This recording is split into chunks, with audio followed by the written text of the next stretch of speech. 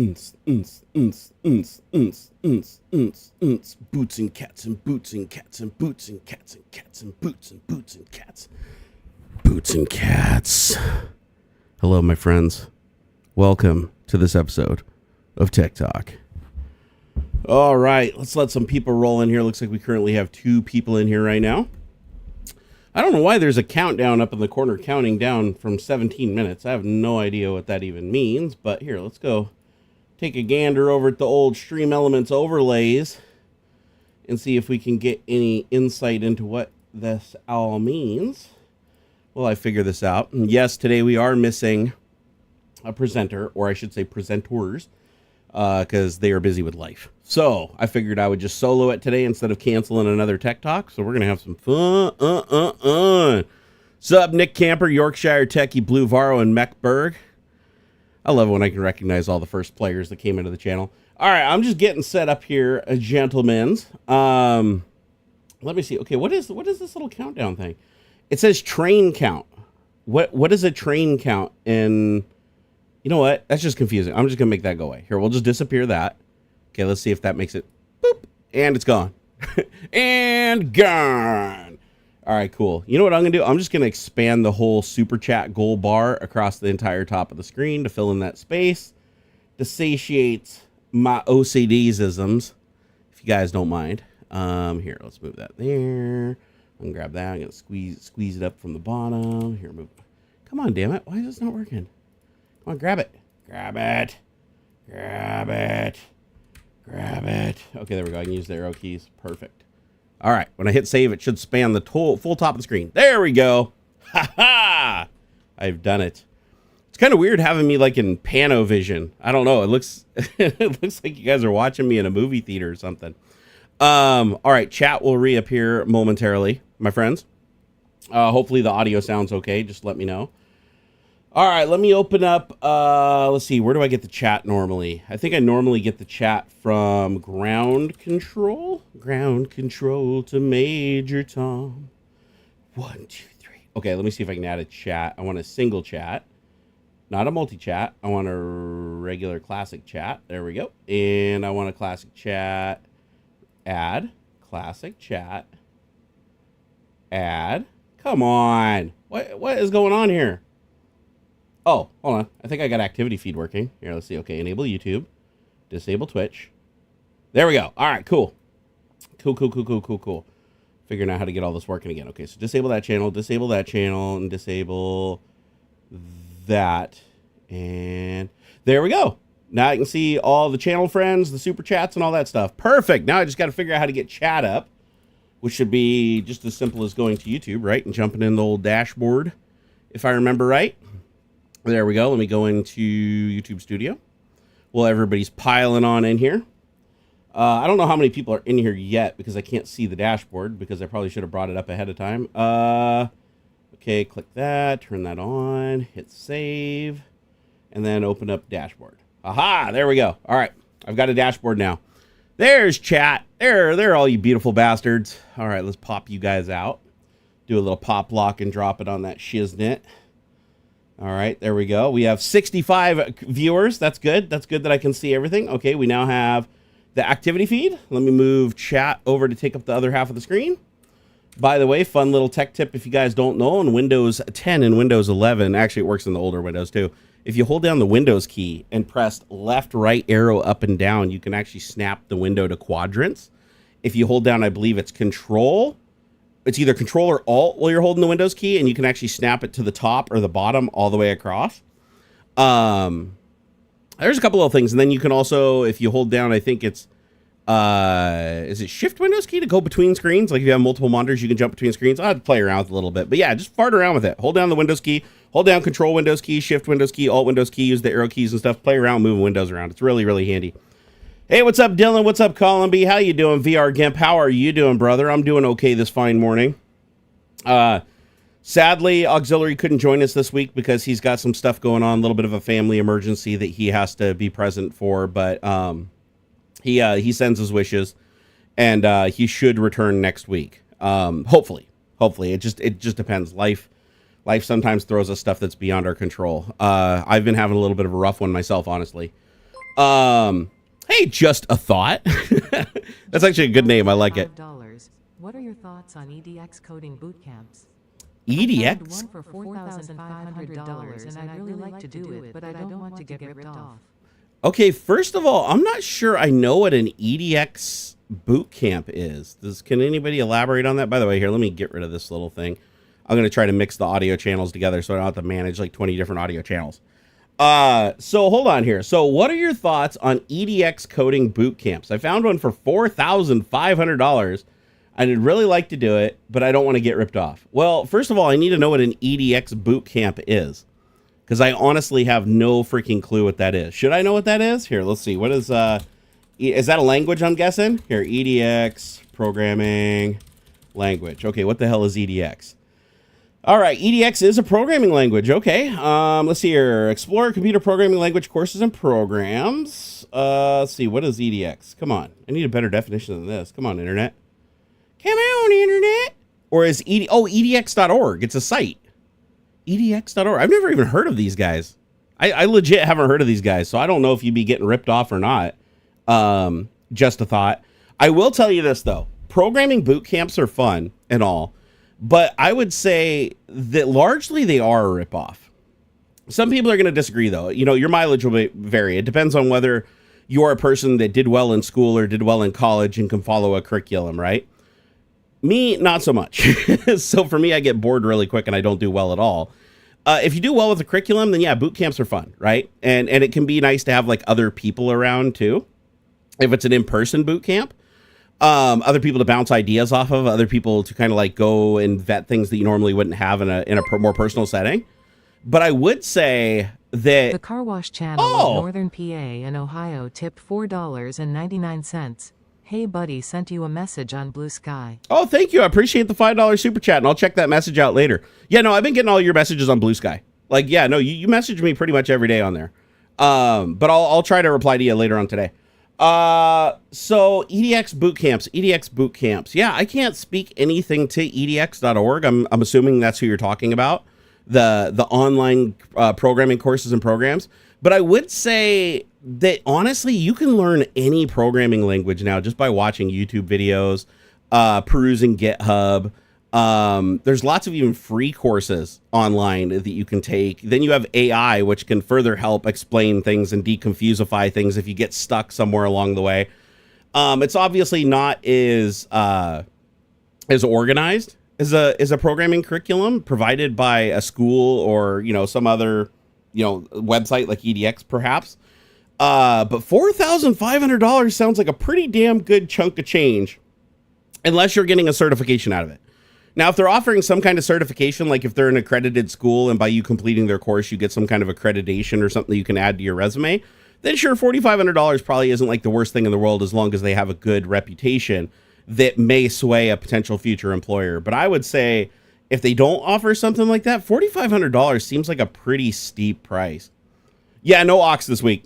I explained it a little bit earlier before you came in. He had some family emergency, so he had to take care of that. So instead of canceling today, I figured I'm just going to solo it. Going back to the old school. I just notified that there's like two things overlapping each other in Stream Elements overlay. I got to figure out what this is. Okay, I got to figure out what does it say under that. The channel of Northern PA and Ohio tipped $4.99. Hey buddy, sent you a message on BlueSky. Wait, why did it do that twice? Oh, never mind. I know why I did that. Okay, so why do I have two top super chatter boxes? Okay, so there's top super chatter and then there's top super chat. So let me move this one here. And then this is top super chatter. So you know what? Actually, I'll put this one here. I have an idea. Hold on. You guys probably don't see stuff moving around yet because I haven't hit save. But you'll see it here in a second. I'm using Stream Elements right now. Come on, move, damn it. Why? God. You know, I hate HTML5 interfaces. I really do. They're so non-responsive and such a pain in the balls. Okay, come on. Why can I not move this with the mouse? All right, screw it. I'll just move it with the arrow keys. All right, there we go. So we'll put this here. And then down at the bottom, I don't know. Can I make this one disappear? Here, what if I just do this? And and then hit save. All right, did that fix it? Yes, yes. All right, I fixed it. Now top super chat and latest super chat and newest member. That should all work now. Kick ass. Okay, let me check those off the lists. Let's see. I know. Hold on. I gotta mute this. How do I mute this? Mute. There we go. I had to mute the tab because otherwise we're gonna have like duplicate audio throughout the entire stream, and that would drive everybody nuts, including myself. Hey Ryan, he said, I'm very happy for your strength, Barney. That's how you do it. Power. That's got to be a callback to the old Terry Crews commercials for what was it? Shit, I can't remember the brand. Why can't I not? I remember Terry Crews did it. I can't remember the brand though. Yeah, I got your text. I got your text, networking guy. I'll respond to it this afternoon. Yep, no Aux today. Aux is out. Just a thought, tip $10. I'm not self-motivated enough to do it online on my own. It's through UT Austin. I do get a certification. I don't want a bachelor's degree. Oh. It seems to be a good way to get started, I think. Okay. So if it's through UT Austin, that's different. So that's an accredited university. And you do get a certification at the end. So in that case, if you're looking at it as an alternative to getting a degree to kind of get your foot in the door for potential employers, $4,500 probably isn't too bad. Honestly, compared to the alternative of like taking a college course and getting an accreditation, or even going after something like your, what was the A+ certification? I don't even know what those cost now. Cisco certifications, those are ridiculously expensive and take forever. So $4,500, probably not the worst investment you could ever make, since it's through an accredited university, and in the end, you actually do get a certificate showing that you understand the skills and you've demonstrated the skills at a high proficiency that an employer can just look at and go, oh, hey, wait a second, this one can go to the top of the pile. Because a lot of employers do that. If you're wondering, like, the reason to get a degree is basically just to move you higher to the top of potential applicants in a pile. Because usually the way it works is you go apply for a job, and then the first person that goes through the stack of resumes just takes all the ones with either no work experience or no education accolades and just shoves them on the bottom. And then if they get through the people at the top, then they start going through the people at the bottom. But so if you want to be one of those people at the top, you really want the accolade. Tip $19.99. Brother! Love to see you handling it alone like a boss today. Brother! Mr. Kellogg, thank you so much. I appreciate that, man. Thank you for being a longtime supporter. I truly appreciate it. Yeah, I wasn't about to cancel another stream. Hey, we did get two Twitch streams in a row last week, which I think is a record for the year, with the way things have been going in my life. So we're slowly crawling our way back to some kind of proficiency. And not a moment too late either. If you guys watched my Patreon video I put out last night, not a moment too late. Yikes. I will say, though, that some of the things, some of the stresses that have been plaguing me lately, to where I've been just literally developing a Twitch, I've gotten some solutions for, at least not long-term, but short-term solutions for, and some reassurances. So like some of the things where, like I've been giving you guys little niblets. I can't talk about it because there's legal proceedings in process, but some drama that's going on in my life surrounding, some other people in close physical proximity of me have been giving me a lot of pause for security for me and my family. But I just had a nice conversation with the police and got some reassurances. So that kind of calmed me down and made things a little bit calmer. But man, I've been losing sleep for months over this bullshit. So who knows? I don't think there's any like end in sight for the bullshit, but at least now I know that the threat is minimal. At least for the moment, not long term. Let's see here. How am I liking BlueSky? I love BlueSky. I'm going to keep both, though. I'm going to keep both because I can't leave X unless everybody moves over to BlueSky. And the likelihood of 106,000 people following me to BlueSky anytime soon is virtually none. So I'll still be on X, but BlueSky is where I enjoy spending most of my time, honestly. It truly is a wonderful experience. BlueSky actually reminds me of what Twitter used to be. So like no shit. You guys remember? Sorry, I had to refresh again. It was driving me nuts that the names were out of alignment. I know, OCD. I can't help it. But yeah. Life has been throwing shit at me pretty hard lately. Yeah, Old Spice. Thank you guys. Thank you, Dark Umbre and Hunter, Miser, and Ryan. The Old Spice. The do. I was trying to remember. Oh, you know what? I realized I just didn't send the stream out to anybody. I knew I was forgetting something.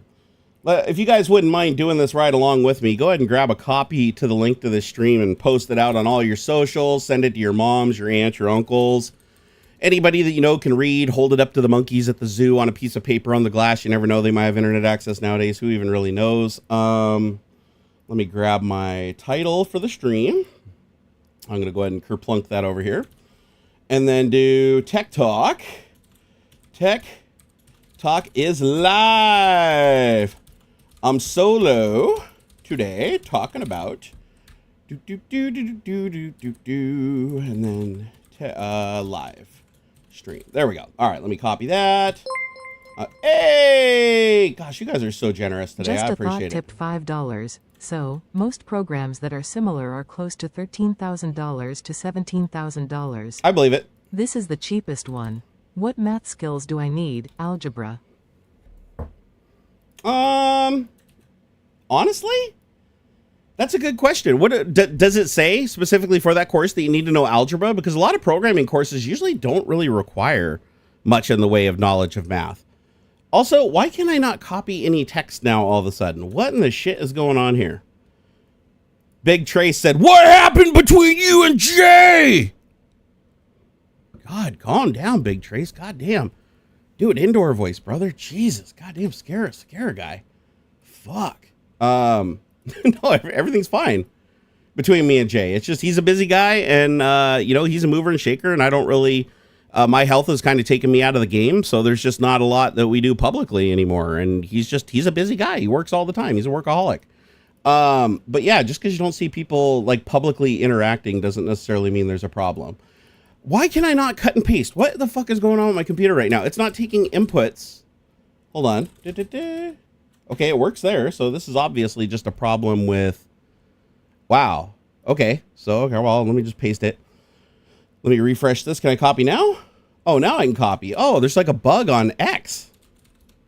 There's a bug on X. It won't let me control A inside of the edit box for some reason. Oh, well. Okay, let me paste that here. Do a little pasty paste. Come on, give me the link to the channel. There it is. And then copy, paste, and then post that. All right, almost. I've got 2 places posted now. Now we're going for the trifecta, heading on over to Barnacules Nerdgasm. I should probably let the people on Discord know, too. Let me pop open Discord. Discord, roly-poly, Discord. Eat them, yum. Dude, my internal clock is so fucked up. I woke up this morning at 8 a.m. when I normally go to bed at like 8 a.m. So my internal clock is really, really messed up. However, I did get 8 hours of sleep, which is unheard of. That never happens. Although it wasn't good sleep. I had a lot of nightmares. I woke up twice with massive cramping in my legs, which isn't uncommon for me. So it wasn't like pleasant 8 hours of sleep, but it was still the most sleep I've probably gotten in like 6 months in one go. Right? Here, I think, okay, so I posted there, try not to get too distracted, and let's see, are we there? Come on, post, there we go, I did it. Yay! All right, cool. I've got it out to everybody. Now I just got to figure out where my dashboard is, and there we are. We're back. Oh, 142 concurrent users. Rock on, man. Rock on. All right, back to the super chats. Thank you for the $5. Just a thought follow-up. He said, so more programs that are similar are close to 13,000 to 17,000. This is the cheapest one. What math skills do I need? Algebra. Oh, you were asking as in a question. Sorry, when I was reading it verbally, I got mixed up. No, you don't really have to know a lot of math to do computer programming, surprisingly. Now, some people will argue at me and be like, oh, that's bullshit, Barnacules. Well, yeah, if you're writing pixel shaders and you're doing stuff at like a super low level with like assembly, and you're actually writing the foundational algorithms to do something, then yeah, math can be pretty important. However, when you're developing at a high level and you're using a lot of libraries underneath you that are designed to do that math for you, then the math isn't as critical.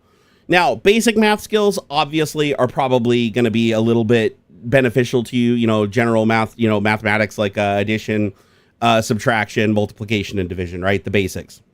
As far as algebra, though, you don't really need to know algebra to do computer programming, even though most computer programming is expressed as algebra. You'll just kind of learn as you go, but it's pretty intuitive. I mean, unless you're writing pixel shaders from scratch, or you're writing algorithms to scientifically evaluate something without using libraries that have already broken them down into like smaller usable chunks, then yeah, knowing math is critically important. But for all the programming I do, generally it isn't. Honestly, the most complicated math that I use on a daily basis in programming is simple percentages, which is, again, just multiplication and division, right? So if you can compute a crude percentage, then you're probably got as much math as you need to get through a course like that. Now, Network Guy said, comp science 1000% needs math. 6 years of hell I went through. Well, that's a comp science class, though. That's going and being educated for low-level computer programming. This wouldn't necessarily be low-level computer programming. However, Just a Thought did not say specifically what he wants to program. Does he want to be a game developer? Does he want to be a graphics engine designer? Does he want to be an app developer? These all require different proficiencies in math. Put it this way, I'm not good at math at all. I absolutely suck at math. As a matter of fact, my wife walks my ass on math, teaching my kid who's 14 years old math, and she could run circles around me. However, I was a high-level software developer at Microsoft for 15 years, right? I was level 64 senior estet when I got caught up in the layoffs. And I did all of that without any degree. I had my good enough diploma, my general education diploma, or my GED. And on my GED, the thing I scored lowest on was math. Well, actually, that's not true. It was like, I think social studies was the lowest on. But math was the second lowest, and science is what I had the highest points on as far as subject matter. However, like I said, it's one of those things. It depends on who you ask. It depends on who you talk to. Everybody's going to have an opinion. You guys, I'm a self-taught software developer that somehow slipped through the cracks and managed to make it really, really far. And I was able to do it with minimal math knowledge. See here, Network Guy said, by the way, Jerry, I never tell you about my college days. Dr. Physics went through hell because I hate math. But good news is most of it I already knew how to do. So, oh, you hate math, but you are good at it. Okay, gotcha. Yeah, see, if I hate something, I can't be good at it. Anthony Mangione said, hey, Barnacules, what's up, brother? You know, same old shit, different day, man. Same old shit, different day. Just trying to do me a tech talk all by my lonesome. So I woke up this morning and retooled the background overlay on Stream Elements, edited the graphic for the background in Krita because I'm no longer using Adobe products because they're too goddamn expensive. And quite frankly, they're not going in a direction I care to use them anymore. So once I finished that, then I found us some topics and I fired it up and said, let's go. By the way, how's the audio? Is there any clipping or anything, guys? I've got a high limit compressor filter added in OBS Studio, which I can't hear back through my headphones, but you guys should hear. But it should be uplifting me into around the -5 to -3 dB. Every once in a while, clipping up against 0, but hopefully it's a soft clip and it's not actually creating any kind of anomalies. Oh, I forgot to post the stream on BlueSky. Thank you, Theodorus. I knew I forgot something. I knew I forgot. Retro My Bits tipped $5. Love you, Jerry. No homo. Bro, thank you so much, man. I appreciate that. Woo! Yeah, woo! I feel like we need some light effects. Here, let me see if I can get the light effects online here. DMX, reset all, and 3, 2, 1. Okay, there we go.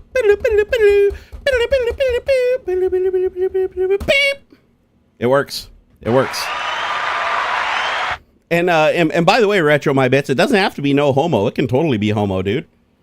Everybody's a little gay. I think I'm up to about 14.5, 15% gay these days. It seems like as I get older, I get a little bit more gay. It's just, that's life. Life makes you gay.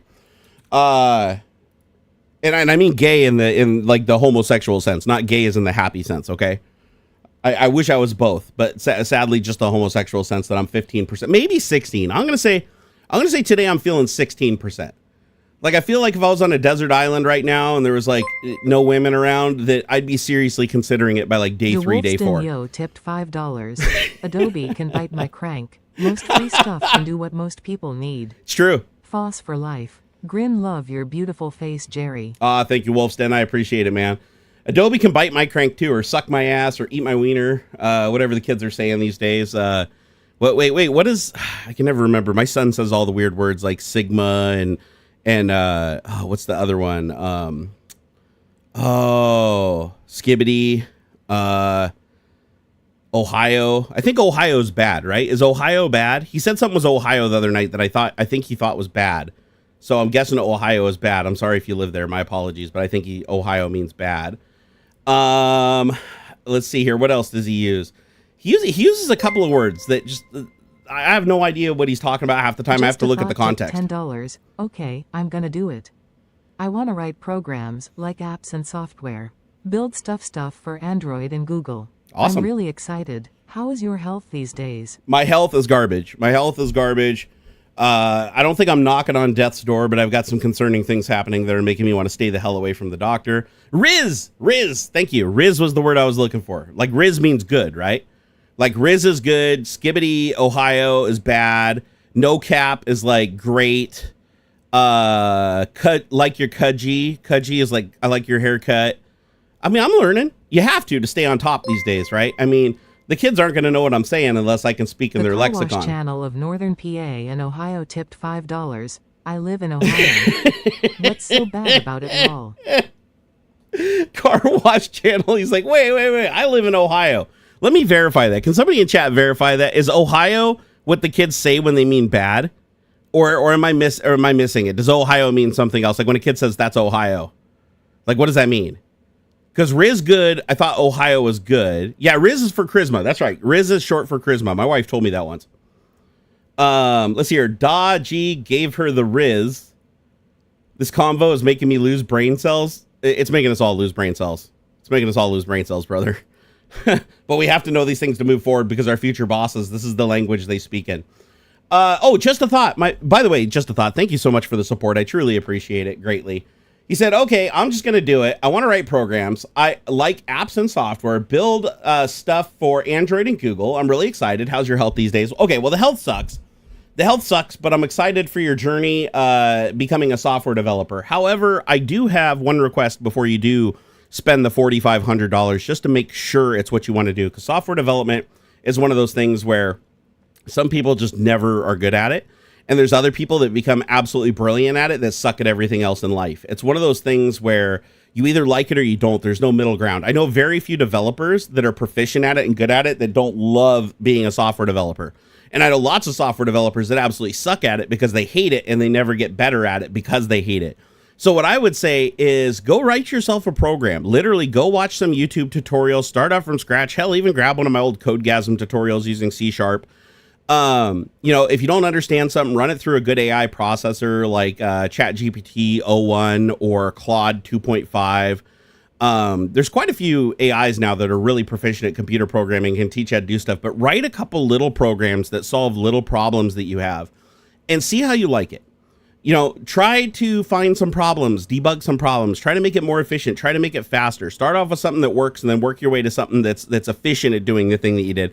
And then build on that and see if you really, really like it. Because there's a lot of people that want to become software developers and they think it's this like glamorous thing. And then they just find out they absolutely hate it after they've already gone to school and wasted their money.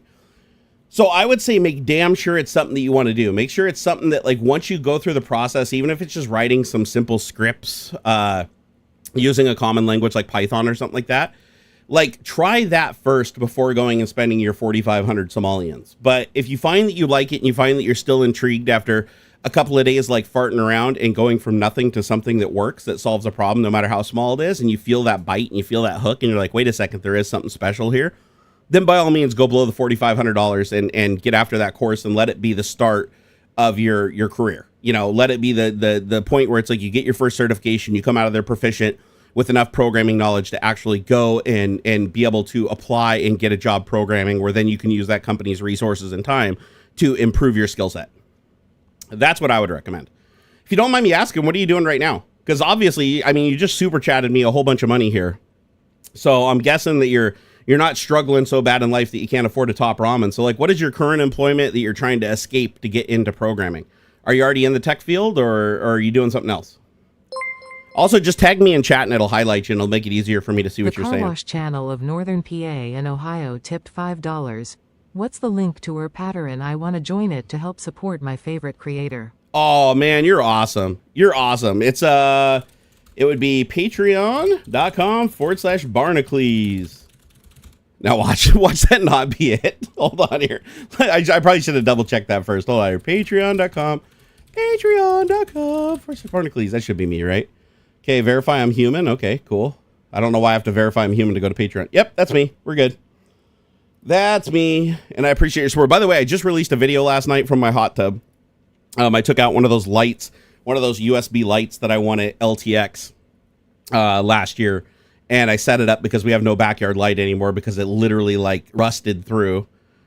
Actually, was that because of the chlorine? I was wondering, like, because we noticed that our backyard like light was like completely rusted through, but it's about 20 feet away from the hot tub. But I'm wondering if like any of the chlorine vapor from the hot tub, because I know chlorine is like a really, really harsh oxidizer. I wonder if just the air from the hot tub or the condensation from the hot tub might have formed over that far and like rusted the thing out. If that's the case, then whatever I replace it with, I probably should use something that's like appropriately coated. Let's hear. The kid said my Riz is so Ohio. I got that Aki Biddy head. Okay, yeah, you lost me, bro. You lost me. However, you did work Riz and Ohio into the same sentence. I can only help with the Gen Z slang. Absence Logic said I'm officially out of touch with the kids. Hey, I've got a 14-year-old boy living in my house, and I still don't understand half the shit, and he says it all the time. For all I know, he's like literally saying the most inappropriate shit ever on VR, and I would have no idea. I really would have no idea. Oh, he sent me another funny Diddy meme on BlueSky. I'll check it out later. Oh, did I forget again? God, I got sidetracked again. All right, hold on. I got to post this on BlueSky. Tech Talk is live. I'm soloing today talking about BlueSky versus X, unironically. T-Mobile hack, Tyson versus Jake Paul, and PS5 Pro reality. All right, let me hit post on that. There we go. Now we've reached all the internetal continents. So hopefully everybody shows up now. Looks like we're at 155 current viewers watching.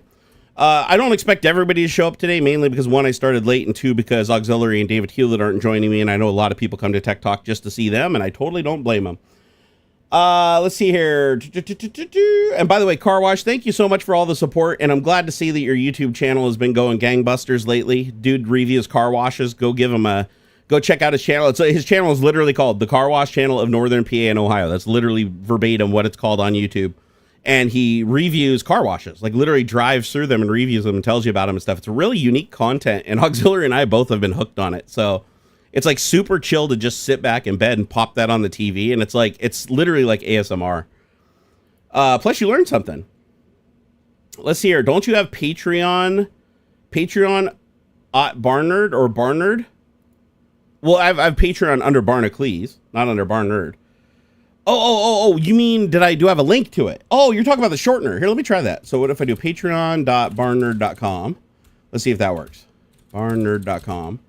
Nope, that doesn't work. Let me try patreon.barnaculesnerdgasm.com. Just a thought, tipped $5. Nothing. I don't work. Long story, but I'm a trust fund baby. I'd like to do something for a hobby. I have autism and I am technically inclined. Dude, that's fucking awesome.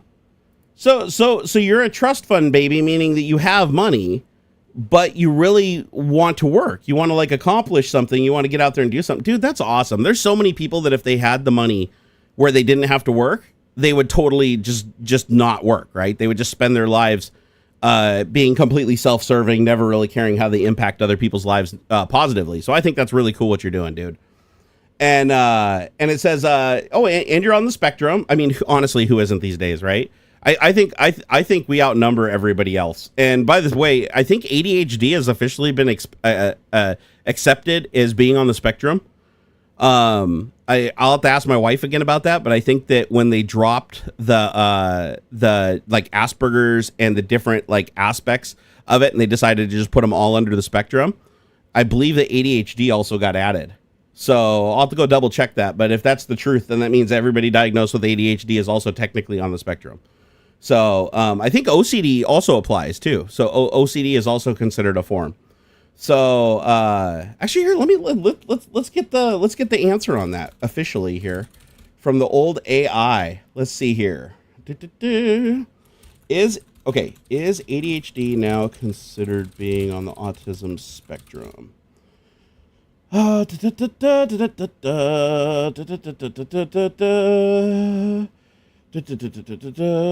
never mind. I was wrong. ADHD is not considered a part of the autism spectrum. However, they share many similarities and they can often co-occur with each other.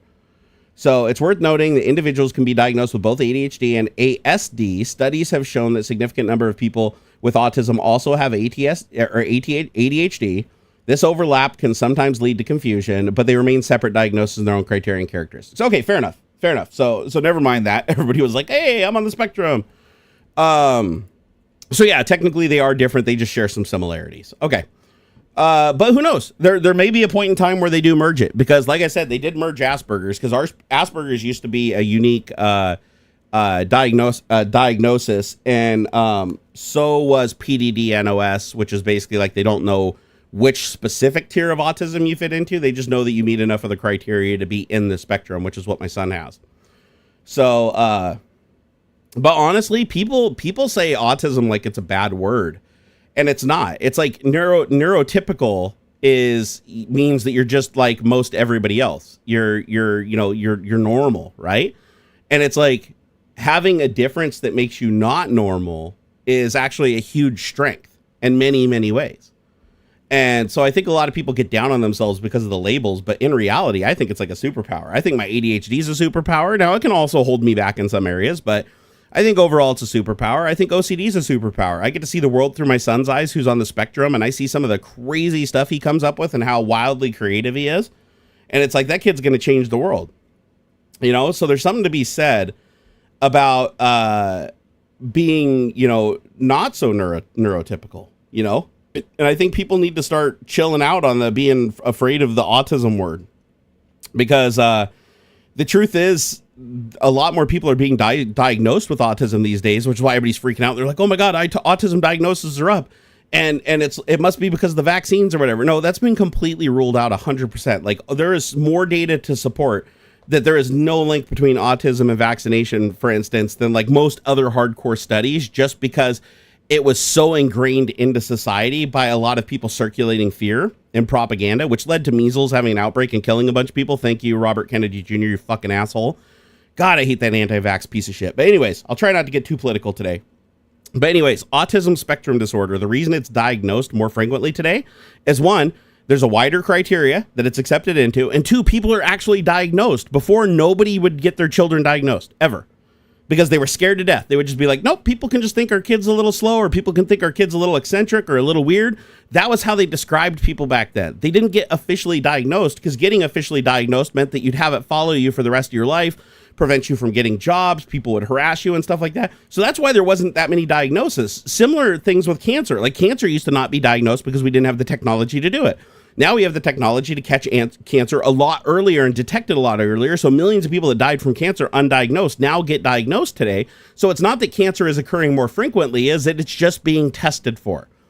And people never factor that in. They don't think about stuff like that. They're like, oh my God, I see a bigger number, therefore bad. But it's like, no, you also have to look at the number of tests, right?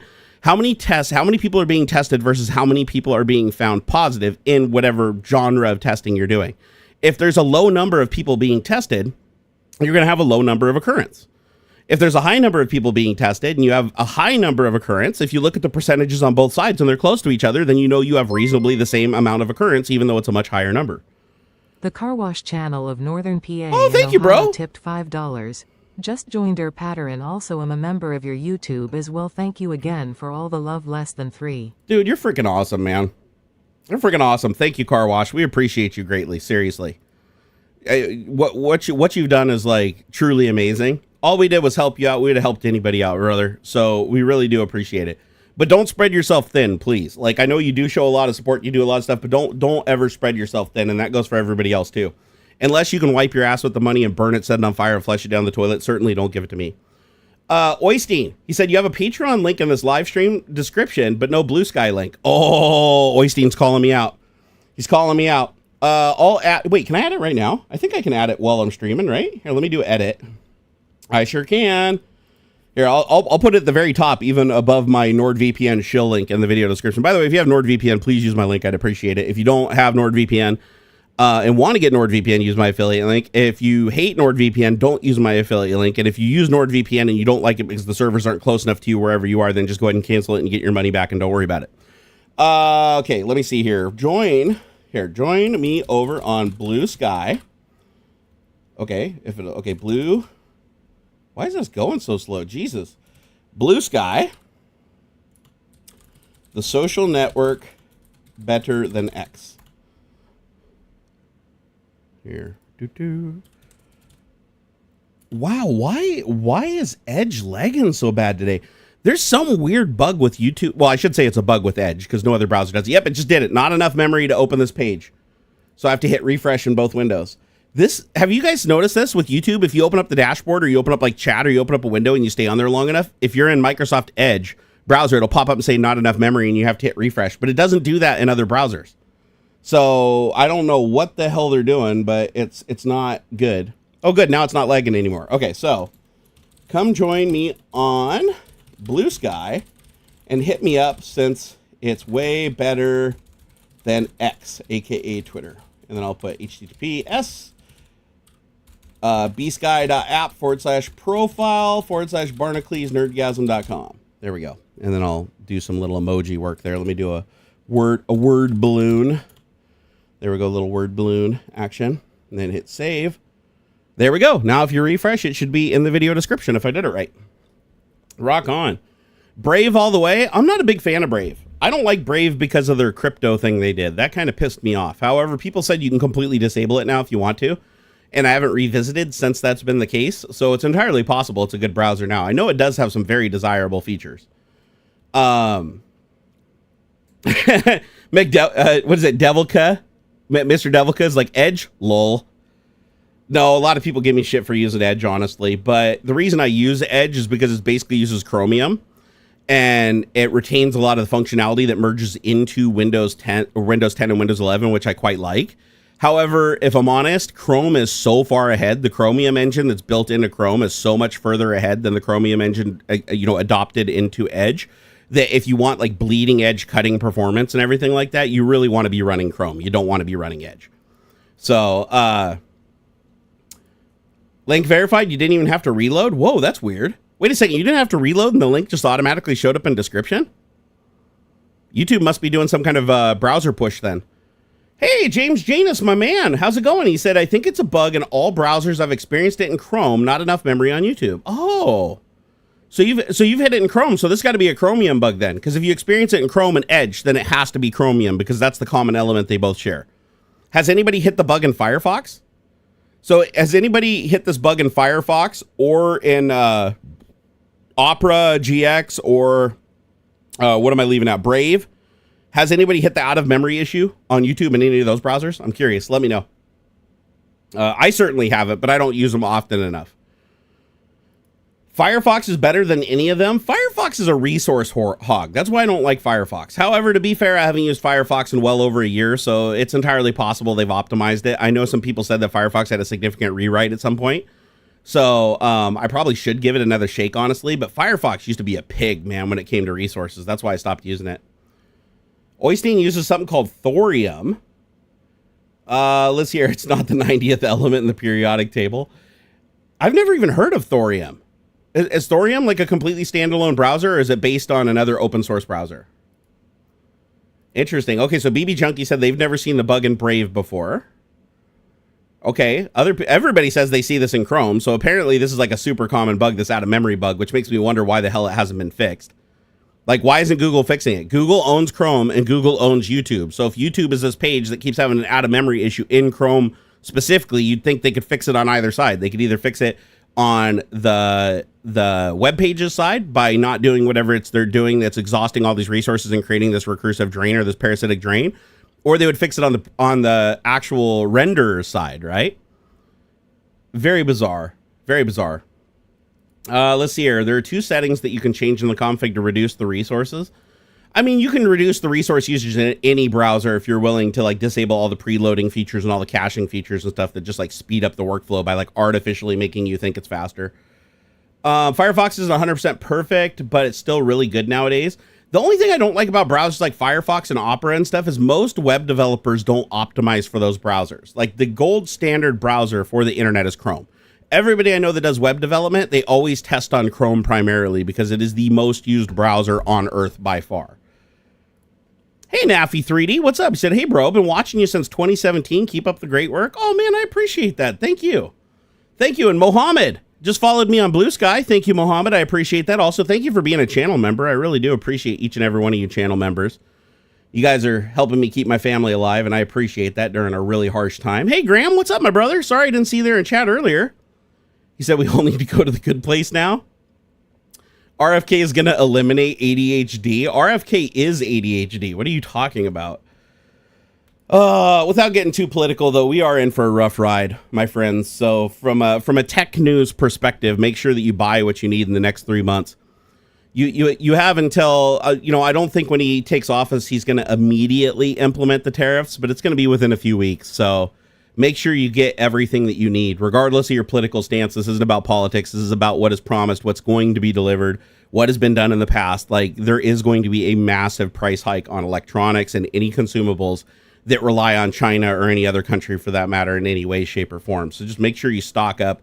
Give yourself about a 6-month supply of medications and stuff that you need, because medications are also going to be really hit hard by this, because even domestically manufactured medications rely on resources from other countries to manufacture, including the machinery and the consumables. So just make sure that you have enough of a little nest egg to get by. It's about 6 months until enough people basically force him to undo the tariffs and make him realize how big of a mistake it was, and he realizes how much money he loses on the deal too. Yeah, Elon Musk is already has a cabinet position assured. Did you guys see? Oh my God! Honestly, I didn't really want to talk about politics, but you just have to laugh at the clown cart lineup that's occurred. Even Fox News is making fun of Trump for this. Matt Gaetz for Attorney General, literally the dude that paid for sex with Venmo with a 17-year-old girl, and brags on the floor to all the members about all the drugs he does at these parties and all these girls he's banging. This is the Attorney General, the guy who's been under investigation for this shit forever, and a report was about to leave, so he drops out, and Trump just offers him Attorney General out of the blue. Now, granted, it's a nomination that'll never go through in a million years because it requires other people to play along. But when I saw that, I shook my head. I was like, okay, so you have a vaccine denier and a conspiracy theorist as our head of health, our Secretary of Health. You literally have a ketamine addict and fucking breeder with companies that constantly violate regulation laws, now in charge of all regulation. And now you have a sex offender, much like yourself in your cabinet, as our Attorney General, and the guy that's supposed to uphold law in the country. Law and order is the guy that literally takes a piss on it every chance he gets. It's almost like he's intentionally making a mockery of the system. Like, when you look at it, it's like literally he's like, who is the worst person I can pick for every position to make the swamp as swampy as humanly possible, so nobody even on my side could possibly mistake what I'm doing here, and that is the swampify as much as humanly possible. It's just absolutely wild. Absolutely wild.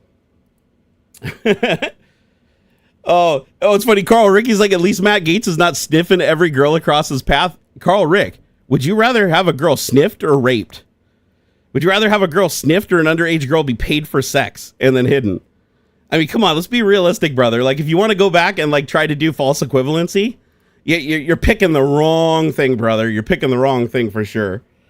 Oh my God. This is something I always see anytime you bring it out. It's like, oh, hey, that person raped somebody. Oh, but that other person sniffed their hair. The fuck kind of equivalence is that? Like, seriously? Oh, that person over there got somebody murdered. Oh, that person over there cheated on their taxes. Like, what? How is this helping you again? Please explain. It's just ridiculous, man. It's absolutely ridiculous. You hadn't heard the ADHD medication thing with RFK yet? If he would, I'd take him out. If I could, I'd take him out myself. Oh my God, dude. Yeah, he doesn't believe in ADHD meds. He doesn't believe in, he believes that vaccines cause autism. My dad owned a lot of land in Kansas that was bought by numerous companies, Amazon, Verizon, Walmart, to build warehouses and cell phone towers. He decided to buy a warehouse of his own and become a farm equipment holder. Dude, that is so awesome. Just a thought. And you know what? I am so happy that your dad like made the right decision to like set you up in your future. I think that's beyond commendable, and I can only wish to do the same for my son. But that's massively commendable. That's crazy though. So he just happened to have the land, or did he purchase it knowing that it would be valuable in the future, or did he just get lucky and literally own the land and it happened to be prize land for these companies later on? Because God, talk about winning the lottery. And sadly, I think I've told you guys the story about how my family would have been multimillionaires too had my grandpa had he been a greedy man instead of a trustworthy person. So like we had 65 acres of land that was wetlands in a place called Gorst, Washington. And it's where I grew up. It's where my grandpa bought this land back when he got out of the army and settled. And that's where he had his family. It's where he gave birth to my mom and her sister and my uncle, who sadly passed away. And so they were raised on that land, and then they moved out and let us live on that land. So I spent my entire childhood more or less on that land growing up. And I even moved out. When I moved out of my parents' house when I was 17 years old, we were still on that land, 65 acres. However, my grandpa was forced to sell it because the land value was going up so rapidly. He couldn't afford to pay the property taxes anymore on 65 acres. It was getting too expensive. And by too expensive, I mean it was still less than what I pay for 5,500 square foot here where I live. Like literally for 65 acres. But still, that was just too much for us because we were poor. And so he sold the land to, he put the land up for sale. Everybody wanted to buy it and develop it and offered him millions of dollars. Like he got a $10 million offer for the 65 acres. He turned it down. Only one person came along and said that they would pay him only $250,000, but they promised never to cut a single tree down off the property, and they plan to maintain it as it is for the remainder of their life. And they said that like once they were done with it, they would pass it on to a trust. They just wanted to retire on this nice piece of land. Just luck. Farm equipment hoarder lol. He's always hoarded crazy stuff. Oh, so hoarding just worked out for him? Oh, that's awesome. It usually goes the other way. Well, dude, that's awesome. I'm glad that you don't have to worry about the stress of money right now, dude. Honestly, money changes everything. Like you need it to survive, and when it's gone, it creates stresses that are unimaginable. But when it's there, then it like frees you up to think about other things. It's like, so money can buy time. People say it can't buy time. It absolutely, because it can buy productive time. But yeah, it's freaking, it's wild because he could have sold this land for like $10 million. And instead, he sold it to a guy for $250,000 who signed a legal contract. And again, my grandpa, we were poor. We didn't have lawyers and everything like that to like go over everything.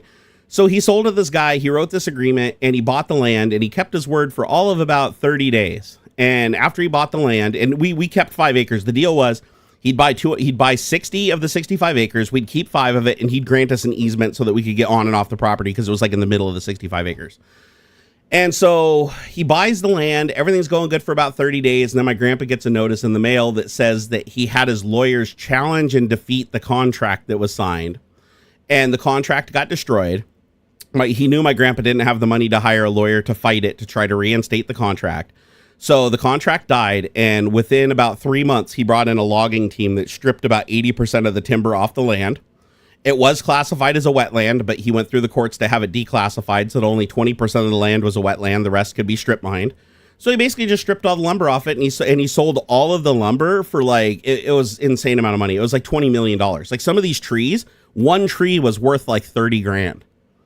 And it was just all dense forest. The whole 65 acres was dense forest with a river running through it.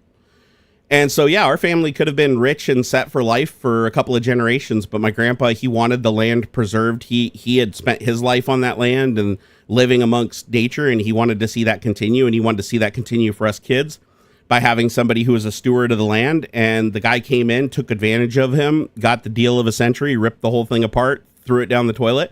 And the truth is, had we sold it to one of the other people for like $10 million, they probably wouldn't have even stripped the land as bad as he did. But the good news is he did go to prison because apparently he cheated on a lot of tax stuff and broke a lot of laws. So they eventually caught up to him about, I don't know, 15, 20 years down the road. And last I heard, he was in jail. Trend Me said, suggest you run from America before Musk chases after you, Barn. No. I ain't the one leaving.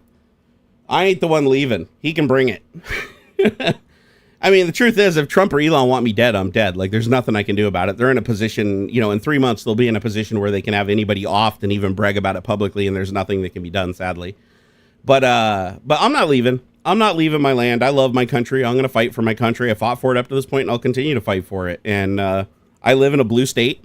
Up here, Washington State, we have one of the biggest nuclear sub bases on the planet. We also have Fort Lewis McChord, which is home to like 2/3 of the B2 supply in the United States.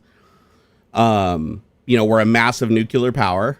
Like, so I haven't given up complete hope.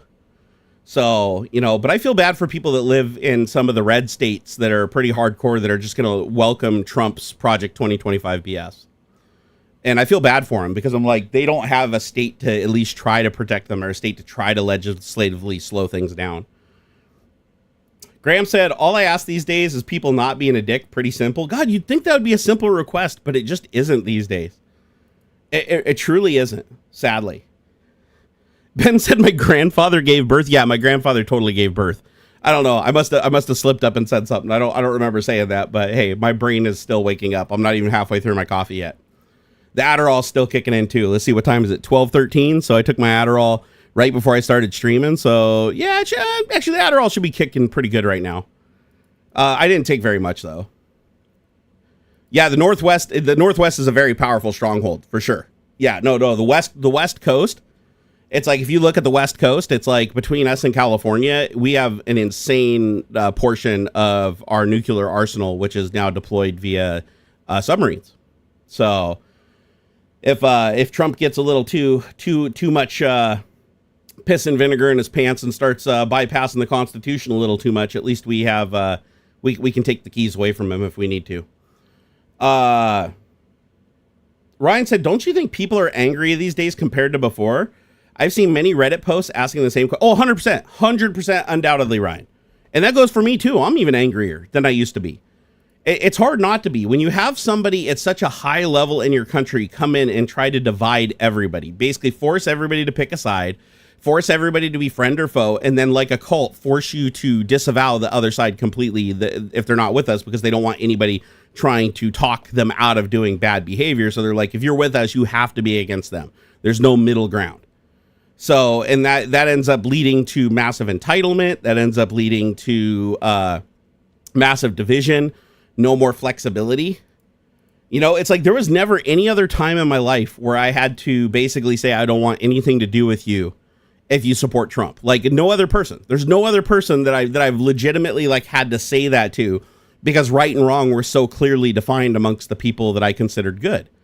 And now that line has been grayed like really, really bad, because there's a lot of people that know Trump as a rapist. They know he's a felon. They know he's a terrible human being. They know that he hurts other people, including his own family members. And because and they know this, yet they still voted for him, and they stand behind that because they're like, listen, it's not about him being this trash person. It's about the things that he wants politically are the same things we want, regardless of whether he's a bad person or not. And they separate the two. They're like, oh, they don't understand that because he's a bad guy and a liar that he's not going to do the things he said he's going to do. They just take him at his word on those things in spite of knowing that he most likely won't keep his word, just because the alternative, right? And it's that whole, you know, you got to have a team, right? You have to pick a team. And it's truly sad. It's truly sad. Never before have I been in a situation where I had to say that, where it's like, yeah, I really like it. It says a lot about you if you support him as a person. Now, if you support policies, that's the thing. I can disagree on a lot of policies. Like there's a lot of policies I can straight up disagree on, even ones that are fairly edgy, I can disagree on. But again, for me, it's not political. It's the person. It's the person and what this person has done and what this person stands for is what I'm against. Not the policy, not the politics, the person. And people unfortunately can't see that. They because they're, you know, it's either team, they're just voting for their team, right? It's like they've spent their entire lives voting for a team, and whoever made sure that they're the only person that can be in that team, then it limits your options, right? So it'd be nice if in the future we could figure out a way to where we don't have parties nominating people, where it's like anybody that wants to run for president that meets the criteria can run for president, and they can all be chosen from equally without any one group pulling the resources behind one person, dropping the other ones out and forcing them to support the other person on either side. Because we need better options, because with this process, the two richest and most corrupt people always end up in first place. And that's a bad system to have. Like that should tell you it's a bad system. Yeah, idiocracy has already happened, man. It's not a matter of when he gets back in office. It's like we're already heading in that route right now. Tipped $6.36. Hey, Meckberg, thank you for this week. I appreciate it. Thank you for the candy, Meckberg. I appreciate the $6.36, brother. I really do. And the thing is, like, I've noticed, like, politically, when you talk to people about Trump, they never talk about facts. They never talk about the data. They never talk about the policy. They never talk about the things he does. It's just he's owning you, or the libs are owned, or, you know, like the guy earlier who was like, oh, you know, your guy sniffs hair in response to somebody actually committing like a violent act of rape or paying underage girls for sex. That's like the false equivalency stuff, right? The whataboutism. And it's because it's just all in service of supporting your team winning, regardless of who the person is at the front of your team. So if somebody games the system to ensure that they're the leader of that team, they earn your full support behind them. Even if they're terrible to you and terrible to your family and they're terrible for your future, it doesn't matter because you're so conditioned to just be behind the team. And they know that. That's why they ran on the Republican ticket instead of creating their own mega group. It would have made more sense because they kicked out 99% of the conservatives out of the GOP and replaced them with MAGA loyal people, right? So why not just create a new party? You can do that. They could have established the MAGA party. The reason they didn't do that is because they know a lot of people vote along party lines. And by reusing that GOP title, they got a lot of votes from people that literally don't know Trump, don't care to know Trump, don't follow politics at all, have no idea what's going on with him. They just know that if that's the guy in their group, that's the box they're going to check. And I've run into quite a few of those people in my travels on the internet. So, and to me, I'm like, how could you'd have to be living under a rock to not know anything about this guy. But yeah, you'd be surprised. There's people that literally go out of their way, right, to not know these things. They don't want to know. And then if they hear things through third parties or people talking about it, they see the divisiveness of it, and then they just want nothing to do with it. But by not wanting anything to do with it, then they lull themselves into a false sense of security voting for a person that they truly don't know, because they didn't realize the reason so many people were talking about him is because of the inherent danger they present. What do you think will happen between Russia and Ukraine once T is in power? He already said he's going to help Russia take Ukraine. Trump already committed to that early in his campaign. The two things Trump said three things. He said he's withdrawing from NATO, he's letting China take Taiwan, and he's letting Russia have Ukraine. So, granted, that's going to take a little time because there's going to be a lot of legislation already ruled on in place and funding and stuff that's already going to be pre-allocated before he comes into office that he won't be able to shoot down. But in time, that will be his goal. That'll be his objective from day one, is to make those things happen.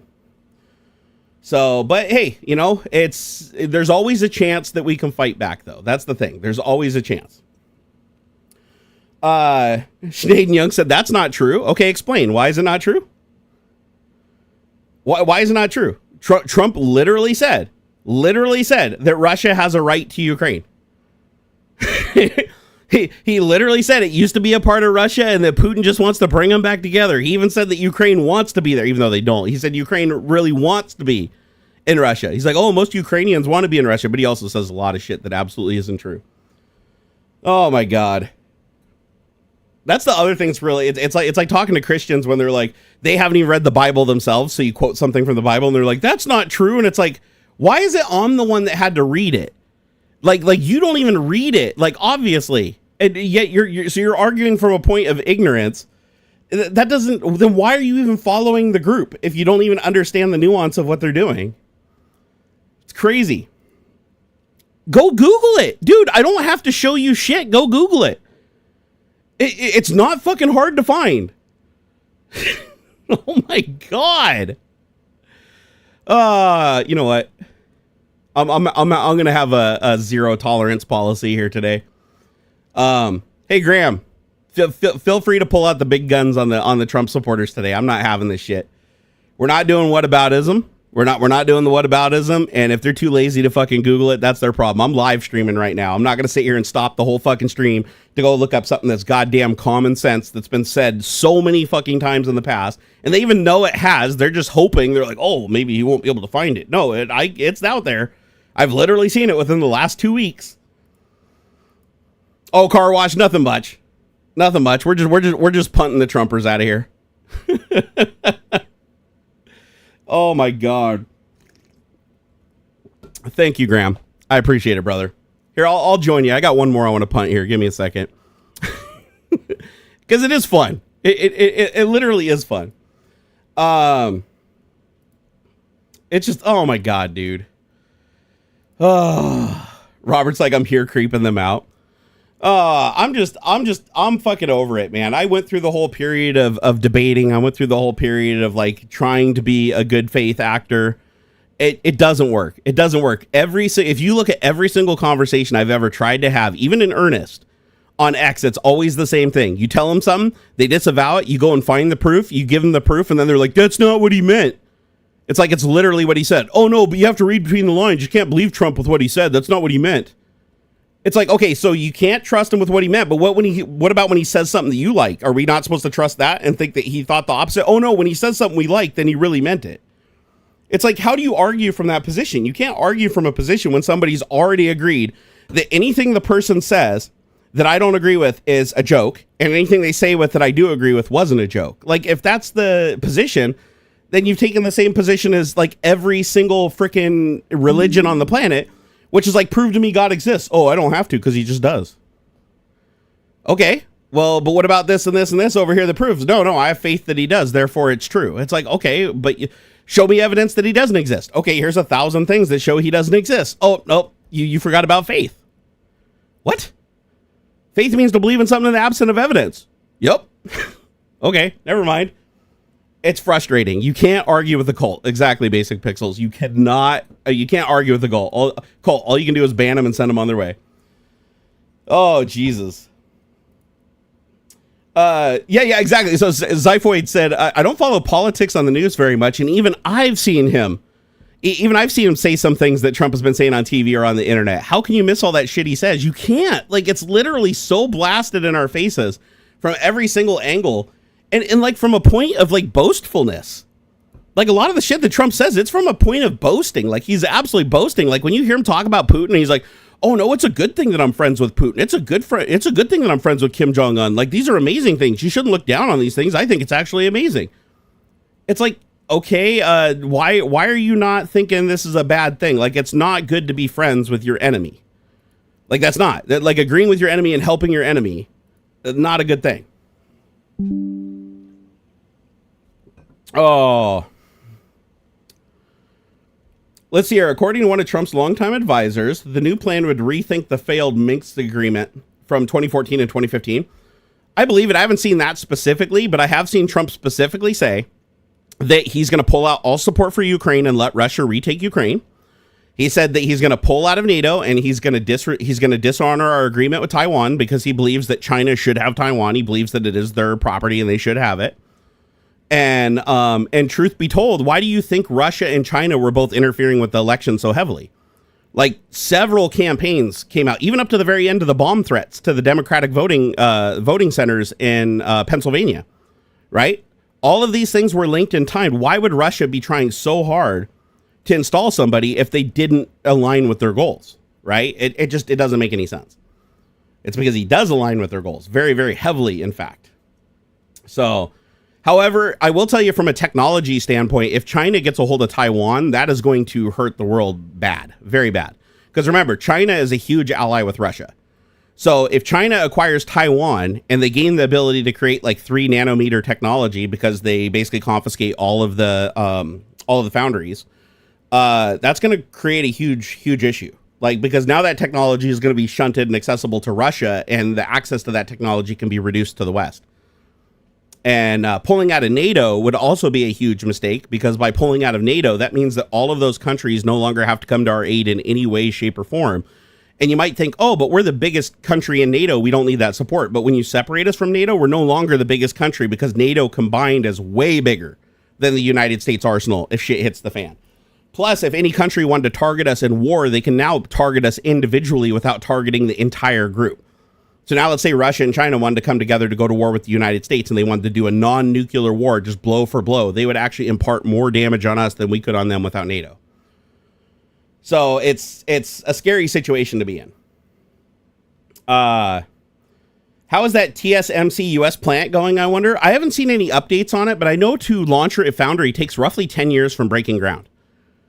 Chip foundries are horribly complicated to bring online. Ultralithography machines are the single, most controlled technology on the planet. Like, honestly, you cannot even buy an ultralithography machine and open it up and look inside of it. Like, it is literally serviced by TSMC. It is guarded by TSMC. It's guarded behind multiple stages of security that isn't controlled by the company that uses the machine, or leases the machine, but rather TSMC themselves. They protect their technology like you wouldn't believe, and it's for good reason. There's only, 3? Now Intel's going to join them, so I think there's 4 major players that have the ability to create 3 to 5 nanometer technology on the entire planet. That's wild. There's not many other technologies that are that tightly controlled. And with the rise of AI, the single most important thing to AI advancement is not the software, it's the hardware. So the compute power. So whoever controls the compute power will control how fast AI progresses for them specifically. So you really, really, really, really, really want to make sure that you don't allow your enemies to have access to the single most important component, or not even just access to it, like literally controlling it for the rest of the world. That'd be really bad. So Fark said, this is why politics shouldn't be a part of anyone's identity. If you don't agree with me, you're stupid. That's how both sides are, sadly. All I wish was all on the same page, but I know that can never happen. You know, I do not agree. I know that there are people on both sides that are absolutely like way off on one side or way off on the other. Don't get me wrong. There's extremists on both sides, but Trump's created a new breed of extremists that didn't exist before. And that is, it's literally like hate, just fucking pure unadulterated hate. Like, you don't even care about the underlying data. You don't care about the underlying situation. All you care about is the word of somebody who has broken their word, who lies, who claims they're religious, isn't religious, says that they'll give you everything, then they give you nothing, and then make excuses for it over and over again that it's not their fault, even though it's clearly their fault. Yet they still follow him because of that cult mentality. And that's something that that even though politics have always had a hint of cultism to them for sure, it's never been like it is today. I've never in my entire life seen it as bad as it is today. Like, there's been people that are like, hey, I'm going to vote for this candidate, or I'm going to vote this candidate, or I'm going to vote this party line, or vote this party line. I have never seen it before where you have a group of people that are like, oh my fucking God, we have to vote for the person we don't like just to save the fucking world. And then the other group that's voting for the other guy are like, we have to vote this guy on faith because he said Jesus sent him to save the planet, even though everything he's done in his life that's forward focusing is a lie or bad.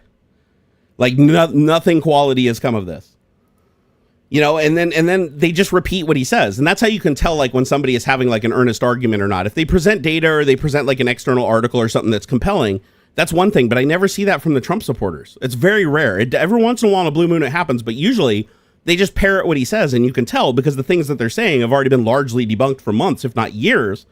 But it's things that Trump continuously repeats ad nauseum, so that they record in your head, and then you just parrot those things. And then you're not really presenting evidence so much as you're just parroting something continuously because you hear it over and over again more than anything else.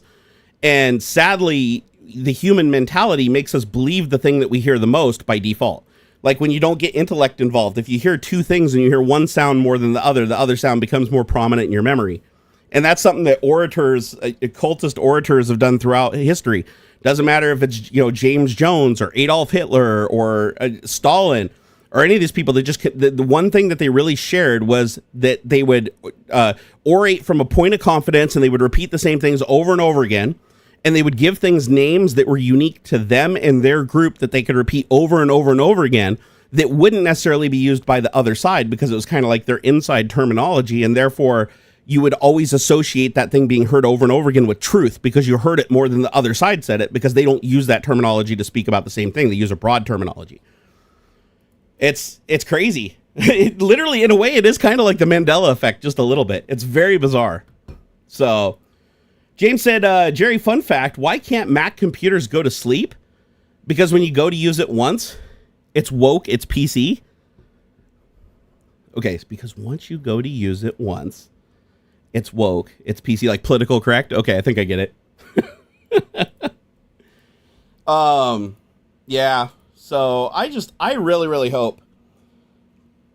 Let's see here. Soonfire said, not sure here, but I do believe that TSMC don't make the 5 and smaller nanometers.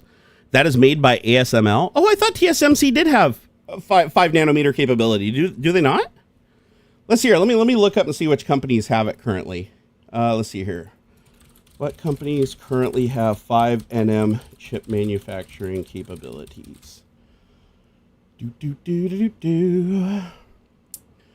TSMC was actually one of the first ones to produce chips at volume starting in 2020 for 5 nanometer.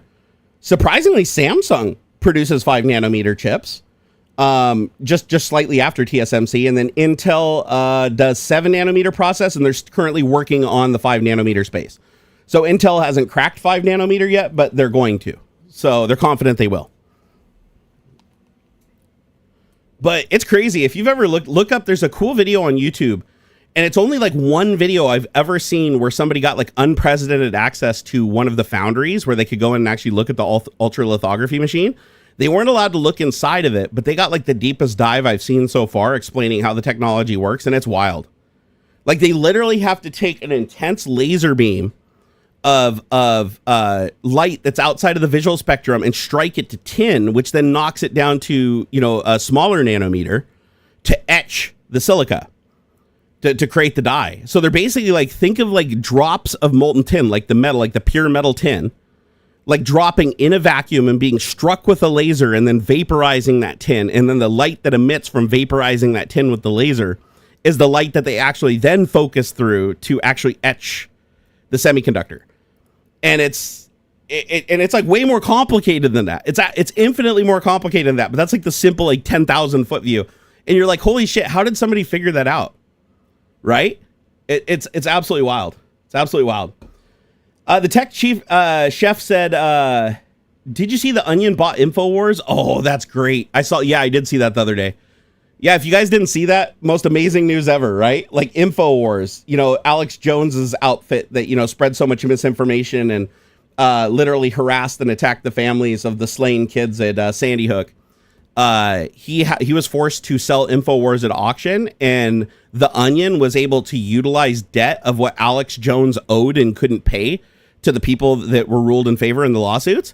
So they were able to take their debt and leverage it along with the Onion to actually win the bid for InfoWars and buy it. So because they knew that he would never pay. Alex Jones was never going to pay. He was going to try to go bankrupt. He was going to try to start a new company, dissociate himself and hide the money. So they're like, since we're never going to get paid, let's go ahead and roll our debt into buying InfoWars. That way, when the deal is settled, he doesn't actually get the money. He just gets the debt reduced off of what he owes. So they found a really clever way to basically force him to pay.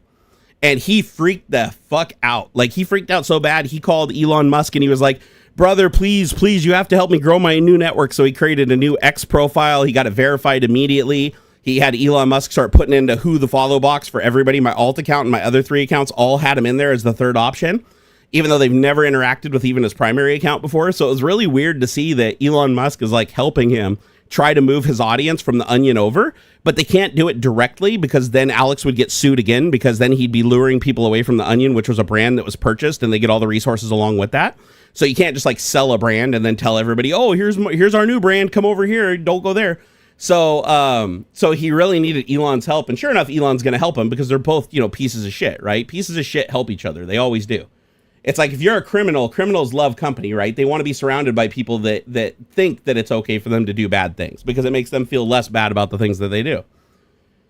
So what does that mean for that site? Oh, dude, I'm glad you asked. So the Onion said they're going to use InfoWars to undo a lot of the damage that Alex Jones has done over the years. So because now they have full access to the audience and the InfoWars brand, they can now create videos to start spreading the truth and actually real information. And they can also create a bunch of satire videos to like show people how silly it was in the first place to follow Alex Jones or to believe any of the things they said. Now they can take like all of the stuff that he hid from his members and they can put that completely on blast front and center so that all the people that followed him for all these years and believed him now are going to see all the shit that he tried to hide from them by saying, don't trust anybody but him. So it's a really clever move. It's a really clever move. I'd like to know what the deal went for though. I know that Alex Jones said that it went for way less than he thought it would go for, like because he claims that they interfered and they changed the rules and he was super mad about it, but they didn't really change the rules. They just allowed, you know, people to leverage their debt, which is fine. If somebody owes you money and you're buying something from them, you're allowed to leverage that debt towards the purchase of the thing from them by taking away from that debt. Because at the end of the day, it's money that they owed you anyways, but this is a way to ensure that you get that money that you otherwise may never have received. So, yeah, they are challenging it. That is true. They are challenging it. We have to see what the judge says in the end, but hopefully the judge will approve the deal and it'll all go through. I really hope so. Yep, the truth will come out. The truth always comes out eventually. However, the one I'm more worried about is Elon buying CNN, because Elon has floated the idea a couple times to use the same tactic he used to buy Twitter to buy CNN by basically making a deal that's so over the valuation of the company that the investors are basically forced to take the deal regardless of whether the board wants them to or not, because that's what he did to Twitter. And they forced him to stick with the deal at the end, but I'm sure they're kicking themselves for that. That was the dumbest decision they ever made in their lives. Because like any money they made on the deal is gone. Once Trump's in office, it's gone. like all the stuff that they're invested in now, all the stuff they're doing now is going to be attacked. If Jones starts a new company with a new show, the families can go over to that company too. Yes, the families can go to that company, sure, but they're not going to leave the original company just yet. So, because remember, Alex Jones can't reach them through that company anymore. So, like, of his massive user base, there's going to be a lot of them that are outliers that don't know that he lost control of it. So, because he has no way to reach him. Like, that's why he's, like, screaming at Elon to help him, because Elon really needs to boost him on X just so his own audience can see that he's no longer in control of it. Alex raised $319,000. That's nothing. That's not. Dude literally owes, like, hundreds of millions of dollars. Actually, I think he owes like over $1 billion. So yeah, 319,000 is like a penny. So let him raise as much money as he wants. It's all gonna go to settle his debt. Because I highly doubt to buy InfoWars that they had to leverage all of the debt that was owed, because there's no way InfoWars was worth that much to begin with. But I would like to know how much he was forced to sell it for. That would be cool. Sorry for all the questions. I'm just trying to figure life and all this out. Oh no, don't worry, dude. Oh, it's 1.4 billion? Dr. Durs? Seriously? Wait, Alex Jones is bitching about InfoWars going for $1.4 billion. That's weird.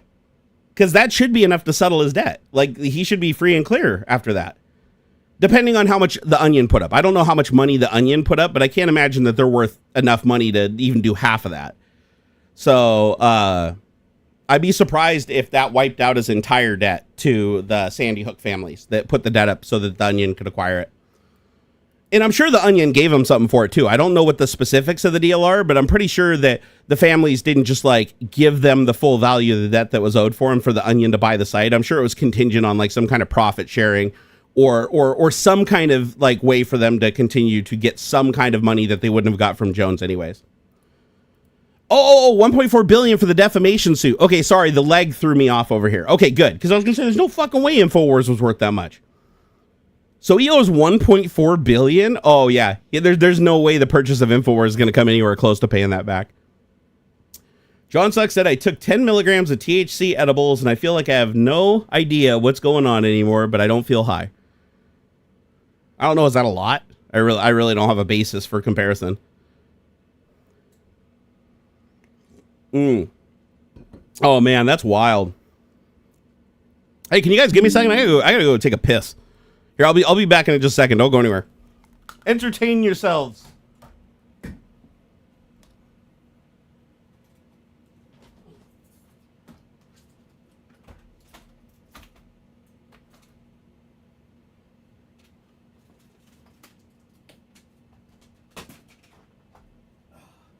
Gonna get some airflow going.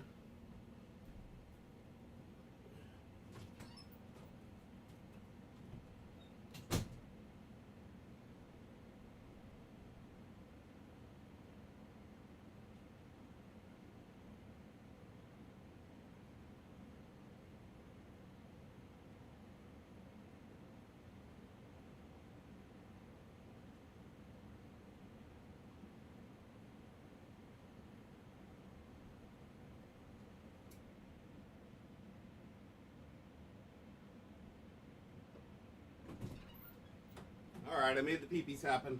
I'm coming back. Stand by, I'm coming. I'm coming. Skeet, skeet, I'm coming. Oh.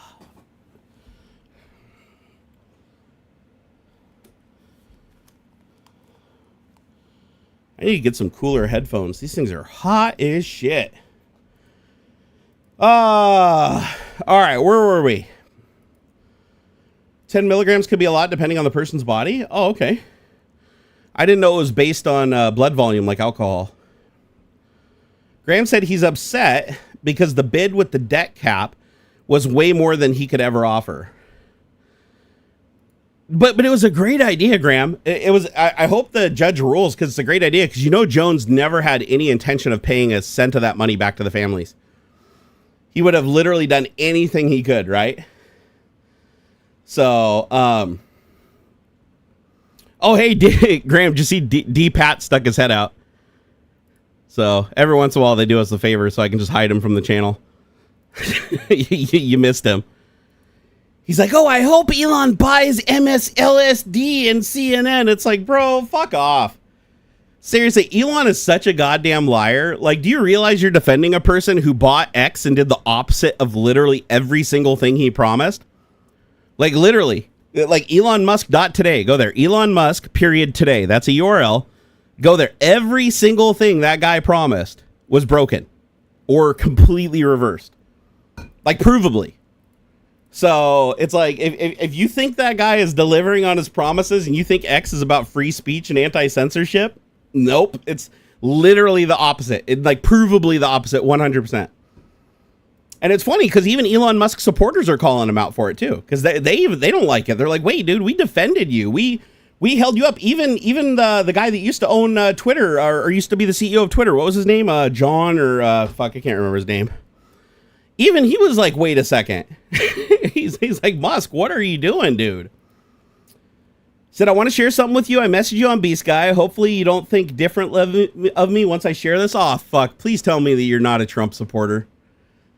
Oh, do I want to read this in the middle of a stream? Oh, okay. All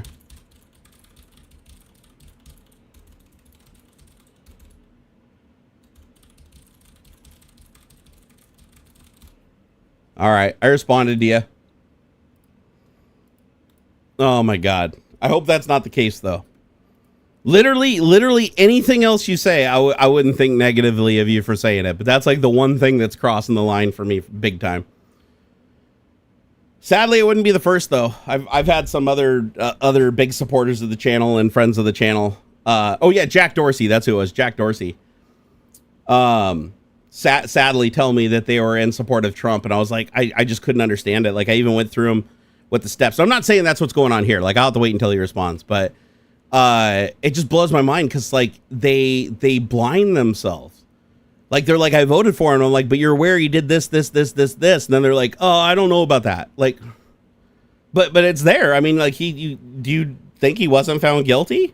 Do you think that it wasn't adjudicated this way? What about the things he did before he was president? What about the fraud that he committed? What about him robbing his own charity? What about the things that are unrelated that you can't even say are linked to the election or people wanting to get him because he wasn't even running for president at that time? And they're just like, oh, I don't know about that. I don't know about that. I don't really believe it. It's like, it's not a matter of like believing it or not. It's like, it's public record. What about the things that he said? What about the things that came out of his mouth on his own and, you know, providing him clips and everything? Oh, I don't really want to watch that. No, I don't really think he meant that. It's like, at a certain point, you can only deny something the first 5,000 times something does it. Fuck.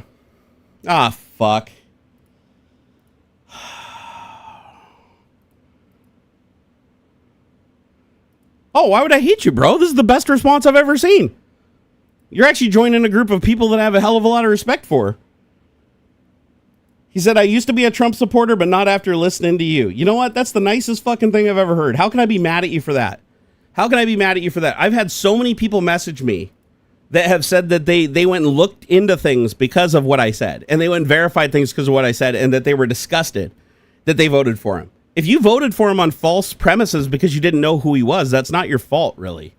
Like, I want to be clear here. I don't blame people for voting for Trump that were clearly oblivious to what he did or clearly oblivious to anything other than he's the blue party, or they just take him at his word, right? Like I can't be mad at that. What I can be mad at is when you know all the bad things he's done. You've seen it. You go back and look at the evidence that you didn't see before, and in spite of seeing all of that, you still support him. That's bad. I have nothing but love for people that can look at something and go, you know what? I didn't know those things. Now that I know those things, beep, boop, beep, boop, beep, and work those in. I'm a good person, and I can't openly support that. I have huge respect for that car wash. Huge respect. I can't be mad at you for that. And nor would I ever be mad at you for that.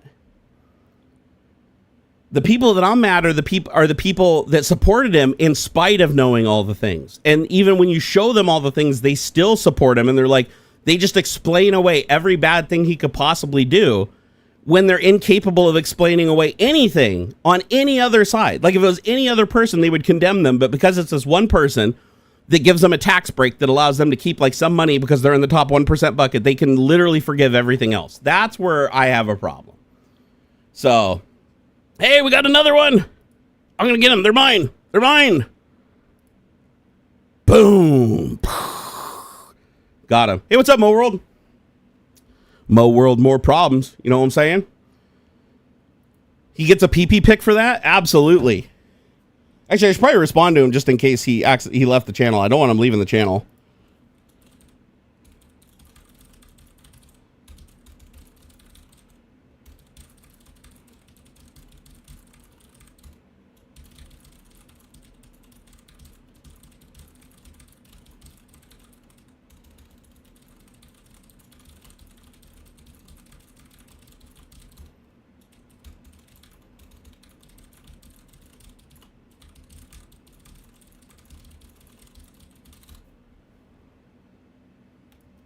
You know what? That's amazing. That is absolutely amazing. Car Wash, I appreciate you saying that, dude.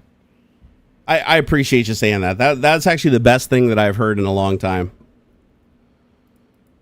Dude, no way could I ever hate anybody for making their mind based on information that they learn. That's exactly what you're supposed to do. That's like a commendable thing. You can't expect everybody to know everything, right? Like if you get fed misinformation and you make your decision based on misinformation, then technically you're not responsible for making the wrong decision because you thought you were making the right decision because your heart was in the right place and you thought that the things that you were being told were in earnest. You know, when you find out that they're not and you change your point of view, that just proves that you got a big heart. That proves that you're a good person, you know? And I hugely respect that, like big time. No, and I want and I really want other people to know that too. Like, no, just if you voted for Trump or you supported Trump under false pretenses, then I'm not mad at you. I'm not mad at you. What I'd be mad at you for is knowing the truth and seeing everything that he's done that you didn't know about and still choosing to support him in spite of the person he is and the things that he's done. You know, it's like once you understand like what this man has done, you know that he's lying. Like you can literally compare what he said versus what he did over and over and over again. Instead of taking the stance of, I still think he's the better option, even though he's done these horrible, horrible things that are completely unprecedented in the entire history of our country. Like January 6th alone, just alone, doesn't even matter. Nothing else. You take everything else off, the other billion things. Just how he handled January 6th alone is unforgivable. And if you're a person that can just excuse that after seeing everything with your own eyes, seeing the 500 plus cases that went through the courts, with even including Trump's judges, all of the judgments by jury, all of the evidence, mostly recorded by them and their social medias claiming exactly what they were doing and why they were doing it, and Trump's response to it when he was asked to stop it over the course of 3+ hours that he refused, that's a big problem. You can't say that he was like oblivious to what was going on when he was literally bragging about it and saying that these people get what they deserve. That's not okay. But sadly, there's a lot of people that do take that stance that they just ignore it all. And they're like anything, they basically treat it like faith. Anything that's bad, we ignore. Anything that's good for us, we accept. Right? It's the same thing with like the whole Christianity thing. It's like anything good is Jesus, anything bad, that's the devil.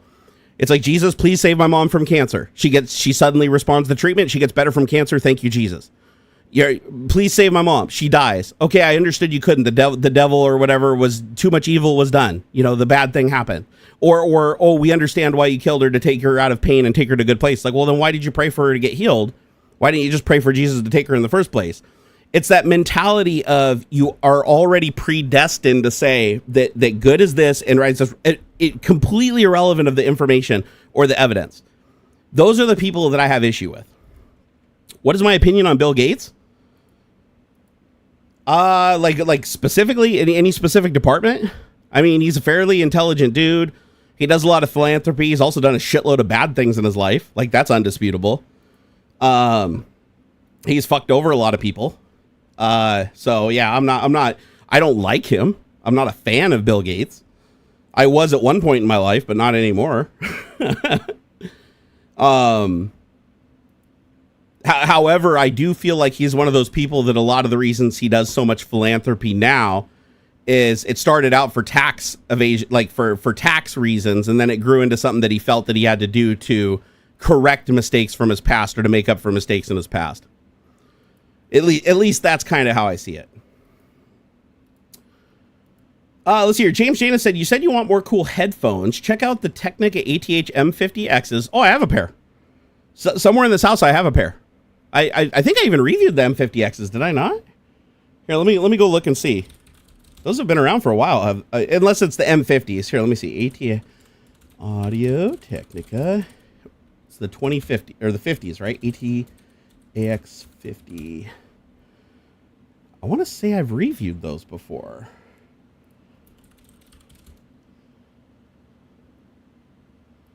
Audio Technica.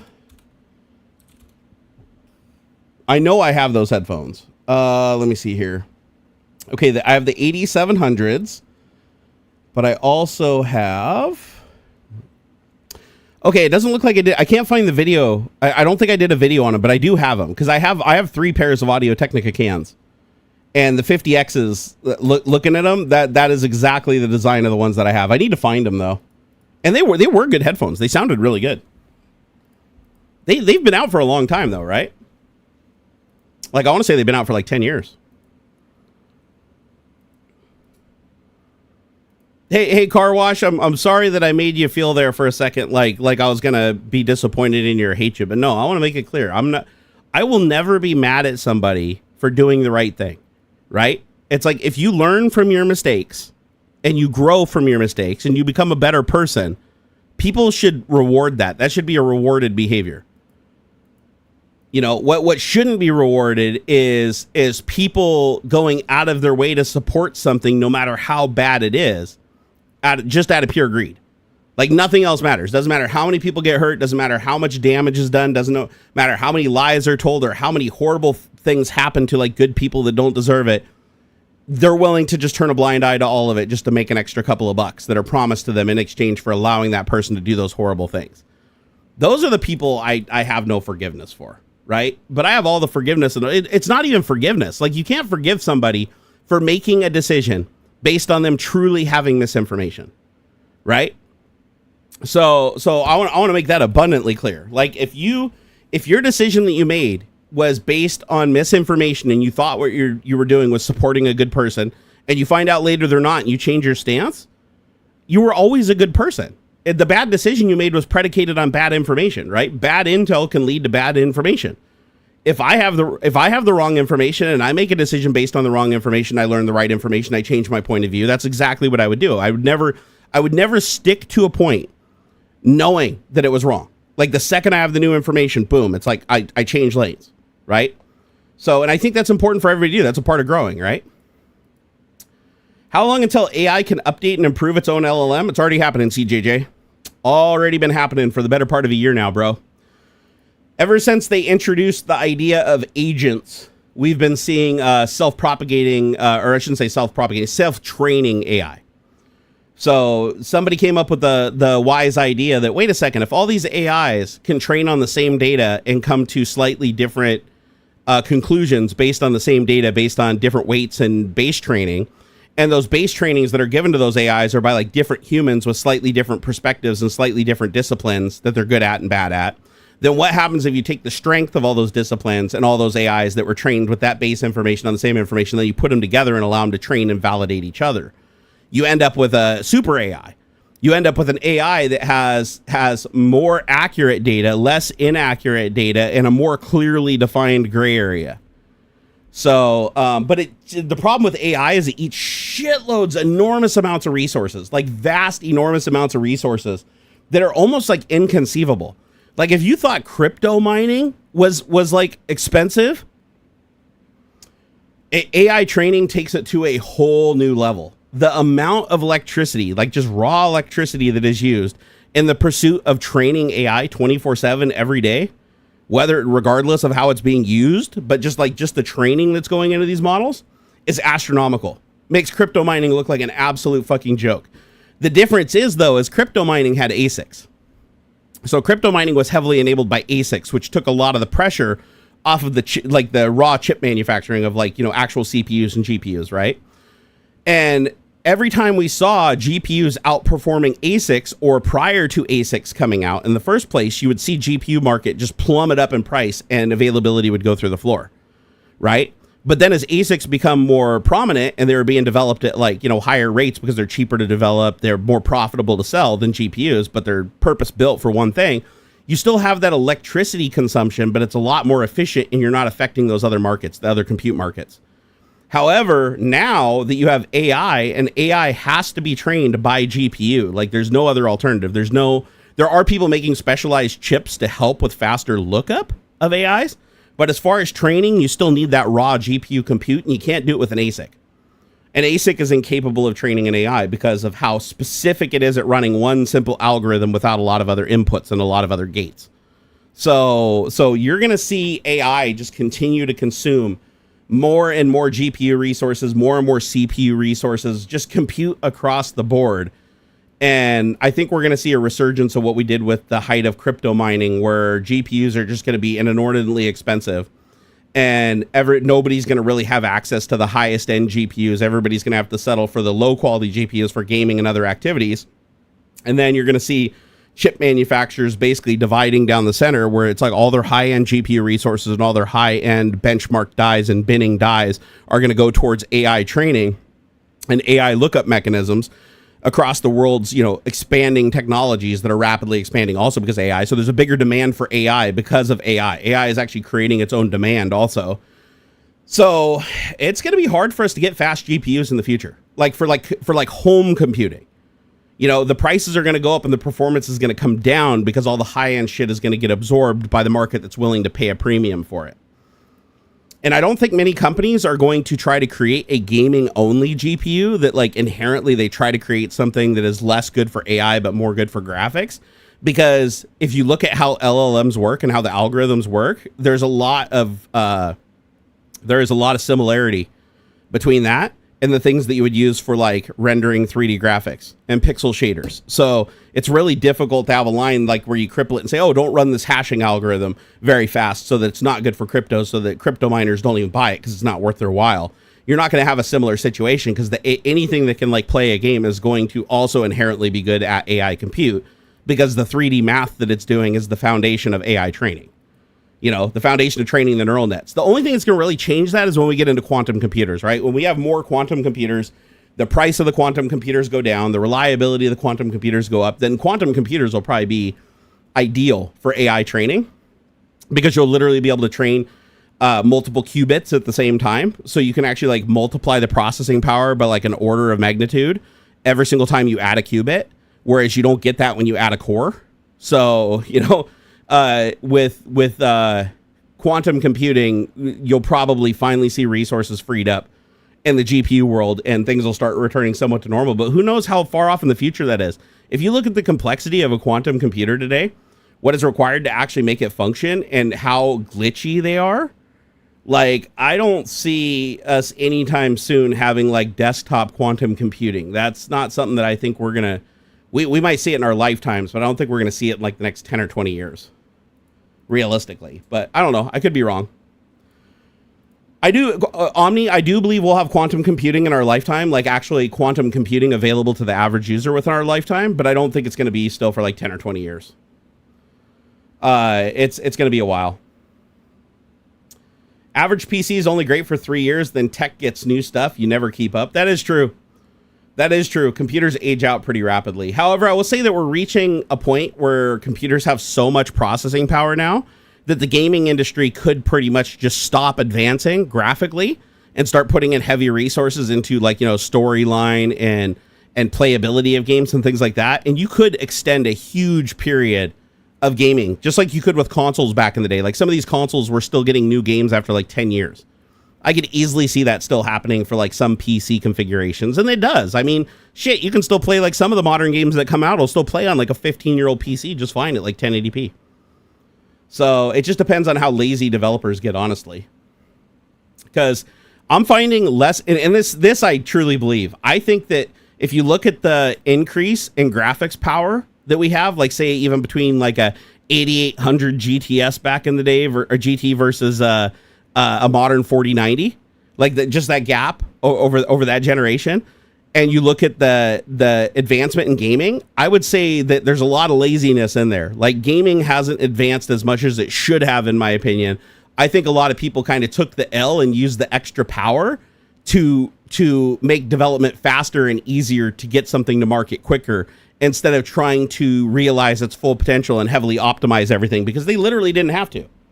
If you can release a game in half the time with half the optimization because everybody has twice the compute power, then that's what you do. Same thing with storage. Remember when storage was really expensive and you'd literally have to program in like fractal design and texture generation like into your code because you couldn't afford the storage space to like store the high quality textures?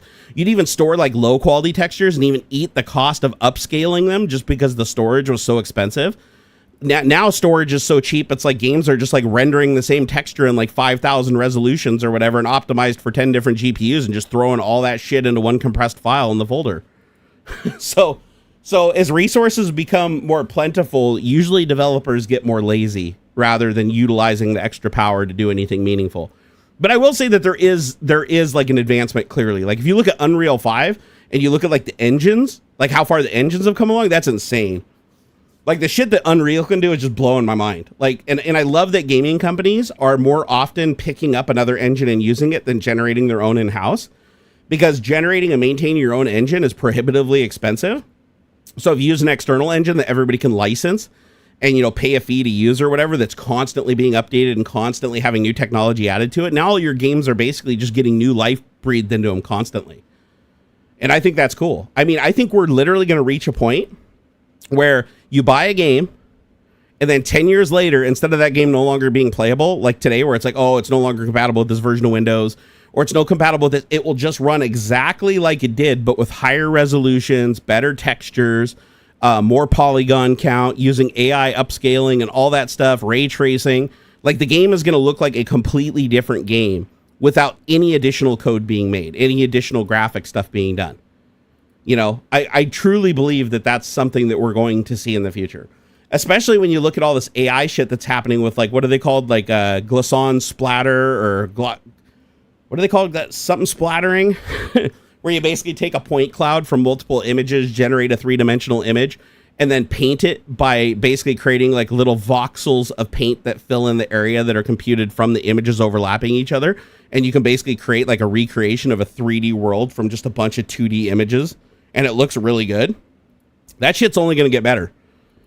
Like, we're eventually going to get to a point where it's like old games. You'll be able to just walk through the old game worlds, use AI to upscale and change everything, crisper text, better shadows, ray trace the entire scene, create more 3D depth to it. It's going to be wild, man. The future is going to be nuts. Not nerfs. This is something else. Corridor Digital just did a video on it recently. It's lucky they called it Unreal Engine instead of Mediocre Engine. Oh, that's awesome, man. That is awesome. James said, check off topic. I posted a link to the Antleon Audio Mic 2. Attaches to any headphones, makes a headset sound as good as a high-end dedicated pro condenser microphone. I know I have multiple of their microphones. I love Antlion. I know the CEO personally. I've met him many times in person. He's actually a really cool dude. He's pretty funny. He's a really funny dude. But yeah, no, I have the wireless mod mic. I have the mod mic 5, the mod mic 4, the 2 wired previous versions. I probably have like 4 or 5 mod mics. I haven't used them in a while though. I probably should break out the wireless mod mic for gaming in the bedroom, because they do sound really good. I will say it's not going to sound anywhere near as good as a big condenser like this, but as far as a microphone mounted to a headset, there's nothing better. Like, honestly, it's as good as it gets for something that just mounts to a headset. Every new game that comes out using UE5 requires insanely high specs. That actually surprised me, because UE5 also has a lot of settings available to it to lower the fidelity of an experience without the developer themselves having to lower the fidelity of their graphics and stuff. Like, for instance, and it might be that the games themselves just aren't offering these options to begin with, but in Unreal 5, you can create like one of the jobs my friend had when he worked at he actually still works there at is it Blizzard? Not Blizzard, Bungie. He works at Bungie Studios. And one of his jobs when he started there was to take high polygon assets from the artists and rework them down to low poly assets, and then do baked in shaders to the textures to make it look like they were a higher poly count than they were for a distance, but then you get up close to it and it's like really blocky, right? But the idea being is that you use less resources. The game would become more efficient and run on lower end hardware. Nowadays, you don't even need that person anymore because you can take the high-end assets, bake them into something like Unreal, then have Unreal go through and actually reduce the polygon count and automatically run through and do lighting paths and baked on textures and things like that to lower the specifications needed to run the game, but have it look objectively worse. However, I'd imagine a lot of developers might disable a lot of that functionality or not implement the basic settings to be able to utilize it. But it doesn't mean that people can't externally enable that stuff down the road. Like one guy created a really cool plugin for Steam that makes any Unreal 5 game VR. Like I haven't tried it yet, but it looks pretty cool. Like if it uses Unreal 5, you can actually just use this program that wraps it. It's like a shim, like a bootstrapper, and it fires it up and enables full 3D. So like you can look around and you got full depth perception in any Unreal game. And some of them play absolutely amazing. Other ones are a little weird because you can tell they weren't implemented to play with VR. So obviously you can't like move around the weapons with the controllers and stuff. But you can actually like rotate your head around. Like I saw one first person shooter where he's running around, he got the gun out in front and he turned his head. And the gun would look a little weird when you got it out of frame, but he could actually like look around corners and stuff, which is something that other players playing the game couldn't do because they would have a fixed viewport. And I was like, oh, that's pretty damn cool. Really, really cool. They have a new Uni 2 and a USB 2 that sounds pretty much as good as the mic you have. Oh, I'll have to check that out. I'll have to hit them up. See if they want to send some over. By the way, I also want to give a shout out to Framework, guys. I'm way overdue for reviewing their laptop that they sent me. The thing has been an absolute freaking godsend with as much time as I've been laid up in bed lately because of my health. If you guys are looking for a new laptop, I can tell you right now, solid decision. Like 100% solid decision. The Framework 16. Specifically the Framework 16. Like I know the Framework 13 has some issues that some people talk about. They rectified most of them with the Framework 16. I freaking love this laptop. It's amazing. If you know anybody that's looking for a laptop, have them check it out. It's phenomenal. I don't want to just make a shitty video that's just like here, boom, bing, bang, boom. The reason I keep putting it off is I want to do it proud because this thing has been absolutely freaking amazing. It's a killer piece of kit. And I think it's so cool that Linus actually got involved with the company because he made himself a hell of a good investment, because I'm really surprised that other laptop manufacturers are not following the things that they've done. Like the fact that you can literally hot swap the keyboard and move it to either side or in the center, or you can move like the keypad to either side, or you can literally change out and shift the touchpad over to the left or over to the right. It's all RGB and programmable and addressable. And it's literally, you can hot swap it. It's all hot swap, move around. It's freaking awesome.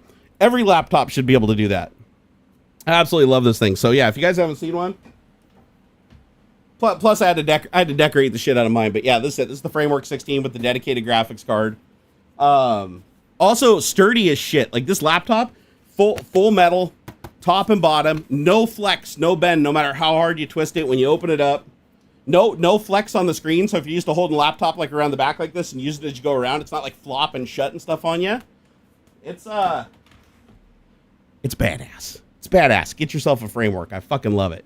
And you guys know I don't endorse anything I don't use myself. So that is my primary laptop that I use every day. That is not just like something that's sitting there that I review and I sell it. No, that will be my laptop until I get an upgrade for it down the road. Which, by the way, is going to be a long time because they actually hooked me up with some hella kit. Like I did not fully expect them to send me one. They had their highest end CPU, highest end GPU, and like maxed memory. Well, it's not max memory, but close to it. And it has like 4 terabytes of storage. The thing is a ripper, man. Absolute fucking ripper. And I love their forum too. Like if you go to their forum, the community forum, I'm really active over there.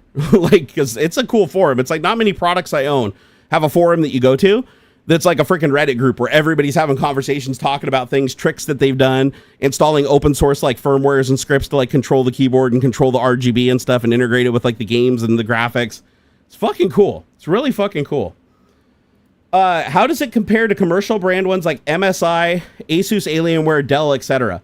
It's going to be a little bit more expensive for the specs, but what you gain is more than worth it, in my opinion, because they figured out how to make a completely modular laptop. And plus, remember, in the future, it's actually cheaper because when you do your first upgrade, you can literally swap out the GPU independently. You can swap out the CPU independently, the main board independently, the battery independently. All these things are user serviceable with just nothing more than just this. Like that's all you need to take the whole thing apart and swap everything out. You don't need any kind of special tools. There's no like really finicky ribbon cables or anything like that. It's just super, super easy to tear down and put back together. And And you can even take the main board out of it, put it into a 3D printed enclosure, and have another standalone computer. So like when I upgrade the motherboard in this thing down the road to get a higher processor, update the GPU, those components can be taken out and utilized elsewhere. They're not bespoke for that laptop like every other laptop is, where you have to throw out the screen, throw out the touchpad, throw out the keyboard, throw out everything because the CPU just got too old or the GPU got too old. With this, you don't have to do that. With this, you can just throw new equipment onto it. You can just upgrade it as you go, and I think that's really cool. I wish more laptop manufacturers would do that. It's actually surprising that Framework is the only one really doing this. Oh yeah, check this out. Check this out. You guys will love this. Watch this. So, if you open it up, so this is the layout I prefer. So I put the touchpad right in the center. I don't center it on the keyboard. I actually have it off to the center like this, right? But let's say you don't like that. All you do is pull out these little clips on the side. There's like a clip there, a little red one there, a little clip there, and now, there it is. There's the pad. There's a blank. There's a blank. That's it. Toolless, completely toolless. Now let's say I want to move the touchpad over. I want it centered on the keyboard. Or let's say I don't want it centered on the keyboard. Say I want it on the other side. I can put it all the way over here if I want to. But I want to center it on the keyboard, so let me center it on the keyboard. Put it on there, slide it in. Then I'm going to grab one of these blanks, right? Slide that one on. Grab one of these blanks. Slide that one on. Latch. I'm done. And I can do that while it's on too. So I just moved the touchpad. Oh, but what about the keyboard? All right. Well, let's say I want to move the keyboard, right? So I'll pull that. I'm just going to yank all this stuff off here in front of you guys, right? I'm going to lift the keyboard. So let me move on over. There it is. So that's what the keyboard looks like. Full RGB programmable keyboard with full macroing capability. Let's say I want to move it on the other side. So I'll take off my little 10 key. That's my little 10 key. Throw that over there. Let's say I want to put my keyboard in the center. So I want to have my keyboard right here. It's all magnetized. So just line it up. Put her down. Just like that. Okay, hold on here. Am I doing that right? So that connects there. Oh, my bad. I had it upside down. There we go. So it just slots in. Now watch. It's magnetized, so it just goes click. There it is. You hear it pop in. So now it's in the center. So now if I want to, I could put these blanks on the side, right? If I want to make it like covered in, I can put the blanks on the side. Now I can't use this. Here, let me move this out of the way. So now I can't use this because, it doesn't fit on either side. So let's say I want to move the keyboard over again. Move it over one more slot. Now I can put my little 10 key here. Sorry, I have it upside down again, like that. Now I've got that. Now let's say I want to put a blank here. I want to put a blank here, and now I want to center up my keyboard. Just like so. Pop in the two little things. Everything's all locked into place. And just like that, I moved my keyboard, my pad. I'm like, oh well, I don't like my pad there actually. I want to put my pad all the way over on the other side, or I want to put it in the middle. Move that blank over there. I mean, seriously, why doesn't every laptop do this? It's freaking awesome is what it is. I wish they did. Here, let me get in there. There we go. Drop in. Oh, I may have to, hold on. I have to take out this little side blank here. You're supposed to put the blanks in last, I think. So you're going to put that there. I'm going to move this all the way over on this side. There we go, just like that. I'm going to slide this in. Like so, like a glove. Slide this one in. It's obviously easier to do when you're not doing one hand on the table. There you go. Lock in the tabs. Nothing lifts, and there you go. Now it's reverse. So, and then the other cool thing this does is that all the ports on it are modular. So you just flip down this little switch right here. It's a little switch. Now look. All of these are modules. They're open source. Other people can make them. You can make your own. They just use a standard USB-C interface to interact with the high-speed bus. You can use them for charging. Like if I want to charge my laptop, I can just put one here in the back, push it in, and then, okay, I have a USB-A that I want to use. So I can pop that in there, or you can make them all USB-C if you want. Slide that in there. Hold on here, like that. And then I've got an HDMI. Slide that in there, like so, and then just flip up the latch so they can't come out. And now you just change the entire port layout on the side of your thing. And then I've got 3 more on the other side. One for a memory card, one for DisplayPort, and another one that I can use for charging or for DisplayPort out or USB-C. And I've got a dedicated GPU port on the back here too if I want to run right off the GPU. So like the equivalent of plugging into your GPU on your computer. Like, how freaking cool is that? Now, granted, it is expensive. I will say that it's like, it is expensive because they obviously aren't making these things at the same volume that like Dell and HP are. But when you compute in the fact that you have so much support in the community, everything on it's open source, you'll be able to swap out the main board, swap out the screen, swap out the camera if you want, swap out the bezels, swap out the keyboard, swap out that. As you break a key on your keyboard, just replace the keyboard. You break the touchpad, replace the touchpad. And it's all done like toolish. You don't have to fuck around with anything. I like that. You know, the only thing you need a tool for is removing the plate underneath the keyboard. So when you pull off the keyboard and you pull off all the plates on the surface, you have to take out like these little screws. Like I think it's like 12 little screws. And then the plate comes out, and that's the support plate. That's what makes it so rigid inside, is between that sandwiching the bottom. You take out that plate, and then everything in there is just hand serviceable. All the memory, you don't have to pull anything out to get to the memory. You don't have to pull anything out to get to the SSDs, nothing to get to the battery. Getting to the battery is super easy. Like everything in this thing can be swapped within 5 minutes. I think that's pretty damn cool. So, and let's say like a new screen comes out or you break your screen, right? A normal laptop, you would have to get another screen. You'd have to take it off with like fidgety screws and everything like that. Run a ribbon cable, like a really sensitive ribbon cable through and everything. Way easier to replace shit on this laptop. Way easier.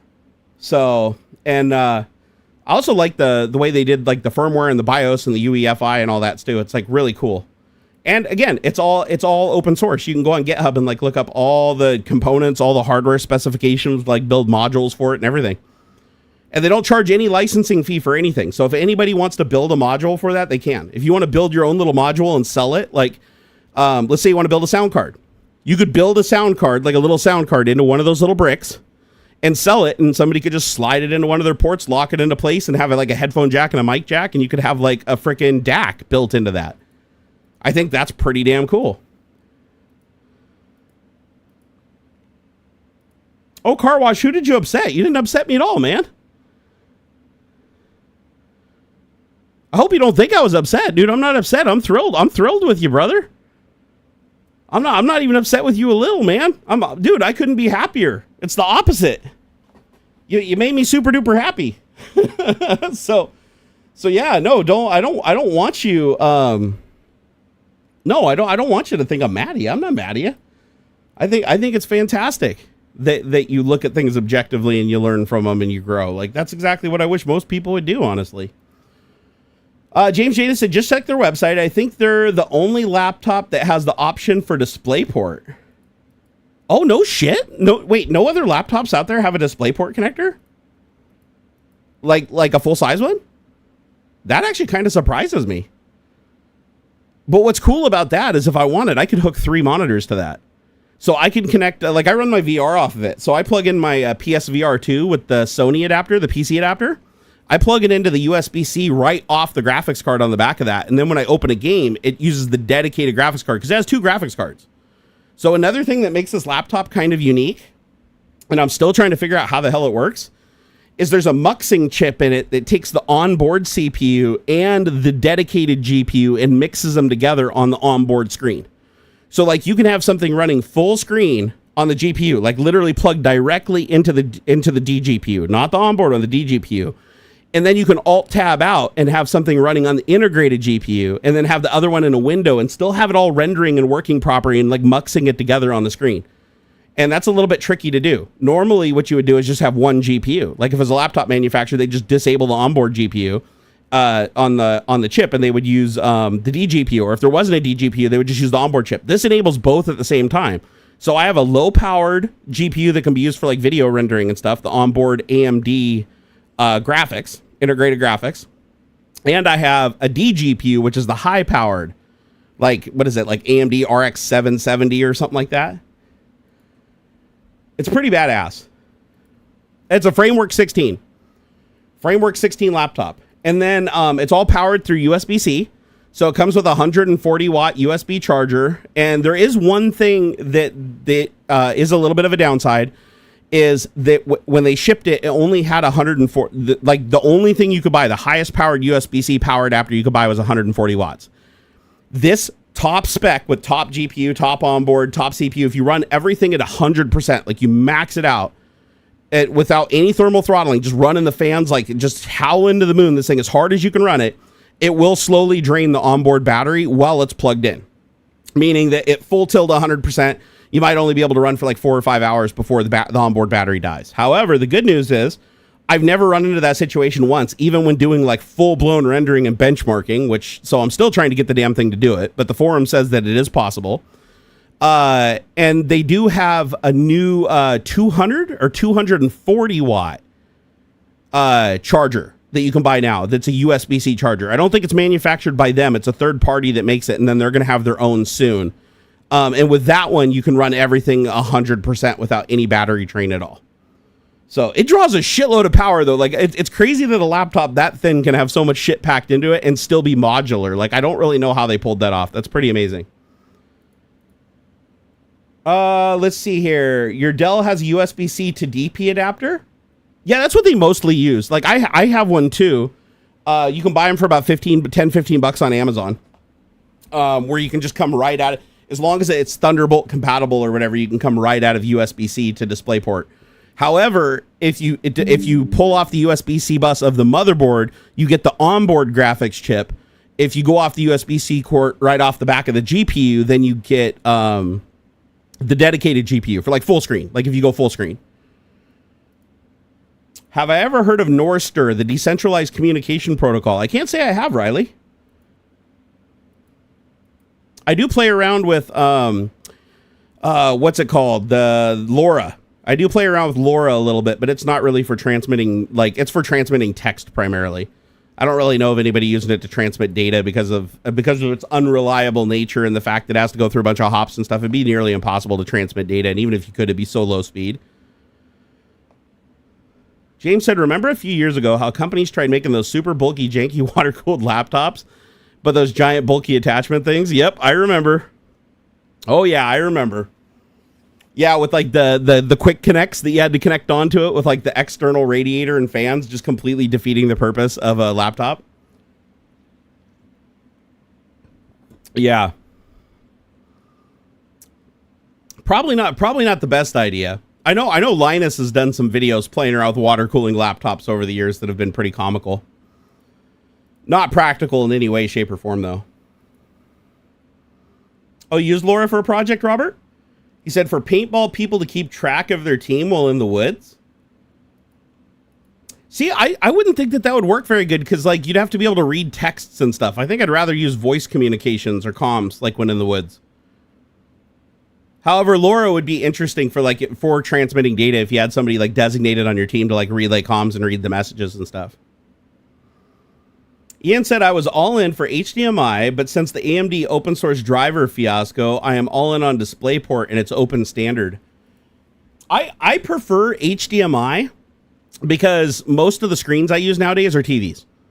Like my bedroom PC is on a TV. My 3 displays in here are all TVs, and TVs just generally don't have DisplayPort. DisplayPort really only shows up on computer monitors. And I don't see any benefit to it. That's the thing, is like HDMI can already carry up to like 8K 60 or 8K 120, HDR 10 plus, with dynamic frame rate. So it supports G-Sync and FreeSync. And you already get audio. You can get DTS, Dolby Atmos, PCM. Like it already supports all of that shit. So I really can't see like any benefit to DisplayPort unless you have displays that actually have a DisplayPort connector. Then I could see people using it. But I always have HDMI cables. Now, granted, HDMI is really picky, so you have to have like the cable that fits the standard. But I still have a lot of HDMI cables that can support up to at least 4K 120 or 4K 60. I have very few DisplayPort cables. Like whenever I need a DisplayPort cable, like once in like a million years, I need a DisplayPort cable for something, right? And in those rare situations, I always struggle to find one of those cables because I have so few of them in my house. So, Tim said DisplayPort is superior in every way. I have yet to find one thing DisplayPort can do that I can't do with HDMI with all of the hardware I have. Now, I'm not saying that DisplayPort might not have higher specs. I haven't looked at the specs side by side. Like, who knows? Maybe it can drive like a 16K display at 120 hertz or something like that. But I've never had hardware that could utilize that. So for me, it's pretty pointless. Eric said you can get a DP to HDMI adapter, but not an HDMI to DP. That's interesting because I do have DisplayPort to HDMI adapters, but you said not HDMI to DisplayPort?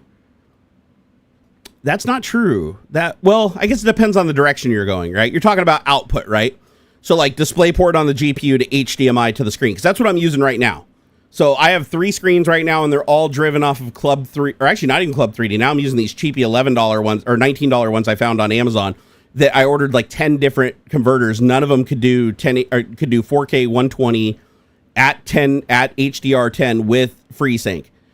And I finally found adapters that did it. They happen to be like one of the most inexpensive adapters on Amazon, which blew my mind. Like even the $120 adapter couldn't do what these do. And so I run all 3 of my screen off those adapters. But come to think of it, I don't think I've ever come out of an HDMI into a DP display. So HDMI to DP needs a USB converter. Oh, okay, for power. Okay, so DP requires more power than HDMI, and so it needs like an active adapter with like a USB cable. Because all mine do use USB power. Like my cables use USB power, like to boost them. So I have 18 plus Gbps or whatever cables that are like long runs, and they have a USB to assist power. And then my adapters themselves that I use also go into USB power. So interesting. Oh, for the HDCP handshake. Oh yeah, by the way, it's all HDCP compliant too. So even with these cheapy adapters that I'm using, every one of my screens in the Nvidia control panel say that they're all HDCP compliant, so they can play like encoded video and all that stuff. Eric said, yeah, if you have an HDMI out, it needs to be an active adapter, which requires power and introduces latency. I did a latency test, and it's not perceivable. So with my adapters, there's no perceivable lag. Obviously, it does add lag, but my screen lag is already like so far higher that it's impossible for me to perceive it. So DP to HDMI is a passive transition. Interesting. So DP... Is that because DP negotiates like a different protocol? Because if HDMI can't talk to DP directly, that's implying there's some kind of protocol change. So is it like DP can send an HDMI signal then? That's why it doesn't need an active adapter? Yeah, Eric, this is kind of new to me. Like I use these adapters all the time, but I just take them for granted. I've never really looked into why they work or how they work. All I know is that I do need an active adapter to go from the DisplayPort on the back of my GPU. Or actually, are they active? You got me wondering now. The old Club 3D adapters were active, but I don't think these ones are. Hold on. Let's see if I can pull this out without killing the stream. Well, I'll be damned.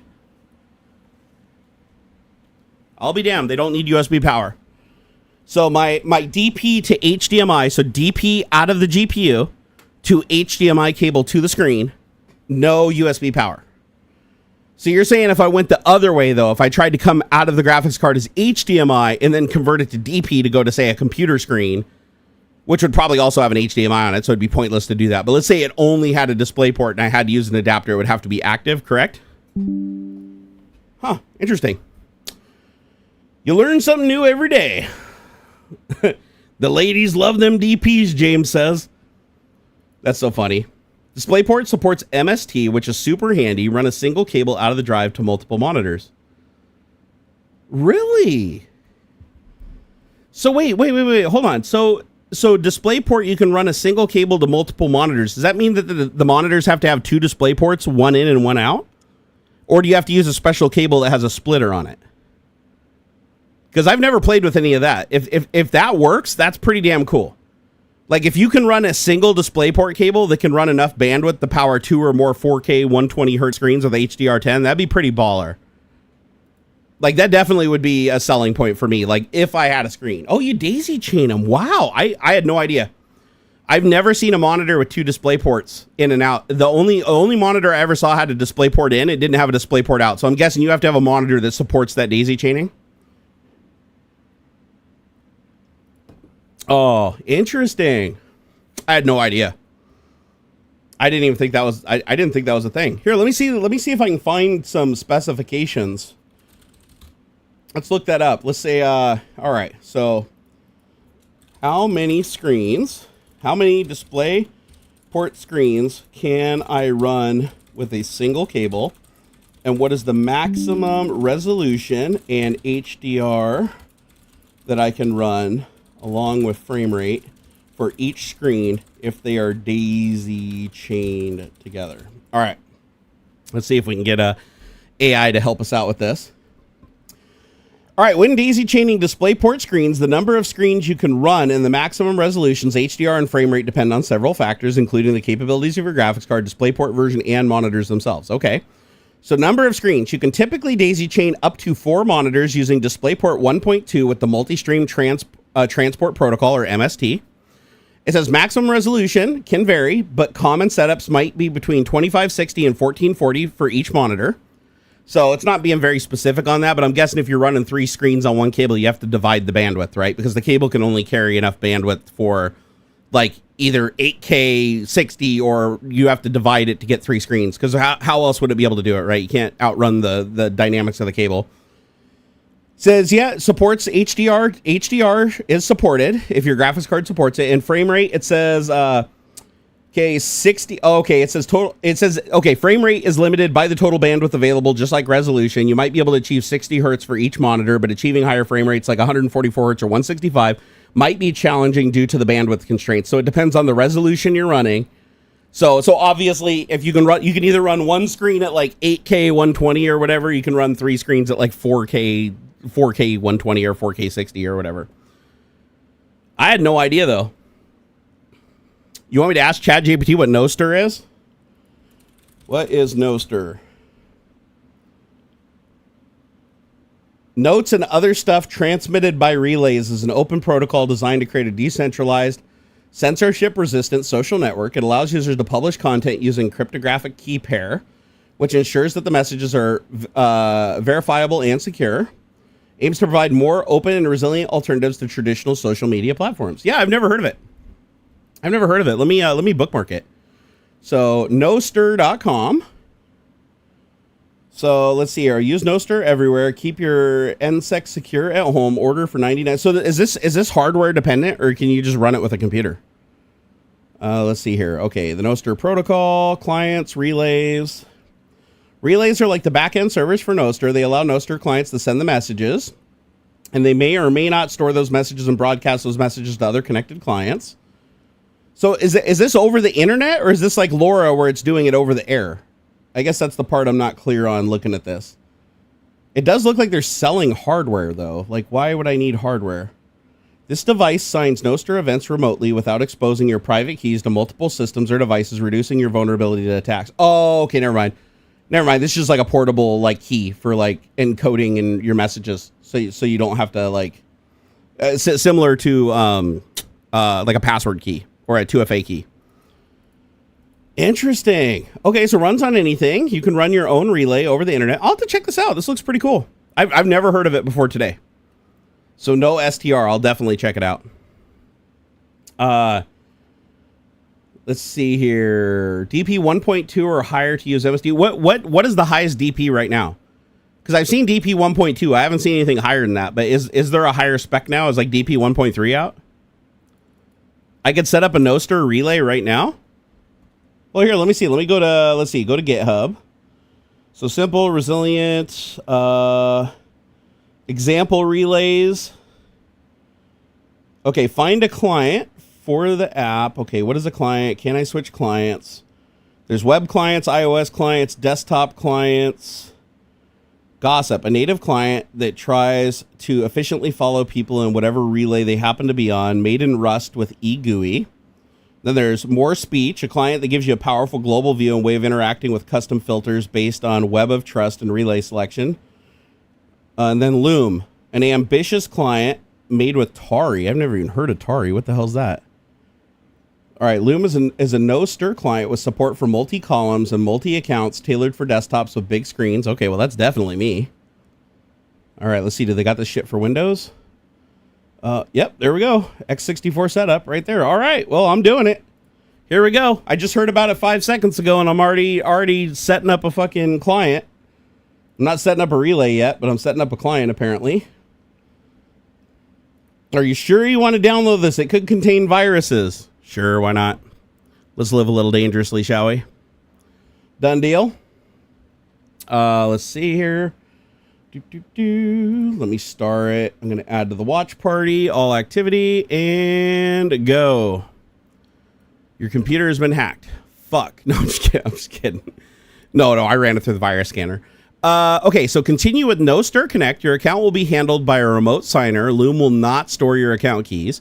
I can continue with a secret key. Loom will store your keys in secure storage. You can provide a password to add extra security. Or I can continue with public keys, watch mode, used for experience without providing your private key. You can add it later or publish a new note. Okay, well, let's just go with that. Let's go with number 3.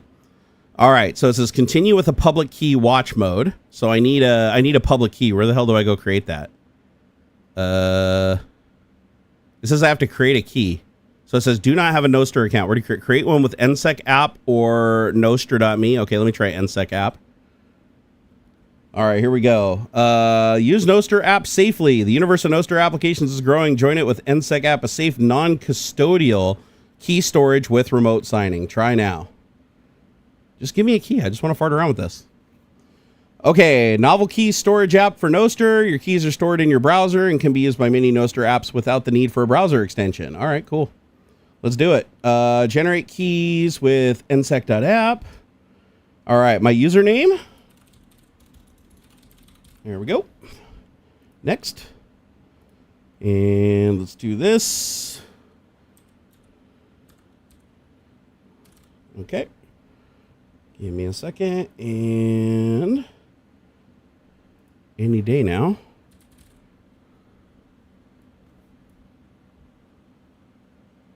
Oh, whoa. The pass. Oh, okay, that got new. That's new. All right, well, here, let me just open up Notepad here. Copy. Then do a little paste and a little paste and create.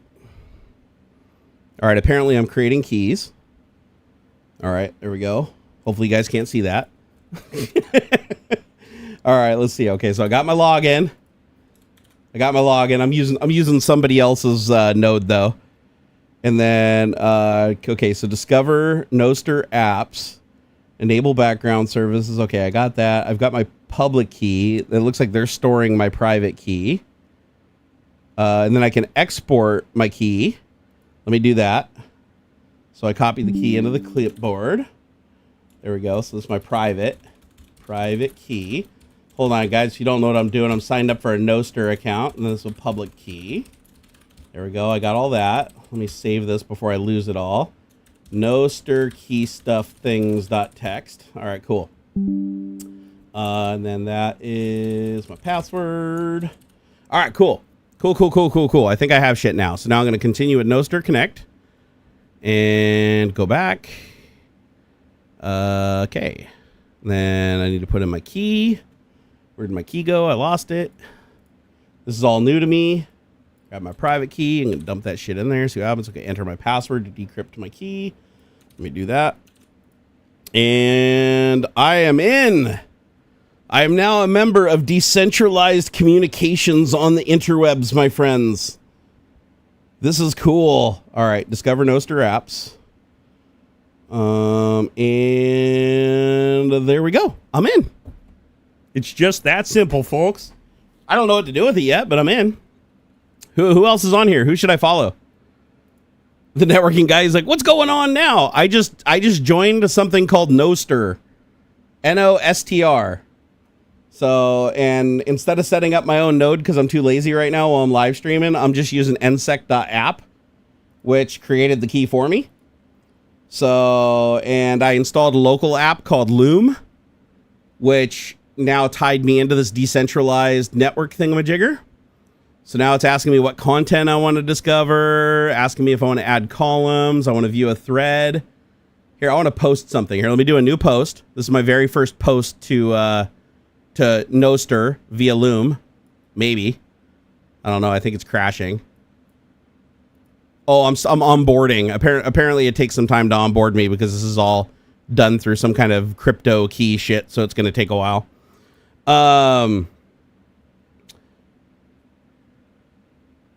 So Primal Nostr, is that you? Yep, this is Nostr.com. However, I already got it in like a fucked up state. Like the app is not responding. I've got a white window in the middle of my screen that's like completely not doing anything. Oh my god, I fucking broke it. Loom is like soup. Oh, hold on. Okay, it says onboarding is now done. Okay, I've been onboarded. Let me click new post again. All right, it's still fucked up and like broken though. I can't move any of the windows. Like I've just got a white window on my screen and it's stuck. So yeah, I'm gonna guess that this is still pretty beta. Eggshe said, send your public key so I can follow you.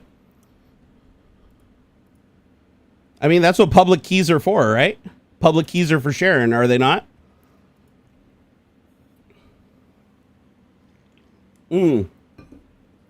Let's see here.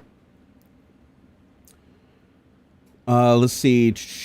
Is anybody else on Nostr, or is just Eggshe on Nostr? And also, wait, how do I follow? I want to see how to follow somebody. Like, how do I follow somebody? I got a launch pad. Here, let me kill this and reopen it. This app is like all fucking, it's angry. It's like, you know, can I close that window? Nope. Can I close the app? Nope. Well, this is great. Let me look it up here. Loom. All right, Loom, you need to die. There you go. Loom's dead. All right, let's try this again. Loom. Okay. Loom. Okay, onboarding. I can reload. I can move left. I can move right. It's loading my news feed. It's loading my relay feeds. Says I have no interests currently. Let me try creating a new post again. And I just get a white window. Does this take a long time to... Eggshe, does this take a long time to onboard? Or is Loom just broken? Because every time I open the app and I try to create a new post, it just opens up a white window that's top-level modal, and then I can't move or click on anything, and I have to forcibly kill the application because it won't even shut down normally. So it's very angry right now. And so, yeah, this is not the greatest experience, if I'm honest. Let me kill it again. There we go. Just sent to termination. Let me open it a third time. As long as I don't try to create a post, it seems okay. Hey, Eggshe, what's your private key? I'll try to follow you and see what it does. Because I've got interests, I've got news feeds, I've got relay feeds. It says add a custom relay with WSS::whack whack. I don't even know what that is. Let's see. View a thread. What else can I do? Gossip, broken down filters are empty. I want to create a new one. Yeah, if I click on anything new, if I click new post or create a new newsfeed or a new relay, it just pops open a white window and it just hangs. So yeah, she broke. I don't know if the onboarding process might take a while. Here, I'll add you to my notepad so I can add you later when I figure this out. Let me copy that. Because I always like playing around with these decentralized things. Here, let me put your name here. Eggshe, your key. There you go. You are in the file. Do we have anybody else in here that has a Nostr account that wants to publish their private key for me to add so I can add them later? He said, it seems a bit odd, kind of like it was fully coded with AI, but a dumb AI. It definitely is not giving me like the vibes of like a good quality piece of software. But again, it does look relatively new. There are 1 billion clients written for this damn thing, though. So I'm not going to judge it based on a bad experience with one client when there's like so many different clients. I mean, it says right now, just apps alone: Snort, Coracle, Hobla News, Nostr Nest, Nostr Me, Nostr App.link, Nostr Band, Badges.page, Creative Nostr Wine, Free Wikipedia, Slidester, NPub.cache. There's a whole bunch of these Nostr apps.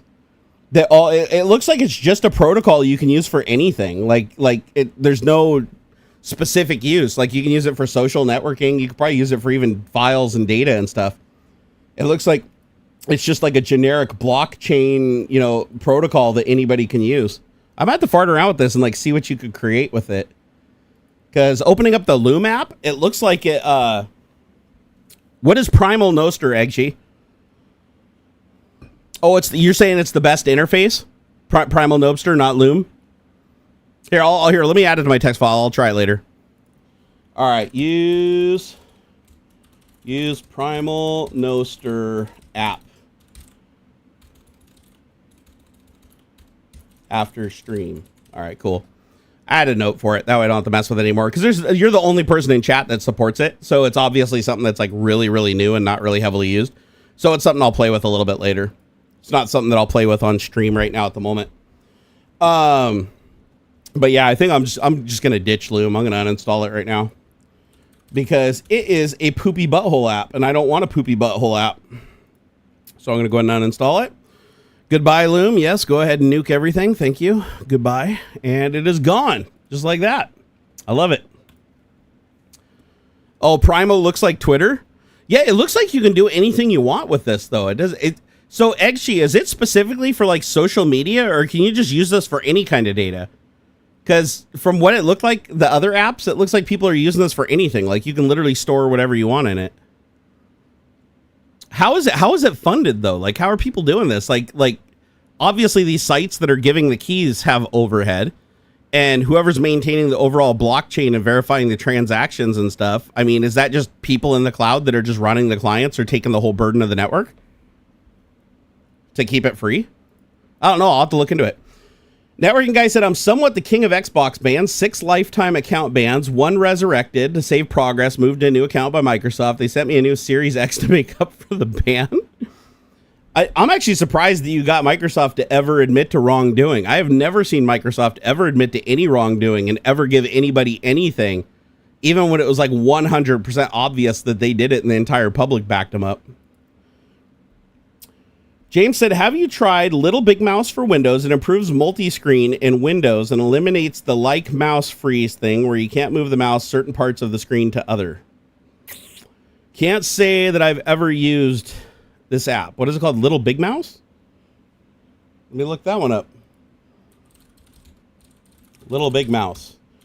I don't think I have the problem that you're specifying. I don't think I've ever run into that. All right, what do we got here? Little Big Mouse, LBM, is an open source software designed to enhance the multi-monitor experience on Windows 10 and 11 by providing accurate mouse screen crossover location within multi-DPI monitor environment. Oh, I don't have a multi-DPI environment. That's why I'm not hitting this problem. This is particularly useful for setups involving a 4K monitor alongside a full HD monitor. Yeah, see, this is a problem that I would have had back at Microsoft when I had horizontal and vertical landscape, but the fact that I'm using 3 screens that all have identical DPI, that's why I'm not running into this problem. But yeah, if you guys happen to be running into a problem when you're using different mismatched resolutions and different mismatched DPIs on your screens next to each other in a multi-screen environment, check out this little tool. It actually looks pretty cool. It's kind of sad that Microsoft can't just integrate this. You have a Black & Decker Nostr oven, just made some nachos. Different kind of Nostr, brother. Different kind of Nostr. All right, well, fuck it. Should we get into some topics now that we've been off in the woods on everything so far? And, like, most people left? God damn it. See, this is what happens. I start trailing off on shit and people just, like, leave. I don't blame them. I probably would have left myself. Here, before I forget, let me write down this NSEC app, too, just in case I want to create some more accounts.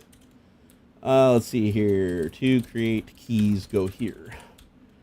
All right, let's see. To create keys, go here. All right, cool. I'll input all that into my password blockchain later so I don't lose it, hopefully, and abandon my one account. They did it because the game studio got caught committing tax fraud and was submitting false player reports to ban players who played on PC, as PC players can use custom servers on the game. Oh, that sucks. Okay, so they were basically just avoiding being sued, basically. Let's see here. What is my opinion about MS baking in recall into Explorer? Oh, fucking God. So if I remove it, your desktop is fucked. It pisses me off, Ian. It pisses me off. It makes me not want to update to the next version, but I have to. Yeah, for those of you guys that don't know, Microsoft thought it would be really fucking cool to create a feature called Recall in Windows 11. And what it's basically doing is taking screenshots of everything that you're doing on your monitor, including your passwords and shit that you're typing in, and lots of other personal information so that you can go back and recall it at any point, go back and like see what was going on, kind of like preemptive screenshots in a way, but with even more telemetry being recorded. And instead of having it be an external process that you could just turn on and turn off if you want the feature or not, they did what they did with Cortana. They baked it into the goddamn kernel so that you can't completely disable it. You can go in and disable the feature, but there's no guarantee that disabling the feature in the UI is stopping it from running in the background. It's just making it to where you don't have access to the recall feature itself. It's more than likely still gathering data and still providing it to Microsoft in some shape or form. So I am not super thrilled about that, Ian. And it pisses me off because Microsoft did not have to build it in to Explorer, and they don't have to build Cortana into the kernel, which they proved because they originally it wasn't in the kernel and they added the kernel because they're like, oh, it streamlines it, makes it more efficient. No, it doesn't. All it did was make it so we can't fucking remove it. As soon as they implement recall, I'll disable updates. If I remember right, didn't they enable it in 20? Is it 23H4 here? Let me see here. Let's see if we can find it. What build is recall enabled in Windows 11? All right, let's see here. What build is it in? So retrace your steps with recall. Actually, here I'll just have the lady read it to us here. Well, this is like one of the things I like in Microsoft Edge. Here we go. Search across time to find the content you need. Then re-engage with it. With recall, you have an explorable timeline of your PC's past. Just describe how you remember it, and recall will retrieve the moment you saw it. Any photo, link, or message can be a fresh point to continue from. Snapshots of your screen will be saved only if you opt into the feature. If you opt into the feature, then as you use your PC, a snapshot of your screen will be saved. Snapshots are taken periodically while content on the screen is different from the previous. This is directly from Microsoft's thing, and they're saying that you have to enable the feature. It's opt-in. I've never known Microsoft to have an opt-in feature like this. So I'm pretty sure they weren't originally going to make it opt-in. I think the public probably forced them to make it that way. But even if it's not opt-in, I don't trust Microsoft not to still be collecting that data. Even though I disable it and I don't have access to it, I still fully expect that they're recording a lot of shit I don't want them to. Previous snapshot. Your snapshots are then locally stored and locally analyzed on your PC. Recall's analysis allows you to search for content, including both images and text, using natural language. Trying to remember the name of the Korean restaurant your friend Alice mentioned? Just ask recall and it retrieves both text and visual matches for your search, automatically sorted by how closely the results match your search. Recall can even take you back to the exact location of the item you saw. Yeah, but what they're not telling you also is that the LLM that they're using to achieve all this isn't 100% running on your computer, which means that a lot of the shit that's analyzing these images and determining what is what and providing you with this functionality is also feeding Microsoft's AI and training OpenAI's models, which is not good. If you know, like they might try to strip personal data out, like using AI to identify potentially personal data and stripping it out, but shit will always slip through, you know, and I don't like that. I really, really don't like that. Digibrad said they can't do that here. They'll be in courts for billions. Maybe that's why they made it opt-in. It's possible that they made it an opt-in for that very reason, because they have to be able to disable it by default in foreign markets because it wouldn't be allowed. I actually think it's pretty disgusting that something like that is allowed in our market here. Like, especially if it was going to be enabled by default. I'm glad that it's not being enabled by default, though. Wow, that's bad. Excuse me. They almost launched it as opt-out, but needed to step back with a research group, extract the info just one day from the saves. Yeah, I believe it. I believe it. Stupidest thing Microsoft could have done is make this opt-out. They would have gotten so many lawsuits within a week. They would have been sued into fucking oblivion for this. Here's the thing, guys, and we've talked about this before. Both AuxxZillary and I have talked about this on Tech Talk many times before. We don't understand AI 100%, okay? We don't. We don't understand. We understand the technology. We understand how LLMs work, and we created the software and the neural networks and the training algorithms and the weights and all that shit we know. But because of the nature of the technology and the random seed involved and how it learns and branches its logic and links things together and improves the weights, we lose track of it. If you feed it a large enough data set, we lose track of it. There's no way to track every piece of data trained in the order that it was trained in and know what the end result is when there's this much data being trained in. So realistically, we don't know with 100% accuracy what these AIs will produce based on what is put in. And because of that, they're unpredictable. And so the fact that we're just willy-nilly enabling this shit and training it to the hilt on data sets that we don't even know if they're accurate or not And we're just willing to like embed features and operating systems that allow this AI to analyze your images, and we become dependent on it for giving us accurate information when it really can't. That's dangerous. That's going to lead to like people legitimately getting hurt. So I'm that's my biggest fear of AI right now, is that everybody is in such a fucking rush to implement it and make their gold mine off of it that nobody's asking like if it's safe. And the answer is no, it absolutely is not. I can tell you right now that it's not. Like AI should not be put in any position of trust. AI shouldn't be put in any position where the answer that it gives to anybody could potentially cause a harm.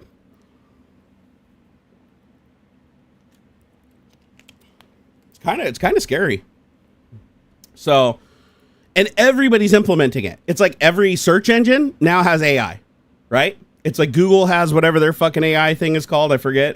Not Grok. Grok is X. Google is was it Gemini? Llama is Meta. OpenAI is Copilot, and Bing Copilot and Windows Copilot. So all of these big mainstream AIs that are just training up on every drop of data they can get, every message they could get. Like, there's more data being generated on the internet every day than any AI could possibly train on. But it's trying. These AIs are trying to suck it all in and try to do something with it to train. And the thing is, once something bad is trained in, you can't train it out. Like, once something bad is trained into an AI, you can't just undo and go back and pull out that one piece of information, because everything learned after that is based on that piece of information loosely in some way. So the answer you get for everything else after that would change, which means you'd have to undo all of the training back to that exact point and start over to fix the issue. And then by fixing that issue, you could inadvertently cause a lot of other things to be inaccurate.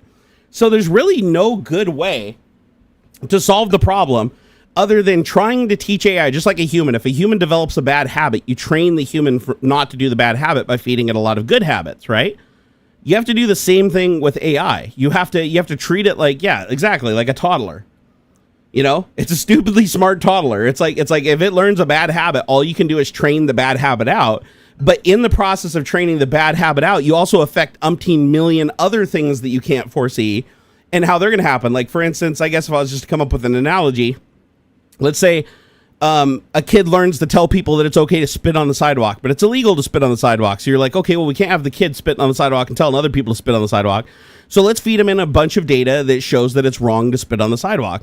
But then by teaching him that it's wrong to spit on the sidewalk, let's say that a bunch of other things involving spitting or some other biological fluids or something even loosely linked to it, the answers that it was giving were correct in small part to that divergence where it learned that spitting was okay.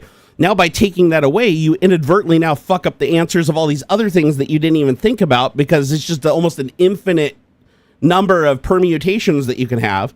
So you really don't know how training something out could negatively affect something else. And because it's such a vast data set that's more than you would ever think about or ever even know that the AI trained on to begin with, you can't foresee those potential things happening until after they happen.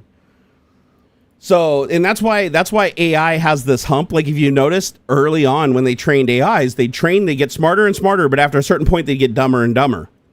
And the reason for that being is, as they're getting smarter, the percentage of pre-trained data into the model that was like fact-checked by people, that was known good data to establish the baseline of the model, like teaching it how to properly, understand English, how, basic mathematics work. Those are things you have to establish as like solid data, because if those get wrong in the beginning, it'll cascade and fuck up everything else in the model. So, but the problem is, the more data that you train on, the smaller percentage that beginning training data becomes of the overall data set. So you end up, if you have a good starting point, you go up and up and up and up and up, but then it makes that data set smaller and smaller and smaller until it becomes less influential. Then you come down the other side, down, down, down, down, down, unless the data set you're training on is known good data. But most of these models don't train on just known good data. And a lot of the data that they train on, like books and stuff that are considered known good data, have a lot of errors inside of them that we don't factor in when we're putting that data in, because it might be 90% accurate, but let's say a book has a section that's been proven wrong. Well, you may not know that when you're training the whole library into the model, so you assume that you're giving it good data because it's all published in these books, but you don't realize that some of that data is just straight up wrong, and then that fucks up your whole model. So yeah, it's scary territory we're heading into with AI. And I would say out of all the AIs I've used, the worst by far is Grok. Grok is absolutely terrible. But Grok is like an early version of like ChatGPT 3 that forked off, that Elon just really fucked up by feeding it tons of really bad information. He basically fed it known bad information because he used an algorithm to make X basically push away factual data. And then he trained that back into his system. So he basically used an algorithm to train X to spread conspiracies and then trained his model on conspiracy data. And as a result, the fucking thing can't give you a straight answer on anything. So it's terrible. And so, you know, it's a great example of like how a model can go really wrong. And now what happens when somebody creates an agent, you know, a set of agents, and they include Grok as one of the agents, right? Now you have one agent that's like a fucking straight up conspiracy theorist and another agent that's actually like decently good at something. And they're both fighting back and forth, trying to decide who is more trustworthy. No, he does think it's funny. He really does. But again, it's like, if you ever want to know why Elon acts the way he does right now, just go look at ketamine side effects. Like, you can tell he's abusing ketamine because every single thing on the chart for ketamine abuse, he literally qualifies for in spades. So he clearly isn't just using it like medicinally for like anxiety and stuff. The dude is like straight up just like on this shit 24/7 because he's showing all of the symptoms of like horrible ketamine abuse. And sadly, this guy's going to have a shitload of power in about 3 months, right? So, I mean, he already has more power than any man should, honestly, and he's going to have a lot more here pretty soon. Mainly because, you know, he ensured that he got somebody into a place of power that he can control with money, and that's the one thing he has like a limitless supply of. And now he has the ability to grow that money, you know, tenfold. So Elon will be the first trillionaire. I would bet money right now that Elon will be the world's first trillionaire. But not because he deserves it or because he earned it, through the same way that he's always done it, which is cheating and breaking the rules. Well, Elon, no, he already is. Elon is already harboring Alex Jones. Alex Jones already created a new site called like Alex Jones Network, and he already had Elon put his new site into everybody's recommended follow feed on X. It's popping up constantly because he's trying to help him move as many people over before the Onion takes full control of the account on X. Because I don't know if you guys know or not, but the Onion literally bought, I mean, it has to clear the courts still, but the Onion actually put in the winning bid for InfoWars, which is absolutely hilarious because they're going to use it just to do a whole bunch of satire shit, and it's going to be amazing. Yeah, Lester Gaming, yeah, I feel you. He is getting quite scary. It really is. Imagine Musk lobbying for legal ketamine. I'm sure Elon would let him do it. Or sorry, Trump would let him do it. But just to be clear, Trump does not like drugs. Trump hates drugs. Trump hates alcohol. Trump has always been against all of that stuff. So, and Project 2025 is pretty adamant about bringing back a more controllable population. Hey, GM, he said, I just watched your videos of the man cave. When I was 14 years old, I was so inspired. I'm now 26 years old and been building my own room and setup till this day. Dude, that's awesome. That's awesome. Yeah, post a picture on BlueSky or X and tag me. Hopefully Elon will let me see it. Or you could also post a picture on Off Topic over on Discord and I'll see it too. Eggplant. Agreed. Completely agreed. I have to go use the bathroom again, guys. Would you mind giving me a couple of minutes while I go pop a squat? I'll be right back. Talk amongst each other though. And when I get back, we'll go into all the topics in order.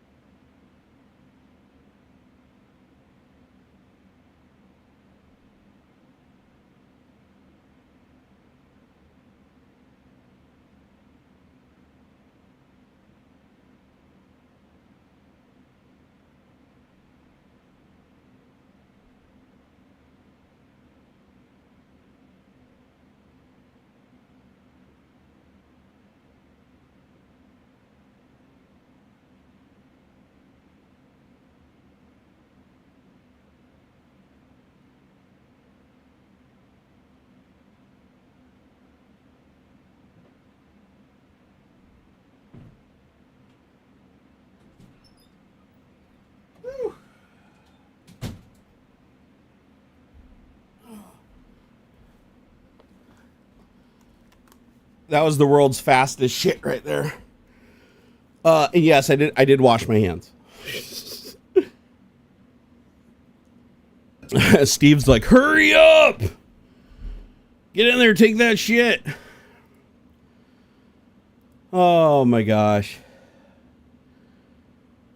I just wish I felt good again. I don't like the way I feel now. Let me get caught up here real quick. So who's fucked Cthulhu lately? Not me. Not me, sir. Oh no, Steve, I definitely wiped my ass for sure. For sure. I even wiped like 3 times to be sure. Christopher said, okay, man, you might have sold me on a framework laptop. I've been looking for a light 13-inch couch laptop with a decent battery life. The price of the 13-inch is great. Just keep in mind, Christopher, I don't have much experience with the 13-inch. All my experience is with the 16-inch laptop. One is a completely different architecture. The 13 is a Intel architecture. The 16 is the AMD architecture. But they're both completely modular, which is what I really like and think is cool. Dab said, I seem very upbeat today. I'm trying to be. I'm trying to be as much as I can without having Aux here to carry me. The truth is I'm actually feeling pretty bad right now. So I'm down on pain medication. So hopefully here in a couple of days I'll feel a little bit better. That speed record will only be broken after a hot Mexican meal. Gross. Ew. Disgusting. All right, well, let's jump into the topics, so we can all get to enjoying our weekend, or in my case, being laid up again because my back is killing me. All right, who here is on X, and who here is on BlueSky, and who here is on both? Sound off in chat. If you don't know what BlueSky is a social media network that is actually a lot like what Twitter used to be before Elon fucked it up majorly, and It's a lot of fun. I've been having a lot of fun on BlueSky. I'll say it's a lot more upbeat than X, a lot more less doomsday shit and Elon's algorithm fucking up everything you see. It's like back to chronological order, no paying to be verified, no paying to be boosted above anybody else. Everything can be viewed in its proper chronological order. You can see exactly the posts from people that you follow. I'll tell you right now, it's been amazing. I absolutely love it. So I prefer it to X in every way. The only reason I still post on X at all is because I have 106,000 followers on X and I only have 1,600 over on BlueSky. But even with 1,600 people on BlueSky, I get double the analytics that I do on X with 106,000. That's how suppressed I am by Elon's algorithm. So I don't like being suppressed by his algorithm. So if you guys want to follow me over on BlueSky and you want to create a free account over there, and by the way, you don't have to pay nothing. There's no premium accounts to beat everybody else. Like on X, if you don't have a premium account, your comments never get seen. Over there, you don't have to pay anything. So, and if you want to verify yourself on BlueSky, all you need is a domain. That's it. That's the link to me right there. BSky app profile Barnacules Nerdgasm. And what's cool is if you have your own domain, all you have to do is add a DNS record for them to verify that you own the domain, and it'll change your name to that. So like on BlueSky, you can actually access my account by going to barnaculesnerdgasm.com, like at barnaculesnerdgasm.com on BlueSky, and it works. So like BSky, here, let me put it in bsky.app/profile/barnaculesnerdgasm.com. And there I am. Is BlueSky open source? It is. BlueSky is open source if you want to create your own server. However, their infrastructure is theirs. Like you could create your own version of BlueSky using their code, but like if somebody joins your server, they're not going to be on BlueSky. They're going to be on your version of BlueSky. So the code is published, but like their databases and their API and everything are owned by them, like run by them, if that makes sense. So it's open source, but not to the point where you can just like join on there yourself. Hurtful Spring said, not to be rude, but I don't think you have 105K active followers on X, while the followers on BlueSky is active users, so following are probably not as far apart as it seems. Oh, no, I never said active users. Hurtful Spring, please correct me if I said if I said active users. I didn't say active followers. I just said followers. And of the 105,000, I know that at least half of them are not bots. Like, I know that for a fact. So that's still a huge gap between 1,600 and 50,000. And keep in mind that when I was on X before Elon bought the platform, my analytics were 12 million impressions, 12 to 15 million impressions per month. And now it's down around 120,000. So just keep it. So if you look at the difference when Elon took over and put the algorithm into effect, it killed my analytics into the dirt. So there is a big gap, but you are right in that there isn't that as much of a gap, obviously, because I'm so heavily censored on the platform. So even though the users are active, they can't see what I post. And if they can't see what I post, they can't respond to it. So that's how social media works, right? If Elon prevents people following somebody from seeing what they post, over time, they just disengage that person, and there's no way to talk to him anymore. He drives a wedge between them. And I personally don't like that. YouTube does a similar thing. I don't like it when the platform decides who can see you and who can't see you. Hey, Astario, thank you so much for the $1.49, brother. I don't know why the fuck that didn't show up in my activity feed. Is my activity feed broken? Oh, God, I hope I didn't miss anybody else.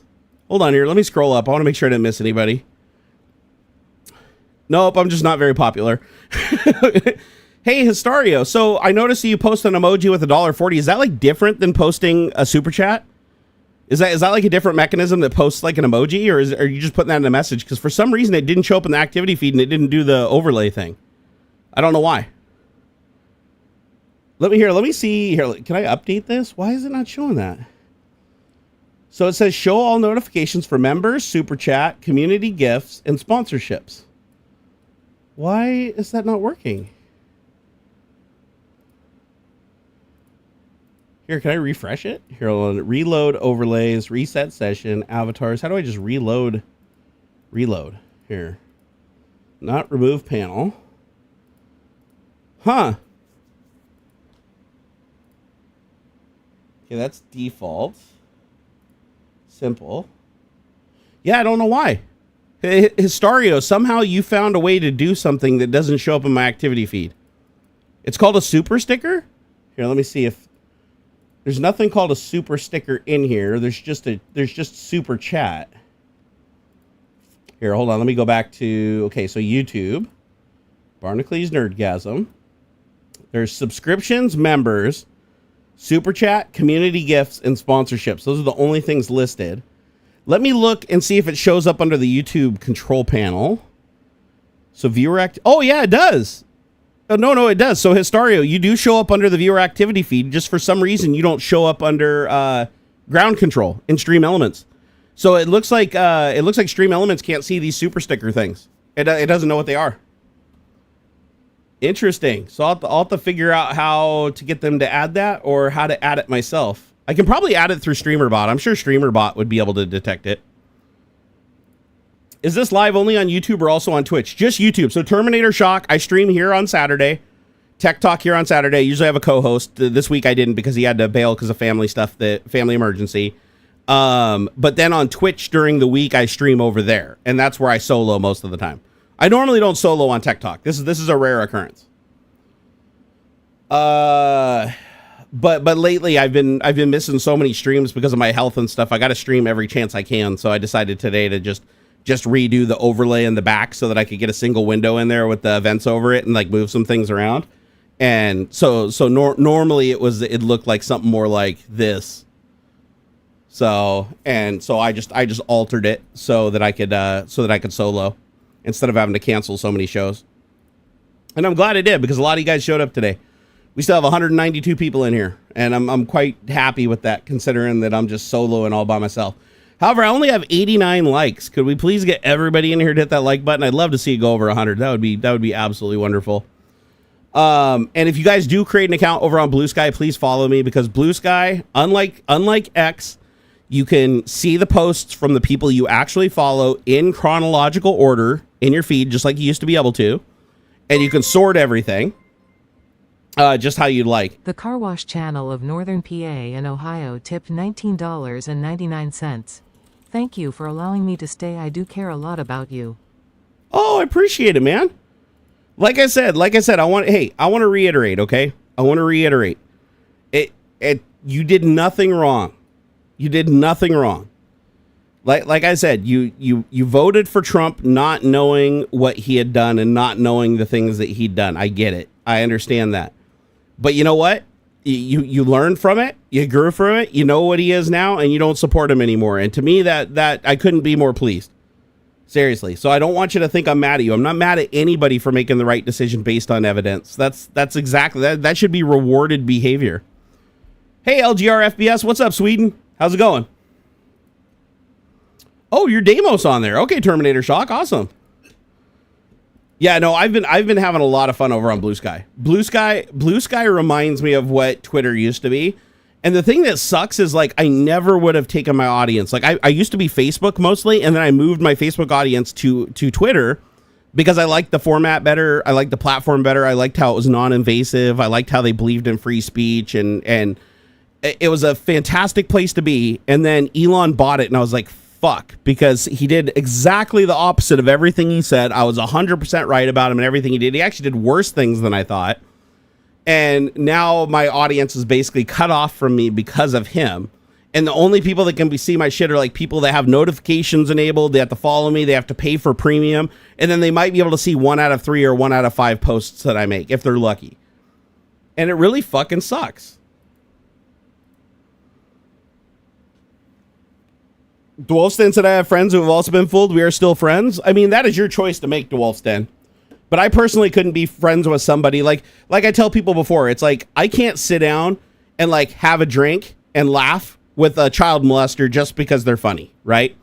It's like, so I can't, and I can't be friends with somebody who's friends with somebody that can look by that. It's not in my ability. So if it's something that other people want to do, that's on them. But for me personally, no, I couldn't do it. Like if I had a friend that was like, oh man, you should meet my buddy. He's like this child molester, but like, don't think about that. I know you don't agree with that. He tells really funny jokes though. Let's just forget about that other thing and hang out and just agree to disagree. It's like Trump is a rapist. Trump is a felon. Trump has gotten people killed. Ashley Babbitt specifically on January 6th and got a lot of other people killed and a lot of people traumatized and caused a lot of suicides and praised the people that did it even to this day.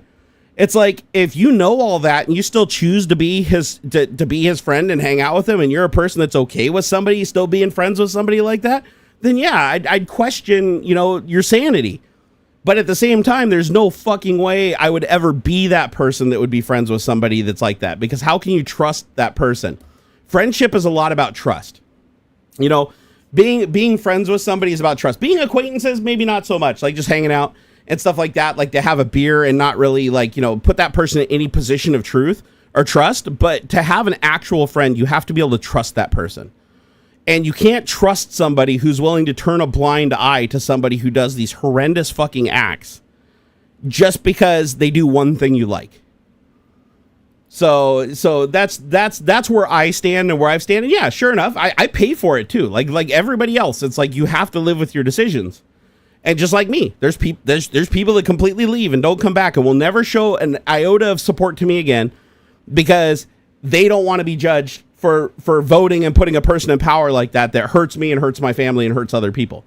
And in my opinion, it's like, I'm okay with that. Like, honestly, that's the way it should be. Like, I don't want to lead anybody on. That's the thing. There's a lot of content creators that lead people on. They're like, oh, no, I don't care if you're a fucking serial killer or rapist or whatever. Hey, just keep that money flowing. Nobody ask any questions. I'm not like that, though. I'm definitely not like that. Let's see here. Is the folks as get in jail after January 6th still in jail? Yes, yeah. All the people arrested for January 6th, except for the ones that have already served their time, because a lot of the ones that already served their time are out now. But there still are the ones that are in, and they're still going through the process of trials because there were so many of them. I think they said they had over 1,500 people that are indicted, and they've only gotten through like 500 or 600 of them so far. So, but Trump already said he's going to pardon them all. So, so he's going to let them all go. And he didn't just say he's going to let them go. He said he sees them as heroes and victims of this situation. It's like, bro, that doesn't make sense. You literally just said that all the people that committed crimes are Antifa and BLM, but now you're saying you're going to free them all. And then you said that they were all peaceful when they weren't, clearly, because they were found guilty by a jury based on evidence of them being violent themselves. It's stupid. It's like people turning a blind eye to that shit. Those aren't people you can trust. How can you trust somebody like that? You just can't. How can you trust somebody who would literally lead somebody to your house to put you in cuffs and haul you away and deport you because they gave you they promised you an extra $5. Like, that's not a person you can trust. So, I know, termination shock, but also keep in mind that there was different levels of sentencing, right? Like in the legal context, you have to have different types of sentences for different actions. Obviously, the people that beat police officers with batons and stuff are going to get a lesser sentence from the people that just like broke into the building and vandalized it. So, the people that actually like tried to kill people are going to get longer sentences. Obviously, like there are some people I think they got up to like 20 years.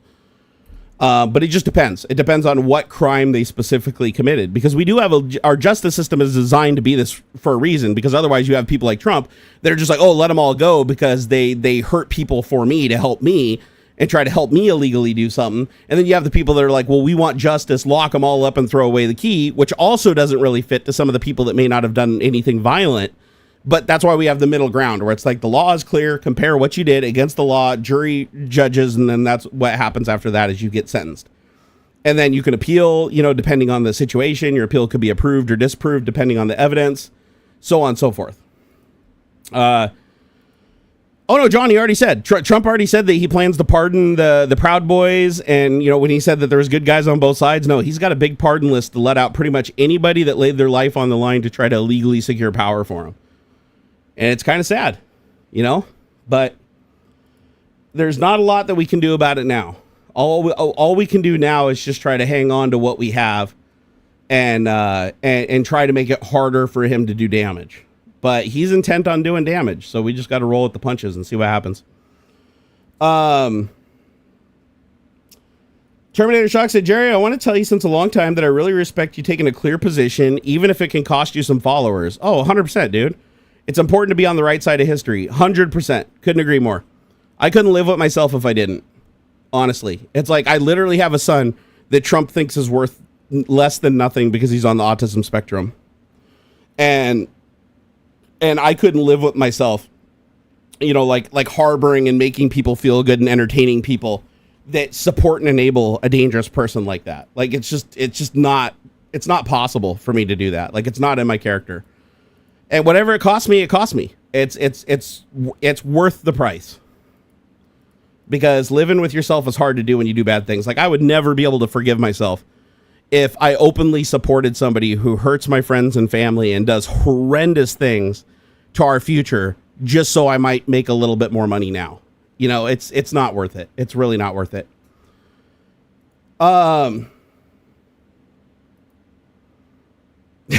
Jerry takes clear positions in politics and in bed. True story, man. True story. But yeah, it's been a rough go. It's been a rough go. I've never in my life had anybody as divisive as Trump, and in my life and everybody else's life around me. Like it's broken up childhood friendships. Like I had a really good friend who was like a really sweet dude. He'd give you the shirt off his back. He was super helpful. He was super charitable. And then, Trump comes along and he starts seeing what he's doing and starts seeing what he normalizes. And I just slowly started losing his grip on reality to the point where he was bragging to me about sleeping with 4 different girls and making them all believe they were the one.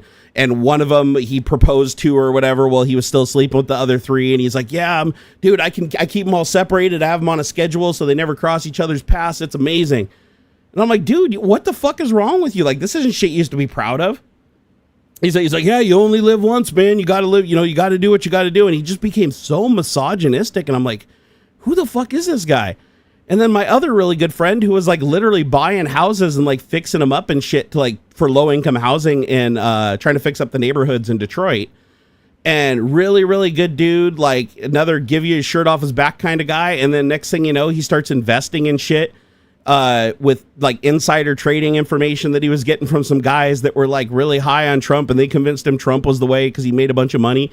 And then next thing you know, he just shuts down that entire project, ends up selling his business, gets completely divested from it, and just fucking games the stock market to an early retirement. And I'm just like, okay, I mean, if that's what you want, bro, like that's fine. If you can live with yourself, I guess that's okay. But that's not the person that was my friend. Like, that's not the person that was like the good person that I knew that did good things and felt good about doing things. It's like, it's weird. It's like, it's like he contaminates you. It's like he shows you that you can do any bad thing and be self-serving, and it's okay. Like, it's a good thing. Like, you should be praised for it. It's all about winning. It doesn't matter what you lose in the process. Just call it winning, and it's good. And it truly sucks. It truly sucks. But I will say this. I also had a lot of friends that supported him in the beginning and gave him a chance. And when he failed horribly, they did the right thing. And I commend those people. And I'm still friends with them today. Because you can trust somebody who actually looks at all the data objectively and walks away when it's dangerous. You know, you can trust somebody who's willing to, you know, call a duck a duck. So,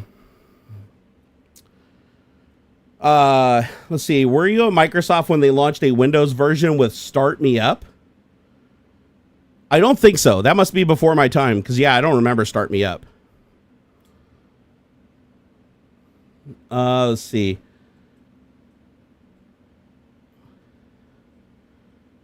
I'm trying to find Network Guy. Did you tag me? Because I can't find your post. Oh, Trump wants every mentally challenged child to be the main character of his own Anne Frank diary. Oh, God, that's terrible. That's absolutely terrible. I'll tell you what, though. I am legitimately scared. Like, that. I want you guys to know this is not some like play thing. This is not me just goofing. We're running into some really rough waters, and I'm going to do what I can to try to help out as many people as I can. And, you know, while trying to keep my family going, because we're not doing too well at the moment.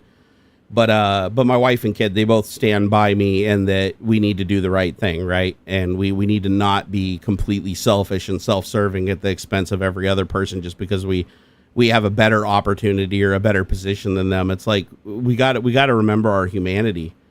You know, I try to teach my son right from wrong, and I think that that's like really important. And the worst thing you can do, honestly, is raising your kids to think that, you know, a fucking rapist who says that, you know, fucking acts of violence are good things and promotes them and stuff, and after January 6th and shit, say that's a good role model. That's who you should be. That's who you should model yourself after.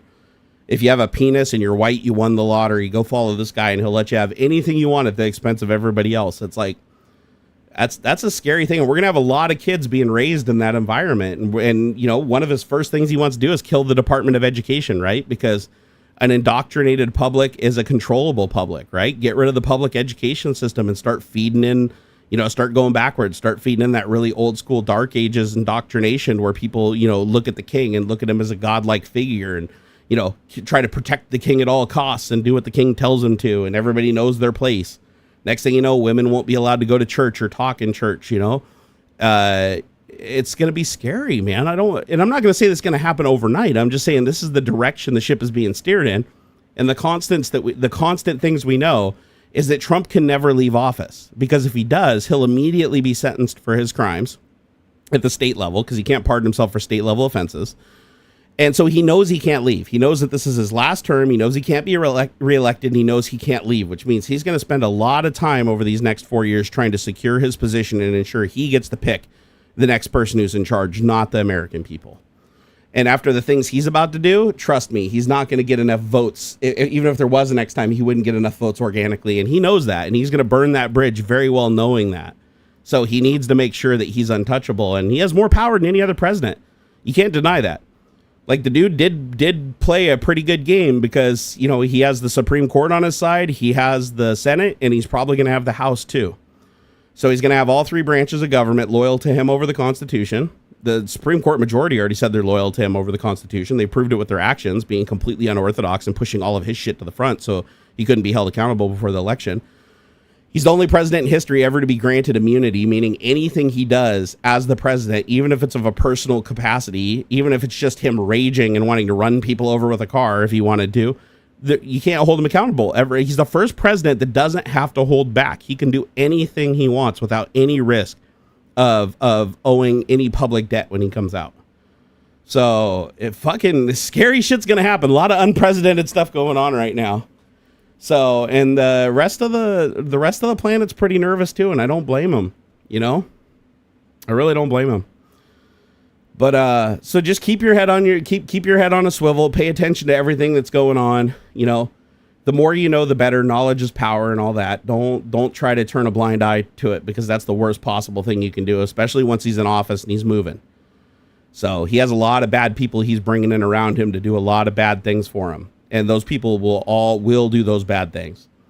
Oh yeah, Nixon didn't even have the power. That's the funny. Is like Nixon was a corrupt president. He doesn't even compare. Doesn't even hold a candle to Trump. He didn't have anywhere near the power Trump does going into office. Like, this will be the arguably the most powerful president in modern history. Like, he'll literally be able to take executive orders and supersede Congress and get the Supreme Court to uphold him, meaning that he can just walk around Congress almost at will. So we'll see how that holds up with the states, though. I think a lot of states are going to deny his actions, but if you're in a state that won't deny his actions, like, lay low. So, I mean, the guy literally says that he wants Nazi generals, and he wants Putin, he wants his government to look at him like Kim Jong-un's people look up to him. And when I heard that, I was like, holy shit. Scary. So, oh my God, you just have to laugh, because it's like, this is scary. It's like, how the fuck is this happening?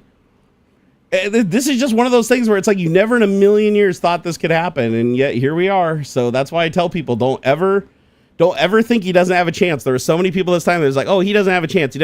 Like, look at the polls. Look at it. Nope, because you can't control the stuff like Russia, at like lunch hour calling in bomb threats that sent everybody home, that like 80% of the people that would have voted didn't come back, because you wouldn't go back to an area that you thought a bomb could be at, right? It's a very credible threat coming from that side of the fence, right? So it's like, so a lot of people didn't go back and vote that had they voted, it would have changed the outcome, right? It came down to like Pennsylvania. It usually does.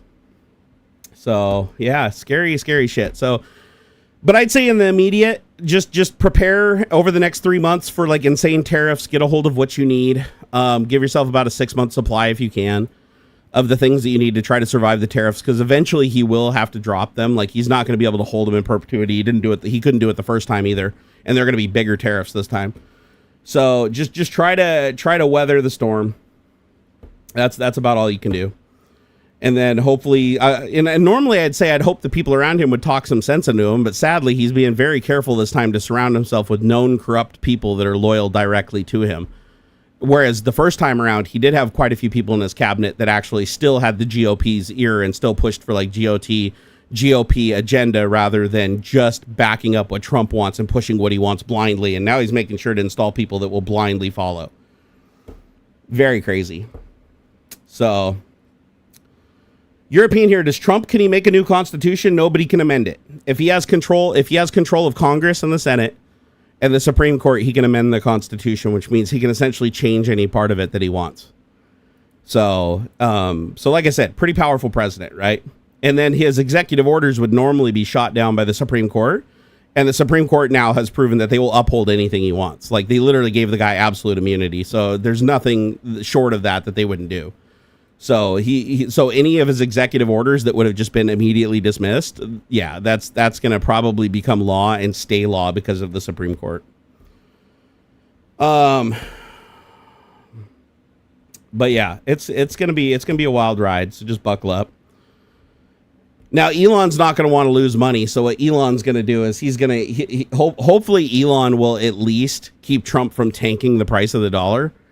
But at the same time, Elon wants to become the first trillionaire, so he might be willing to tank the price of the dollar in the beginning to short it, and then try to become the trillionaire that way on the backs of everybody else, just like he's always done before, right? And just insider trade his way, or try to get Doge crypto accepted as the official crypto of the United States or some shit like that to push him to being the first trillionaire. It'll be something along those lines. Cantrell tipped $4.99. Oh, thank you so much, Robert. I appreciate it, man. Whoop, whoop, whoop, whoop.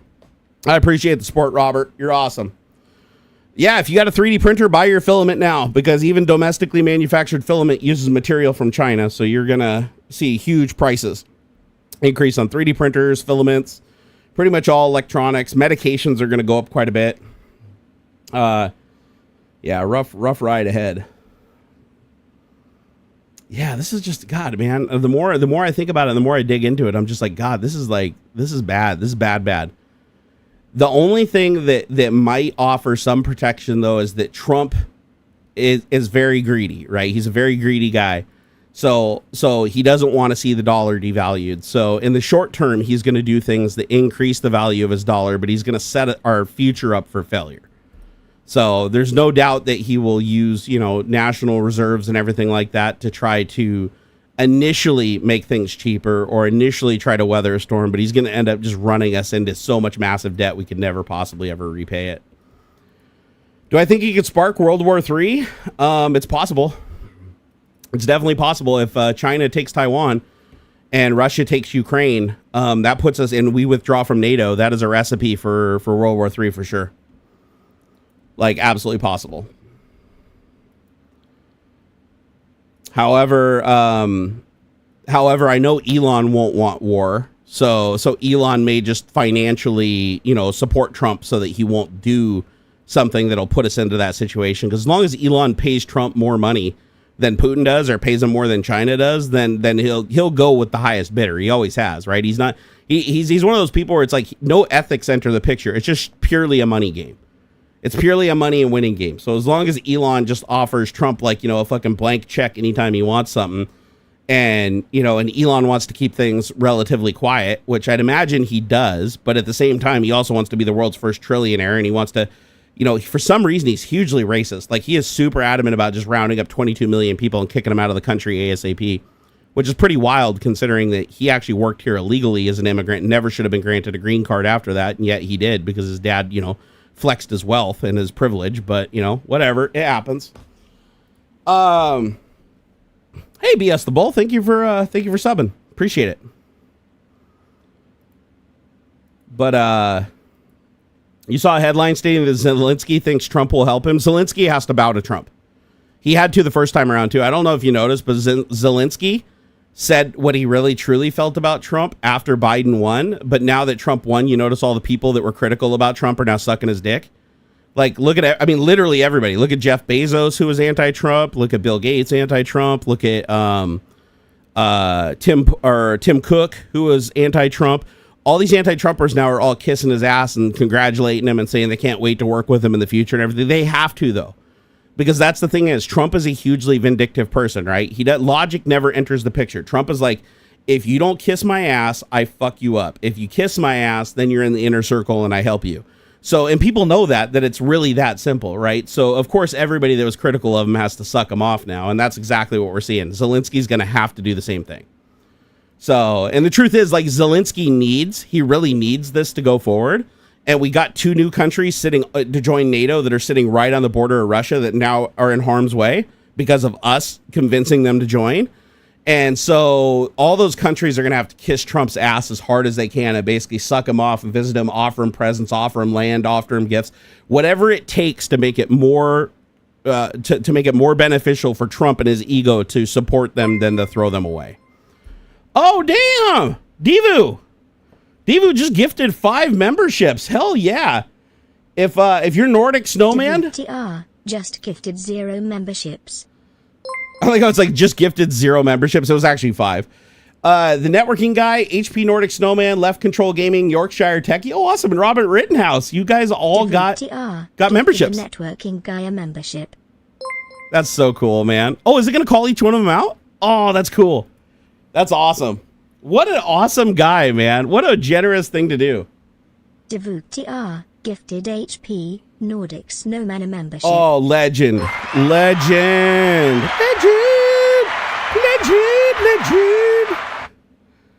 That is so cool. There we go. There's the next one. Left Control Gaming a membership. Oh, you gotta love this. These are good sounds. I like this. But here's the thing, like, I don't blame any of these guys for having to suck them off now, because if they don't, things will be worse. So I'm going to see a lot of people having to, eat Trump's butt that I know for a fact they can't stand him, and they did everything they could to stop him. But they have to. If they don't, it's going to hurt us all. So as much as it sucks, we just gotta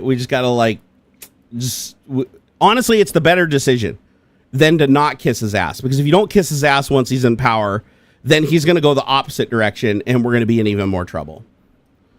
What if Trump sells Alaska to Putin? I want to say that that's a massive freaking long shot. And besides, Trump wants to drill Anwar like really bad, like really, really bad. So yeah, I don't think Alaska's going anywhere. He wants that oil. So Barnes, you should really multi-stream with Twitch. You missing my sub. No, I don't multi-stream on Twitch for purpose because normally here it's a tech show with AuxxZillary. Today is an exception because I'm solo streaming because I'm down. But no, I keep Twitch separate because Twitch is way hardcore, me on my own, nobody else. And here usually as a co-host and we talk about technology stuff. So yeah, no, I purposefully keep them separated on purpose. So because I want to have two different types of audiences. Yeah, it's not the most profitable decision. It's not the most advantageous decision, but it's how I like to do it. Alaska has too much oil and gold. Well, just remember, oil is a finite resource. Like oil isn't going to renew as fast as we're using it. And we already know that. We know that there's maybe 20 years left of a realistic oil supply, given the rate at which we're consuming it. Not to mention the global warming that also comes from extracting it and burning it. So we really got to find alternative fuel sources. And Trump is not the guy to have in power for that to happen. Trump thinks, like, no shit, I'm not even joking.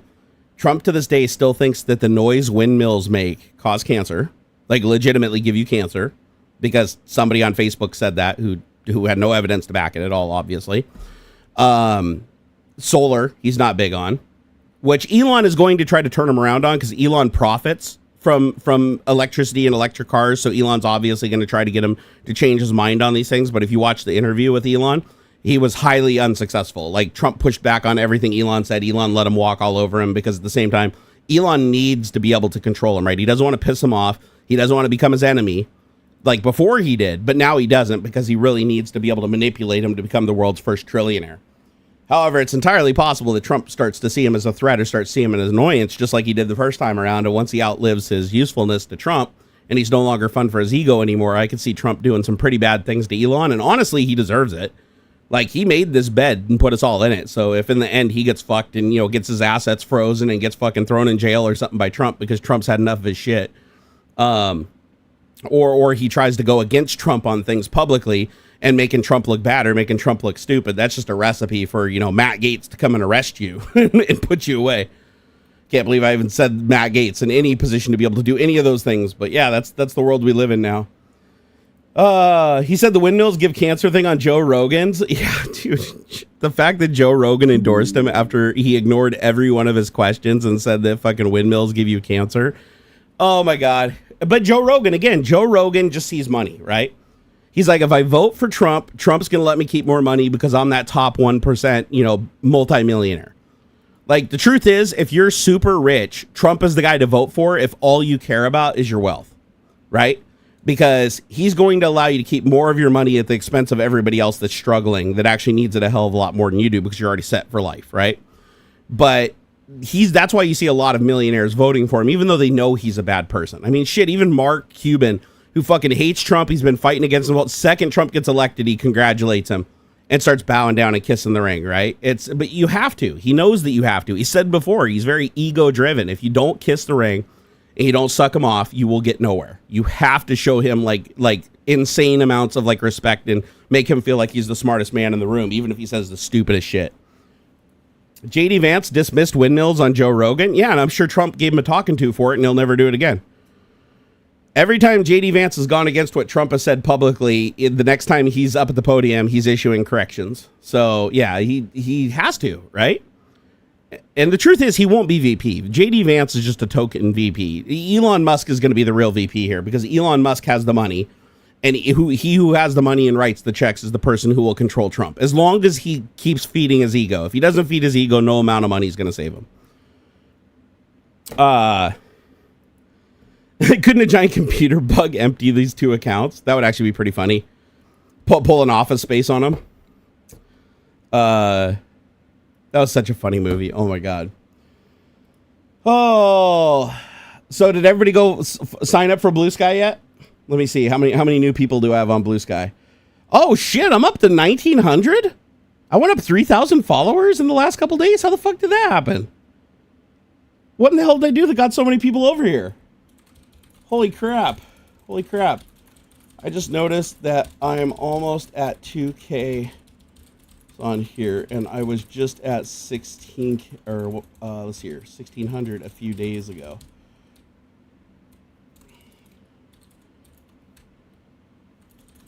Freaking love you guys. By the way, I'm still live on YouTube right now. I don't know, I should probably put a link here, huh? Do I still have a link on my clipboard? Let me go through my clipboard here. Clipboard. I do. Look at that. Hopefully some more people will show up. We currently have 188 viewers in here right now. Devo, again, if you don't see in chat, Devo, you're awesome. Devo QTR, thank you for the 5 gifted memberships. You're a legend, bro. Theodora said, oh, wow, my YouTube tab in Chrome and Linux out of nowhere started lagging and then crashed. First time this happened, the error message was different than yours, but still. Interesting. So it wasn't an out-of-memory error, it was something else? But so you said it slowed down and got laggy right before, right? That's exactly what happens when I get that error, too. Very interesting. You're on 27 followers on BlueSky? Rock on, Mo World. Am I one of them? Mo World, what's your name on BlueSky? I'll follow you back. The Metalhead Man said, sorry, I won't be joining it. I swore off all social media. Dude, you're a legend. You're a legend. Honestly, if you can stay away from social media, you will be a much happier person. But if you find yourself social media addicted like me or somebody who works online and online media and has to stay in touch and keep an eye on things, BlueSky is a good place to go. Like out of all the networks, it's the one that's actually most positive for sure. Plus, they have a support team that actually honors tickets. On X, if you report somebody, even making death threats and shit, they just ignore it. They won't do anything. All tickets are ignored on X because they have no support staff anymore. But on BlueSky, if you report somebody doing bad things, they punt them quickly, which is very nice. Do you plan on getting back into any 3D printer tech? I sure do. I absolutely do. I got my Prusa Mark IV sitting right here next to me. I just got to get it back up on the table again. I just got to piece the Nerd Cave back together. And when I haven't been streaming, I've been laid up most of the time. So, but yeah, no, the goal is to get back into 3D printing heavily. I'd really like that. Holy shit, it just happened again. This page is having a problem. Oh, it's not an out-of-memory error. So I got, this page is having a problem, so I had to hit refresh. And then the other tab said not enough memory to open this page, and I had to hit refresh. So that's twice now on this stream that both YouTube tabs required me to reset them. One of them is a chat window, and the other one is YouTube Studio with a chat window. Can I close the chat window? I wonder if I can close the chat window and see if it stops crashing on this page. Very bizarre. Very bizarre that this is happening.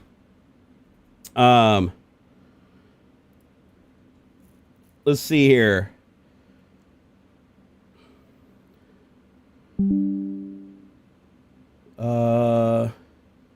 Have I used Streamlabs desktop client? No. Only Streamlabs is bad. Stream Elements, good. Streamlabs, bad. Streamlabs, very, very bad. Streamlabs has done some very horrendous things to rip off their users, to trick their users into monthly payments that they didn't see, to rob their tips, and also to try to take over OBS, Project OBS. So yeah, I don't fuck with Streamlabs at all. They're dead to me. So go do some research on like the bad things that they've done. Trust me, you wouldn't want to fuck with them anymore either, because they're really devious.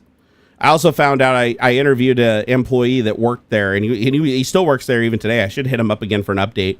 But he actually confirmed that they were well aware of a bug where if you take a tip through Streamlabs, they take a cut of it by enabling a pro feature without telling you, and you don't realize that they're taking tips off the button, because if you get like 5 or 6 tips, you lose track of the exact dollar amount. So they end up taking like 30% of it away and then paying you, and you don't notice that money's missing. And then once you notice it's missing and you contact them and say, why is this premium feature enabled? They're like, oh, well, we don't know how it got enabled, even though I proved through my research that it's automatically enabled by default. Oyston tipped $150 what the fuck? and 37 cents. Buy yourself some memory, Jerry Lol. Bro!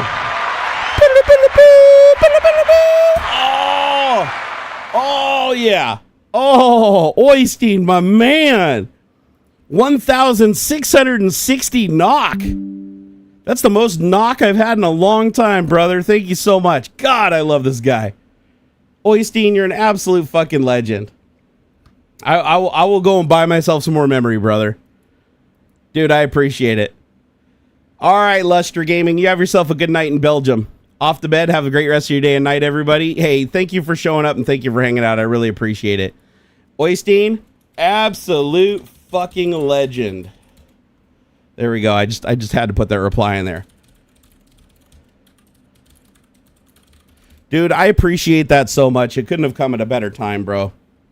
Honestly, could not have come at a better time. Yeah, Eggplant, that is a lot of Nokia right there, man.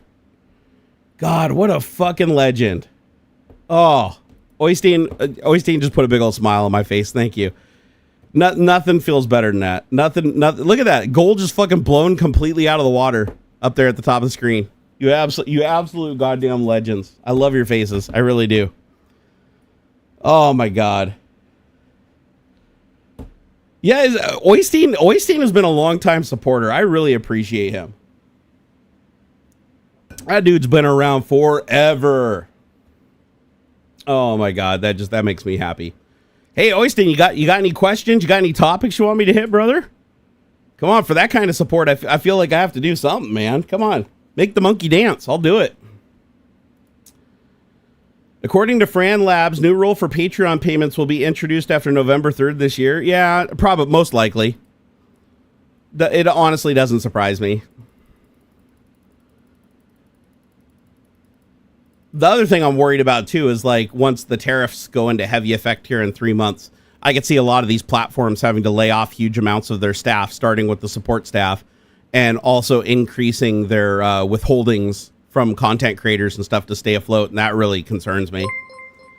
Did I 3D print anything interesting for the Framework laptop? Not yet. $12.86. Not yet, Oltonian. 3D print anything interesting for the Framework?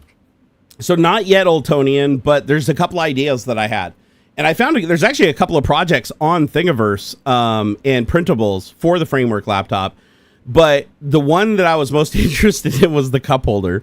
Just for fun, because somebody made a cup holder with module that you plug the module in, like where the USB slots are, and you plug the module in. It has an actual ring to like put your cup in off the side of the desk, so you have the laptop sit on the side of the desk, and you can drop your cup in there and hold it. And I don't know, I found it really hilarious, so I do want to print that one just for fun. Oystein asks that you stop talking about Trump. He would never ask such a thing. As a matter of fact, the reason he gave me that money was because I did talk about Trump. So...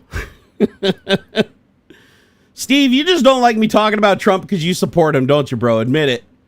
Admit it. You voted for Trump. Just admit it. Mascot oh, sorry. He's talking to Termination Shock. Sorry, I thought you were addressing me for some reason. Dude, Oystein's a fucking legend, though. Seriously. What are my thoughts on EV Mux live stream software? That's a new one I've never heard of before. Is it EV Mux? Let me go look this up. EV Mux. Is it VMix? Hold on here. So EV Mux. No, this is called VMix. Where's EV Mux? EV.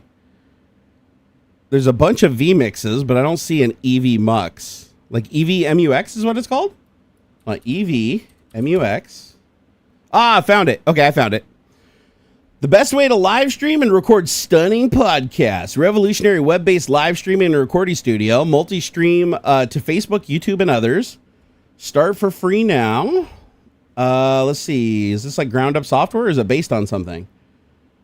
Okay, let's see here. Web-based live stream studio. Our plans. Okay, they have a free plan. Limited pro scene builder, apps and widgets, 3 GB storage, up to 12 on-screen participants, backstage mode, push to talk, full HD 1080p, multi-stream 2 destinations, lower thirds, banners, tickers, integrated chats, highlight commands, virtual background, screen sharing, streaming limits, and powered by EV Mux watermark. Okay, that would be lame. Or you can pay $20 a month for the basic plan. That's their lowest plan is $20 a month. Yeah, I'm gonna say nah. I'm gonna say nah. I mean, it looks like this is software that does a lot of the lifting for you. You know, kind of like Streamlabs does. But yeah, $20 a month. That's a big nah. Big nah. OBS forever. OBS is the best. Joseph, I said my browser tab just crashed too. It went to like 5 GB and then crashed on me. It only happens here with YouTube live stream. Yeah, same with me. I've never had Edge or Chrome crash on any other website other than YouTube. I don't know why. So it's got to be some kind of a bug with the active scripting, like the client-side active scripting that's running on YouTube, and it's exploiting something in Chrome that's causing it to just accumulate memory usage without ever giving the memory back. Yeah, the Metalhead Man said that's like $150. Yeah, $150.37 to be precise. Hey, Oystein, my man, thanks again, brother. He said, have you started running IPv6 on your network yet, Jerry? I just started to learn more, and we are running it at work already. No, actually, I disable IPv6 on everything, Oystein. IPv6 has caused me nothing but problems on my local LAN, and it's given me like nothing good. So that's what I'm up against. So I'm trying to figure out what IPv6 could provide me on my LAN that would be useful. And the answer I always come to is nothing, because it's harder to remember than IP addresses because the addresses are so big. I don't really gain any performance. A lot of legacy components struggle with it or have problems with it. A lot of VPN software has trouble with it. DNS resolutions, depending on the servers you're using and everything, can give you some weird results for like external stuff. My internet provider specifically disables IPv6 and uses IPv4 for everything. So I usually explicitly disable IPv6 on all my Windows machines. Like I just so it doesn't even attempt to resolve IPv6 locally on my LAN, I disable it. But Oystein, if you can tell me why IPv6 is better than IPv4 for a LAN, I will definitely investigate it further. However, there would be no reason for me to use it for anything outside of my LAN, like to the wide area network, because my internet provider already doesn't allow me to pass through IPv6. If I use a VPN, I can. If I use like NordVPN, I can pass IPv6 through. But just going directly to the internet out through my internet provider, it's all IPv4. Jeff Clark said, I don't see IPv6 being useful for anything LAN, just WAN. That's kind of where I'm at, too. Michael said, can you rename live stream to Tech Talk Plus because we got 2 random topics? No. Oystein said, I have to learn it first. Oh, you're just using IPv6 just because it's there. You don't really understand what the benefit is just yet? I mean, fuck, let's look it up. Let's look it up. Let's see what we got. Let's go see here if we can get some information on IPv6, because I've honestly never really looked. Let's see here. What are the benefits of using IPv6 versus IPv4 on a LAN? Let's see if there's anything. I'm very curious. All right. Let me move this over so it's a little easier for me to read without cricking my neck. Okay, so vast address space. Okay, well, we knew that. Like, obviously, that was the number one thing with IPv6 is a larger pool of IP addresses, but that also comes with the complexity of much larger addresses. Simplified network configuration. IPv6 supports auto configuration capabilities, making it easier to set up and manage devices on your network. However, to clarify, IPv4 also supports this by adding metadata.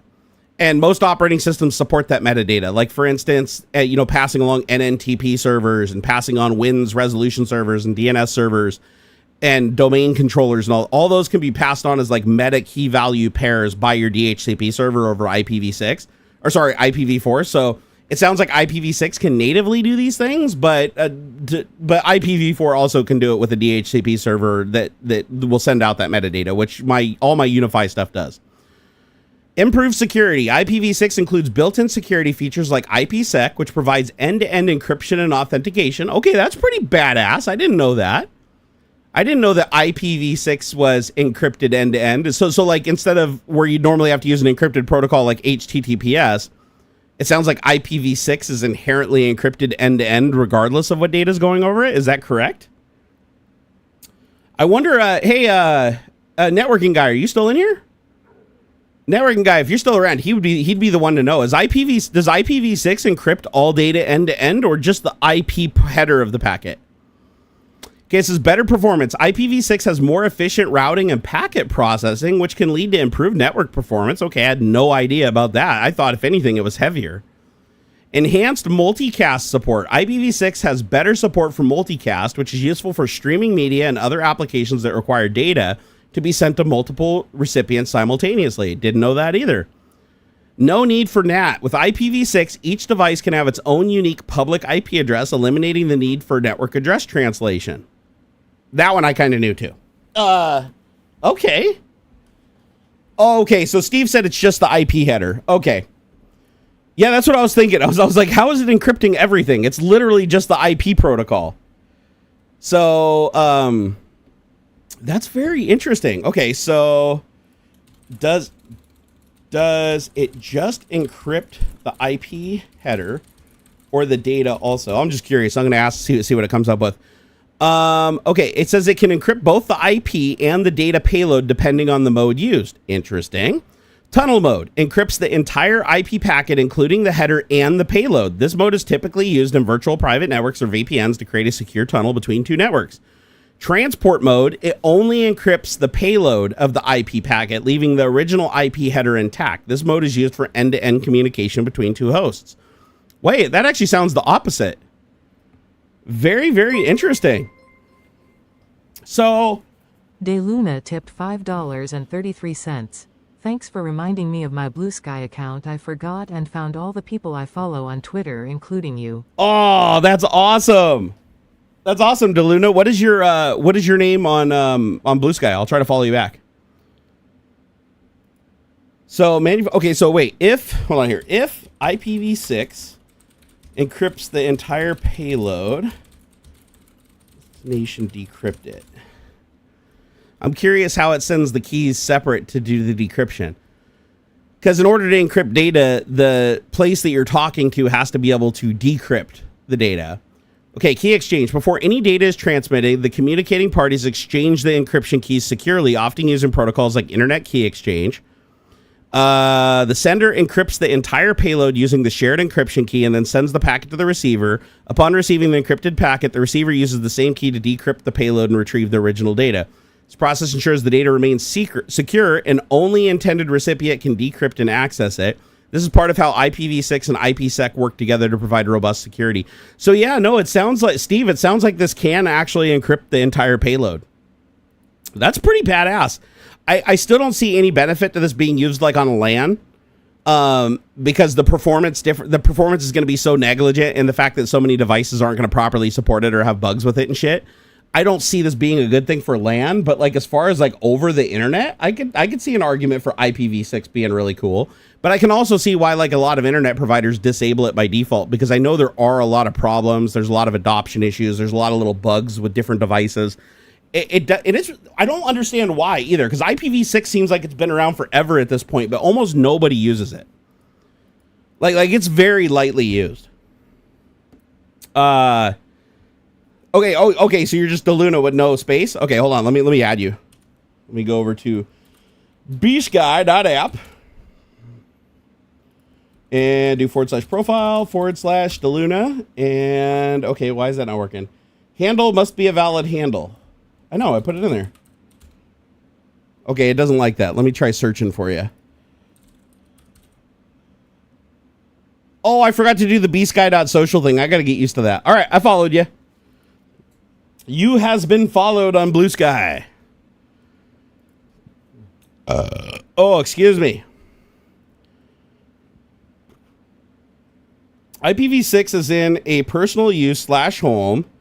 It will not be any benefit, but for enterprise and government sites, there's a lot of benefits like multi-layers of security. Yeah, no, I mean, it does look cool. IPv6 does look cool, and if you have good resolution... Oh, hey, take it easy, car wash.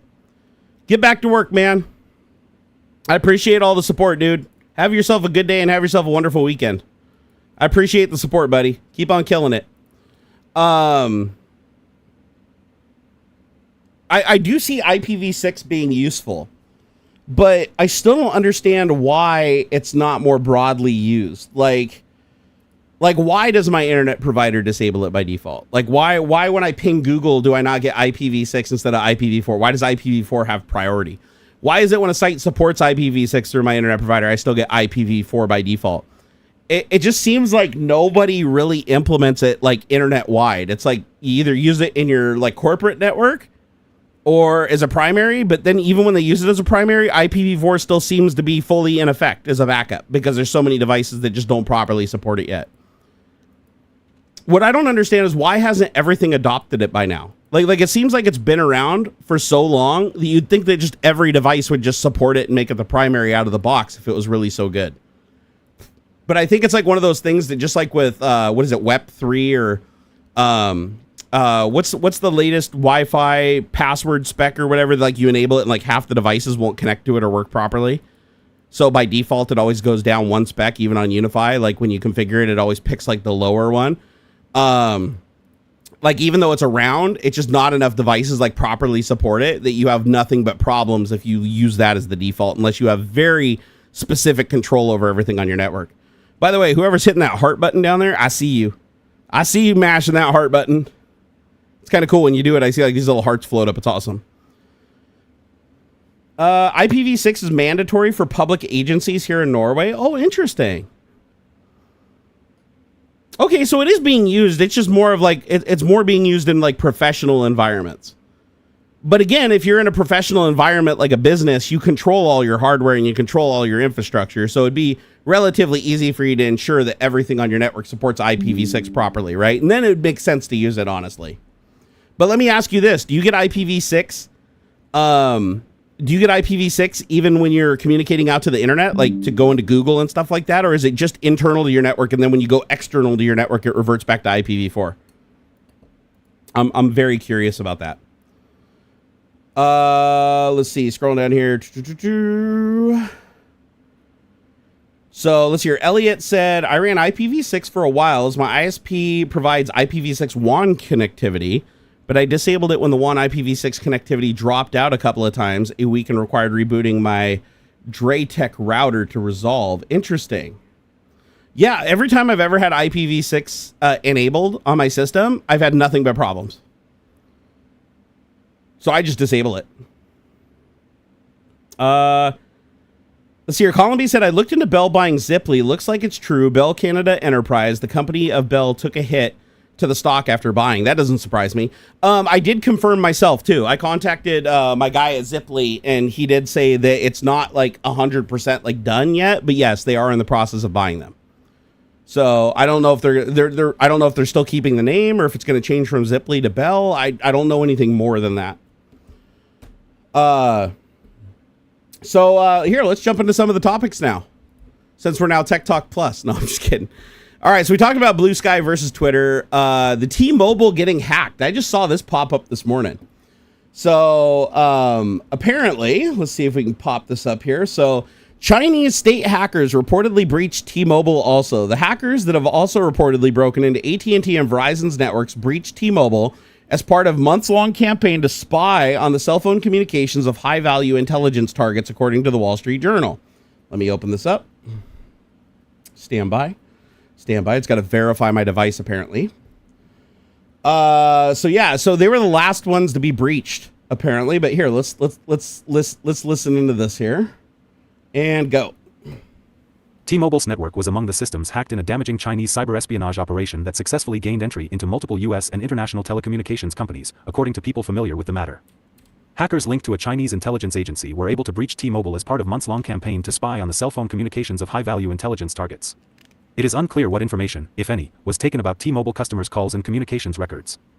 T-Mobile is closely monitoring this industry-wide attack, and at this time, T-Mobile systems and data have not been impacted in any significant way, and we have no evidence of impacts to customer information, a company spokeswoman said. We will continue to monitor this closely, working with industry peers and the relevant authorities. The compromise of T-Mobile expands the list of known victims of a cyber espionage campaign by Chinese hackers, dubbed Salt Typhoon, that some U.S. officials consider to be historic and catastrophic in scope and severity. Cyber warfare. The Journal previously reported in October that AT&T, Verizon, and Lumen Technologies were among the telecom companies that suffered an intrusion. I have always said that it's not a matter of if it'll get hacked. It's a matter of when it'll be hacked. Everything online at some point is going to get hacked. Everything's going to be compromised. So don't trust, any online institution to hold 100% of your secure data. And make sure that anything that you store online is something that can at some point be compromised. Because cyber warfare is crazy. Like, it doesn't matter how secure your shit is. It's only as secure as your dumbest employee. Intrusion. The group used sophisticated methods to infiltrate American telecom infrastructure through vulnerabilities including Cisco systems routers, and investigators suspect the hackers relied on artificial intelligence or machine learning to further their espionage operations, people familiar with the matter said. The attackers penetrated at least some of that infrastructure over 8 months or more. Here's the interesting thing. AI has been heavily used in hacking lately. Because one thing AI is really good at is taking huge data sets and finding patterns. So, and using human language. So, like, not having to know how to program these algorithms and neural networks from the ground up to find these patterns. Ooh, I got to fart. Hold on here. Okay, there we go. Had to get this. Oh, oh God. Oh, God. Oh, my God. Oh, I just smelled like I shit my pants. Oh, that was bad. What was I saying again? That literally made me stupider. Oh, God. What was I saying? So anyways, AI has been heavily used in hacking lately because AI is really, really good at analyzing, going through data sets and finding patterns. Like, for instance, I was fucking around with it the other day and I entered in a local one using LM Studio and one of the AIs locally, because I would never do this with online AI. I took my password database, just comma delimited password database, and dumped it into the AI, and I said, find common patterns. There, I just got another not enough memory operation. This is the third time now during this stream that's happened.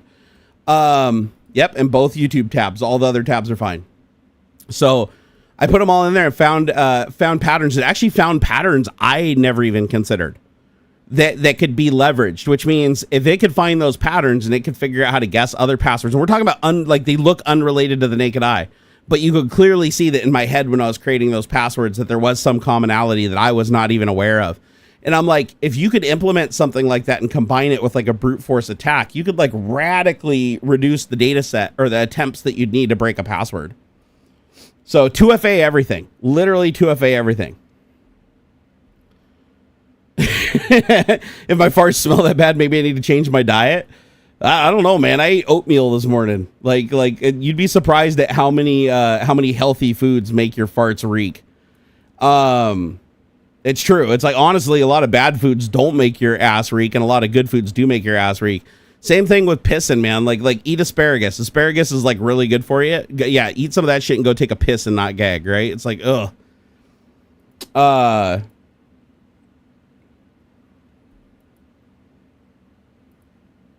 It's funny. There's like this whole like side political debate going on here in chat. I just became aware of. I'm gonna stay out of it though. I'm gonna let these two settle it civically. I'm sure I somehow kicked this off. I'll take some responsibility. Oystein said, "Stop eating beans, Jerry. Stop." No, termination shock. It's totally fine. It's totally fine. You guys aren't doing anything that's crazy. The mods would have stepped in if you guys were like getting out of line or being all crazy and shit. So, but no, you guys are welcome to have your little side quest there. Doesn't bug me a bit. Here, let's listen to the rest of this. More. In the broader hacking campaign, attackers were able to access cell phone lines used by an array of senior national security and policy officials across the U.S. government, in addition to politicians. The access allowed them to scoop up call logs, unencrypted texts, and some audio from targets, in what investigators believe may have significant national security ramifications. Additionally, the hackers were able to access information from systems maintained by the carriers to comply with U.S. surveillance requests, raising further counterintelligence concerns. Investigators are still endeavoring to fully understand and have said the attack was carried out by the Salt Typhoon Group. At Lumen, which doesn't provide wireless service, the attackers didn't steal any customer data or access its wiretap capabilities. I've never heard of Lumen. The matter. Some foreign telecommunications firms were also compromised in the hacks, including in countries that maintain close intelligence sharing partnerships with the U.S., people familiar with the matter said. Earlier this week, the Biden administration acknowledged in a public statement some details about the nature of the broad and significant hack that were previously reported by the journal. Chinese government-linked hackers had compromised networks at multiple telecommunications companies to enable the theft of customer call records data, the compromise of private communications of a limited number of individuals who are primarily involved in government or political activity, and the copying of certain information that was subject to U.S. law enforcement requests pursuant to court orders, the statement from the Federal Bureau of Investigation and Cybersecurity and Infrastructure Security Agency said. We expect our understanding of these compromises to grow as the investigation continues. See, this is terrible. This is fucking terrible. So you basically have this cyber warfare shit that's now taking over, and China is like at the forefront of this shit. China and Russia probably have a decent, jump on us, unless the CIA is really good at hiding shit that we don't know about right now, which is entirely possible.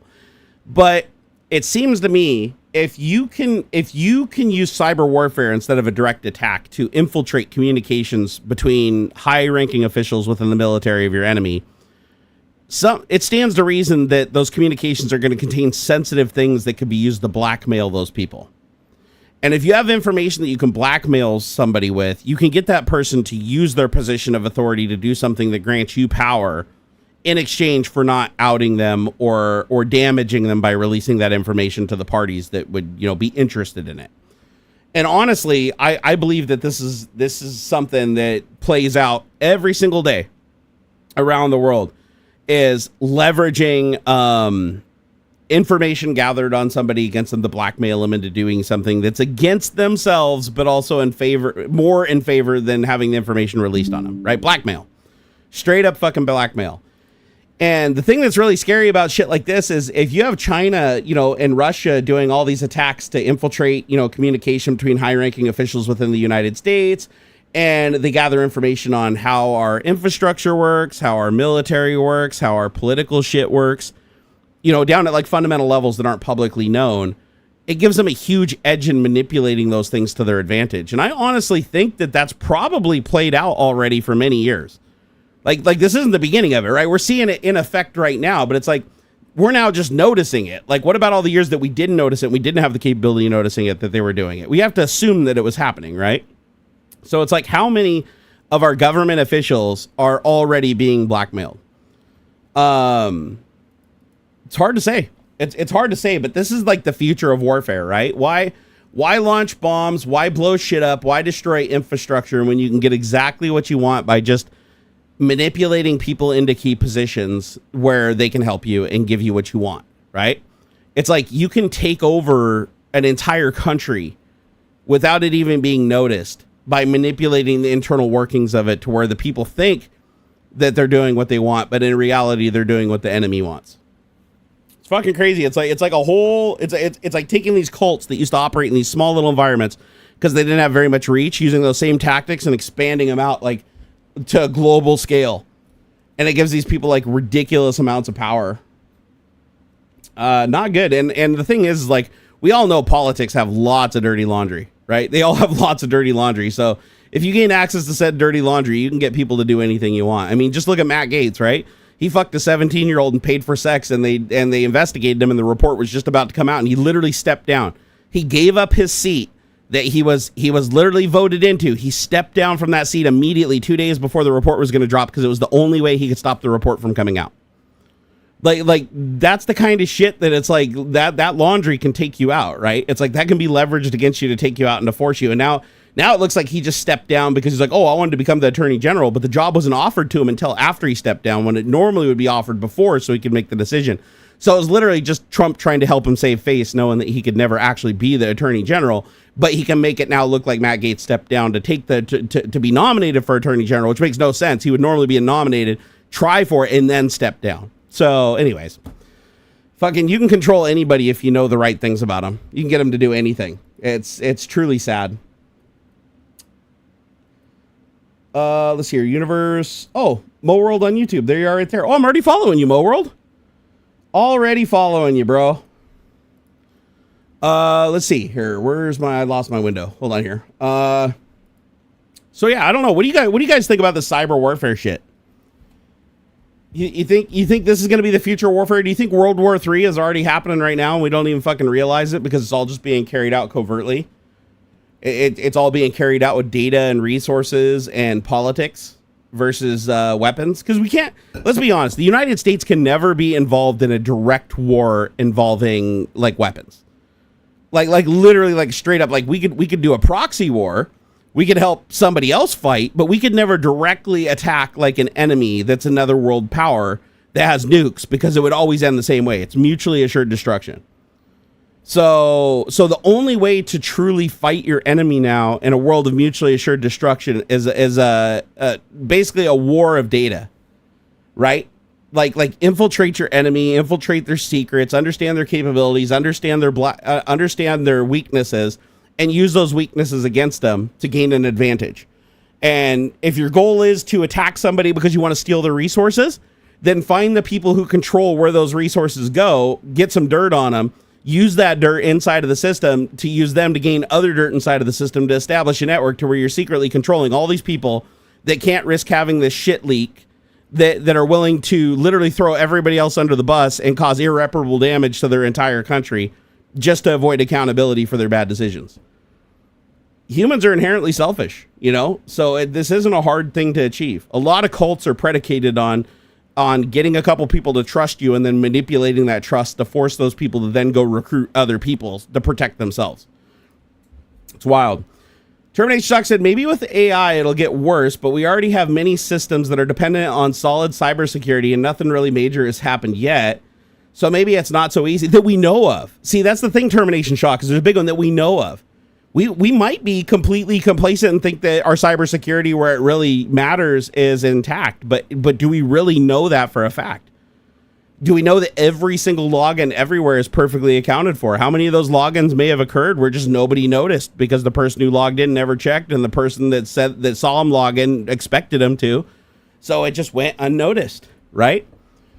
So I would argue that a lot of these attacks that we learn about happen long after they've already occurred. Like, do you remember the SolarWinds attack on Microsoft and like a bunch of other companies?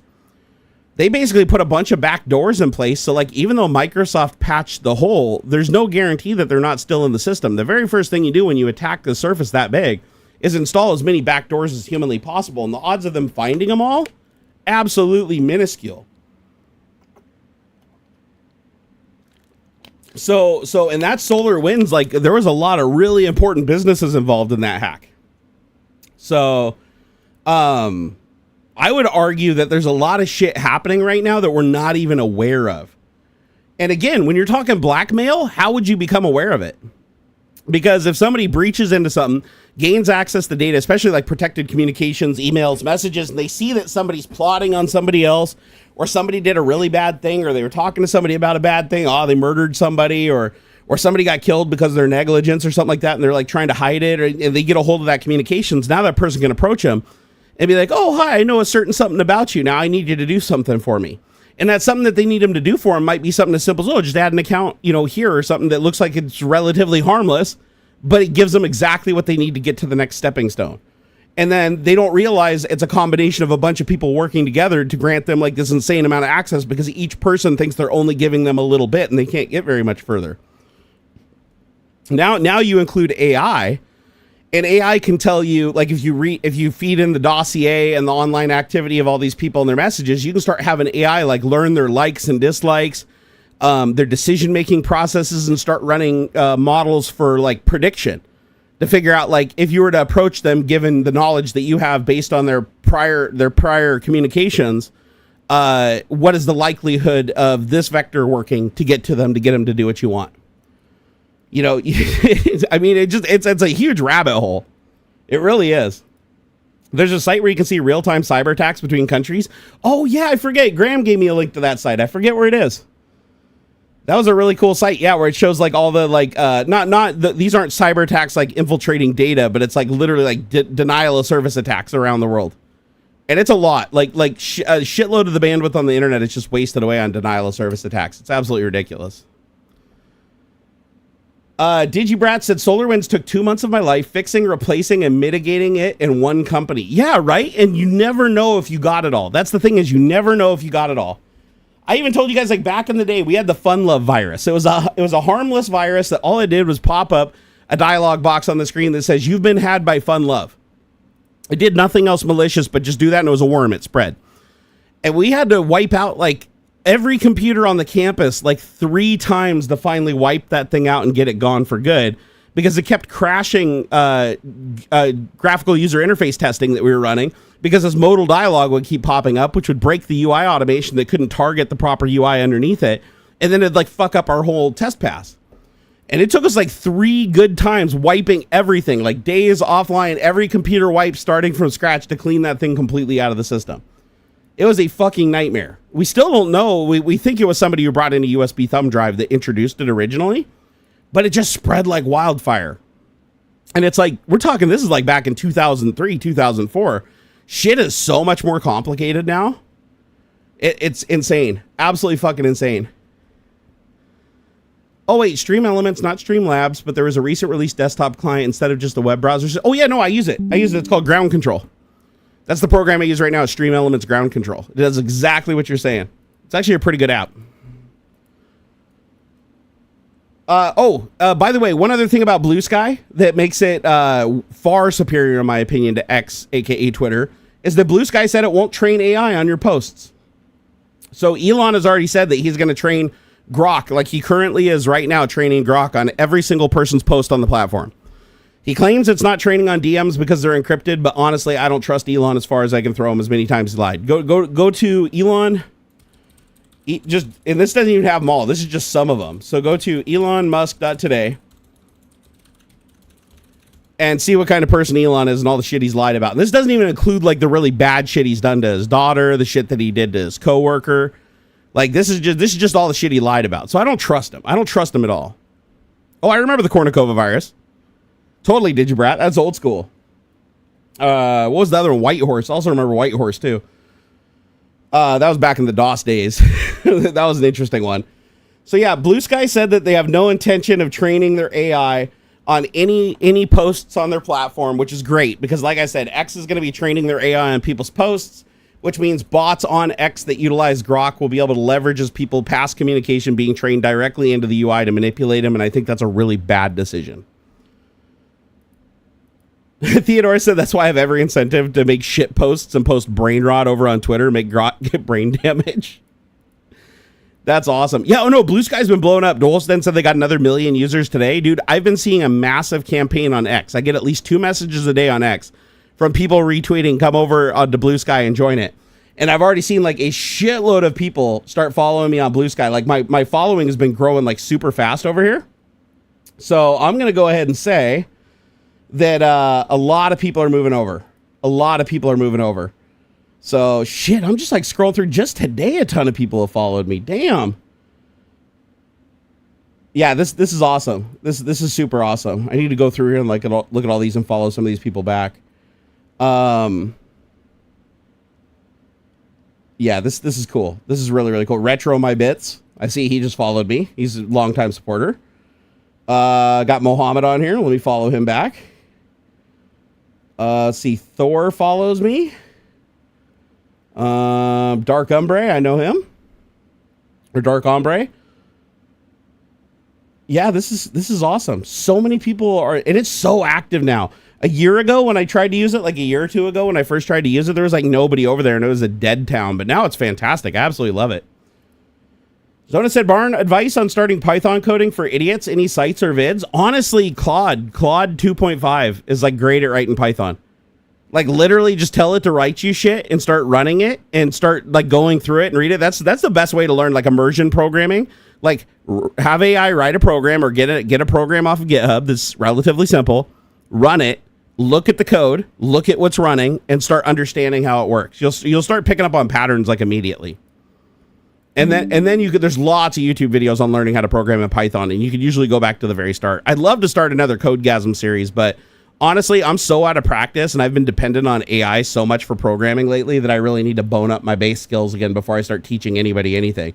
Or I go the other direction and I train people to learn how to program using AI as a new vector. So basically take advantage of like my ignorance and downtime from programming to show people how you can utilize AI to like get back up to speed. Zona said link. I actually use Claude through PoE. So Poe. Let me see if I can find a link to them. Poe AI. Poe.com. Here you go. So I think they have some free access too. I don't know if Claude has free access. You might have to pay for access to Claude through it. But this is the like one AI cloud that I use for accessing all the other AIs. It just simplifies it for me.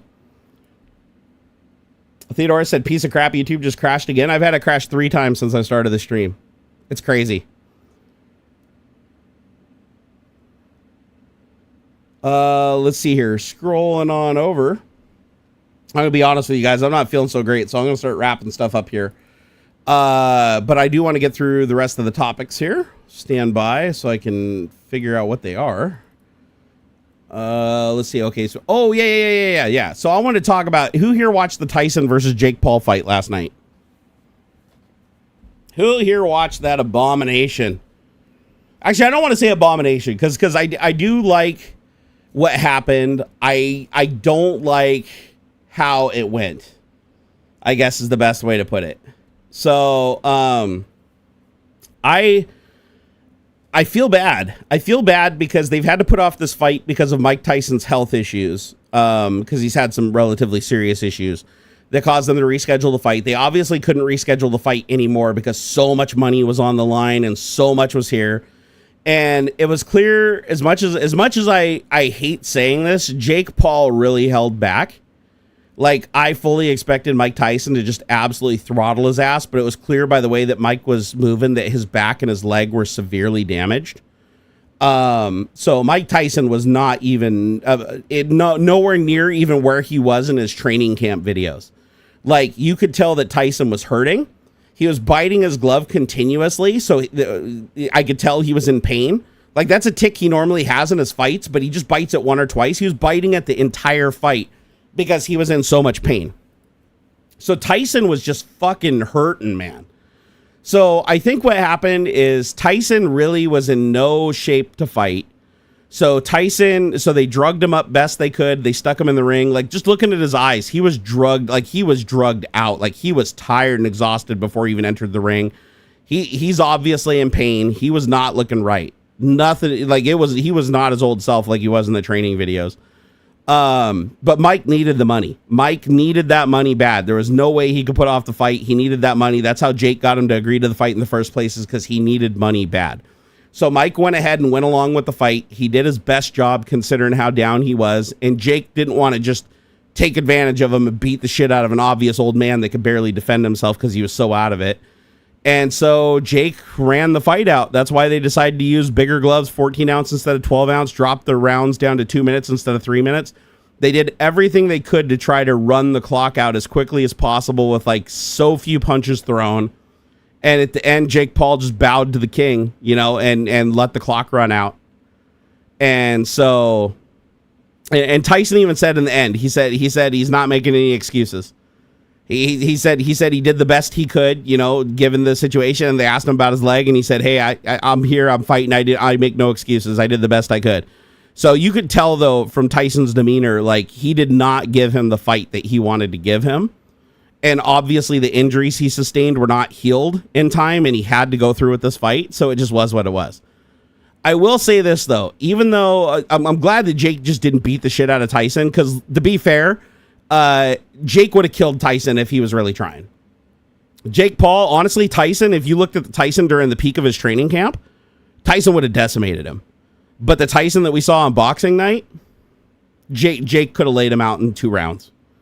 He could have actually, if Jake had have went like complete full ham on him, he would have fucking just destroyed him.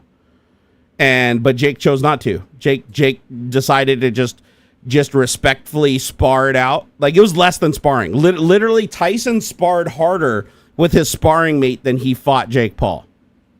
And so they ran out the clock, and it was what it was. And you could tell Jake Paul, like, even the way he reacted in the final round, bowing to him, they prearranged it. Like I whether Tyson wants to admit it or not or whatever, it's like he knew that he was no match for Jake in the condition that he was in. He knew he had to go through the fight for the money, and he was just thankful that Jake didn't just beat the ever-living shit out of him in the situation he was in.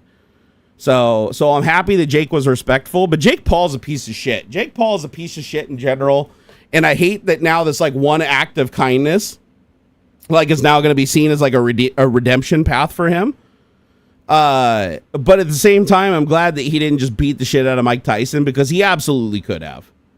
Like I don't think anybody would agree that after watching that fight, I mean, Jake Paul held back. If you watch Paul's old fights, he held back so much.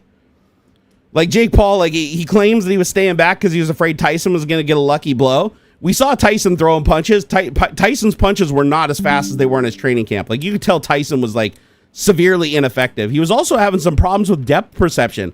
I don't know if you noticed during the fight, but Tyson threw a lot of short punches. Tyson isn't known for doing that. Like, Tyson gets in tight and fucks you up. Like, you try to hug him, he uppercuts your ass and you go down to the ground. So the fact that they hugged so many times, he threw so many short punches, like where he would just, it almost like was his depth perception was fucked up. I think Tyson was pretty drugged up, and they just had to do their best to prop up the fight because it was just so hyped up, right? But I'm glad that Jake Paul didn't beat the shit out of him. I'm glad that Tyson gets to kind of, end his career, making a bag, because they both got a shitload of money. Let's be fair. let's be absolutely fair. They both got a shitload of money. I don't know how much it was, but like even Tyson losing, it's a massive bag. And the funny thing is, even the judge scoring the fight were like way fucking off. Like two of the judges didn't even agree. And they were off by a lot. Usually the judges are really close or they're unanimous. The fact that like the judges had different scoring, like two of the judges versus another judge, you could tell that they were just like sympathy trying to get them close together. But let's be fair. Jake Paul threw like 3 times the punches that Mike did, landed way more punches than Mike did, but they were all soft. Like there was no punches thrown in absolute anger in that entire fight. It was like, it basically looked like two dudes just sparring. Even when they broke, even when the bell rung, like Tyson's known for sucker punching after the bell rings, right? He doesn't hear the bell. He just swings until a ref pulls him off the guy. And you could tell that like he was waiting for that bell. Like every time he heard the 5 dings, to indicate like 10 seconds left, he was like immediately like just like slowing down and kind of staying back and just dancing around a little bit. But Mike was always light on his feet, even in the training camps. But his knee was so fucked up, you'd see him like try to dance, like he'd jump back and forth once or twice, and then he'd just stop and just stand. And the worst thing you can do in boxing is stand still. Like you want to be light on your feet, so if you get punched, like a body shot or a face punch, you can take it, right? You want your body to be able to move. You don't want to be planted when you get punched. And he was planted almost the entire fight. So, but he got paid. He absolutely got paid. Tyson almost went down first round, but Jake grabbed him. I saw that. I saw that when they hugged, like where Tyson lost his footing and he just grabbed him, put him against the ropes. Yep. Yeah, Jake Paul carried that fight, carried him through. But yeah, Tyson was in a lot of pain. He was in a lot of pain. He was not himself. But I will tell you this, you know what did make the fight worth watching though? Like I was disappointed overall with the fight. Like it was nothing like what I expected. It sucked watching Jake not even try, and then Tyson really trying but being so wounded that he shouldn't have been fighting. Like no way that should have gone through with him in that shape. So I guess it turned out the best it could given those constraints, and that Netflix wasn't about to let him cancel an event of that size with that much money on the line. However, I will say the female fight that happened before that, holy shit, did that make the whole thing worth watching. Oh my God, I don't remember the name of the ladies, but fucking A, man. Like either one of those ladies would have killed Jake Paul. Jake Paul would have been dead in round 1. That was the most brutal fucking fight I have ever, like brutal boxing match I've ever seen. I felt like I was watching a goddamn MMA fight. Oh my God. Like me and my wife were watching that. We were like cringing so hard. Like both of them had their eyes completely cut open, like all the way down. And one of the girls, her eyelid was like hanging off, like literally hanging open, like a gaping wound over her eye, like this big, that they just kept repacking with petroleum jelly. It was so fucked up. I cannot believe they didn't stop the fight. I cannot believe, and they called it wrong. They completely called it wrong. The lady, the defending champion or whatever, bullshit. You watch the fight. Everybody that watched that fight saw it the other way. The fact that so the ruling at the end's bullshit, in my opinion. Like after watching that fight and seeing how they scored it at the end, I call bullshit. And even the event did too. The event before the official judges came out, they called it in favor of the other lady, but then the judges official called it for everybody was like, what the fuck is going on? So yeah, it was a bad call. But I will say I've never seen, like, those women fought like I have never seen before. Like that was a boxing match. That was damn near murder. These ladies threw so many goddamn punches as hard as they possibly could. Like they weren't defending at all either. They literally went through every single round just punching each other as hard and fast as they could. And like nobody blocked anything. It was just literally just trading blow for like 10 rounds or whatever. It was fucked up. It was awesome. Yeah, no, Taylor totally should have won. So, or sorry, not Taylor. What was the other lady's name? The one that lost? She should have won, because one, she got headbutted like 4 times, and one of the headbutts like really fucking opened up that wound over her eye. So she broke the rules to begin with. She kept grabbing her. Like, she initiated almost every single grab in the entire fight to pull her into a hug and then fucking headbutted her for it. So I cannot believe they ruled in favor of her. Like she fought dirty. She didn't throw as many punches. She didn't land as many punches, in my opinion, and the judges went the other direction. Yeah, Serrano should have won. Serrano totally should have won. But I'll tell you what, that was a fight to watch. Like the Jake Paul and Mike Tyson fight, you could tell was just staged. There's no other way to say it. It was completely staged. Jake Paul could have absolutely killed Mike Tyson. Mike Tyson was completely out of it. You could tell he was hurting. You could tell he was out of his element. It just did not go the way people expected to. But my God, the fight before that was amazing. Yeah. The Serrano-Taylor fight should have been the real main card for sure. Like, that was a fight that everybody that watched it will remember. Literally half the rounds, I thought the ref was going to stop it. The amount of blood that was like pouring out of this gaping wound on her head, I was like, they have to stop this fight. And then she kept punching her there over and over. Like every punch she threw after that was trying to open up that wound on her head more. And she succeeded. Like, it kept opening up more and more and more. And the ref would just be like, okay, keep fighting. If you want to keep fighting, go for it. I was like, wow, man. Honestly, I've seen the ref call boxing matches with like less damage than that with like dudes fighting. So yeah, I could not believe how good of a fight that was. That made it worth it. Had that fight sucked, the Netflix would have had basically a throwaway event. It would have been just like a tribute thing. But yeah, it is sad that Tyson wasn't at his prime. Because I would have liked to have seen that fight. I would have liked to have seen a fight where Tyson and Paul could have completely unloaded on each other at their maximum capabilities. That would have been something to behold. But I could see it, as soon as round one started, I was like, oh my God. When I saw Tyson controlling the center of the ring and Jake dancing around him, and I was just like, okay, this is not Tyson. This is not Tyson. Like, he avoided so many attempts to go in on him. They both just stood back and avoided each other like most of the time. It wasn't right. And again, they made it 2-minute rounds. Why 2-minute rounds? I think it was because Tyson literally couldn't stand. Like, I think he was in so much pain he couldn't stand. They had him like maximum medicated. Like, you could see he was throwing short punches. His timing was off. He was slow. He was legitimately slow. So yeah, that was a little sad. But yeah, definitely watch the Taylor versus Serrano fight. That was the real ticket. That was so much better than I thought it would be. Like, we watched every round. It was that good.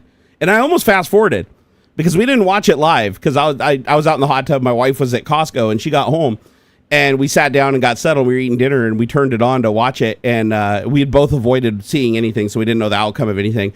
And I almost fast forwarded past it, but then I saw like how brutal it was, so I rewound it. And my God, it was worth watching. That was a crazy fight. Holy shit. When the medic asked her, do you want to still continue to fight? Well, she still had an eyebrow drooping. I was like, what? Yeah, right? Yeah. Literally, go look at a picture. Like, her eye was like down here drooping. Like, the skin, her whole eyebrow, under her eyebrow, all the way down here to the corner of the eye, was cut deep. All the way, like literally into the meat, all the way down to the meat. It was hanging open like a flat. It looked like a second eyelid hanging over her eye. You could see all the meat inside, and blood was just drip, drip, drip, drip, drip, drip out the side all the way down her shirt. And the ref's like, hey, you want to keep fighting? And she's like, yep. And she goes like another 6 rounds like that. And the lady just kept punching her until she'd bleed out. And then they take her over to the corner, pack her full of, pack a bunch of fucking, it looks like grease or whatever, the petroleum jelly. They just pack it in the hole, seal it up, put a little cold thing on her where best they could, take it out, and she just punch her in it like 3-4 more times. Now blood's everywhere again. At one point, they hugged each other, and blood was just like, when she separated, she had blood all over her from the other lady. It was wild. It was a wild fight. Like, I was actually shocked the ref kept that shit going. Like, with as many headbutts as there were, I almost expected the ref to call a DQ by like the 4th headbutt and just give it to Serrano. But man, he just kept letting them fight it out. Like you could tell Netflix was like, oh, we need a good fight. Like, make this one good. Yeah, Vaseline. That's what it is. Vaseline. Just wild shit, man. Wild shit. And the last topic I wanted to hit real quick before I take off is PS5 Pro. How many people here ran out and bought a PS5 Pro for $700? I'm curious.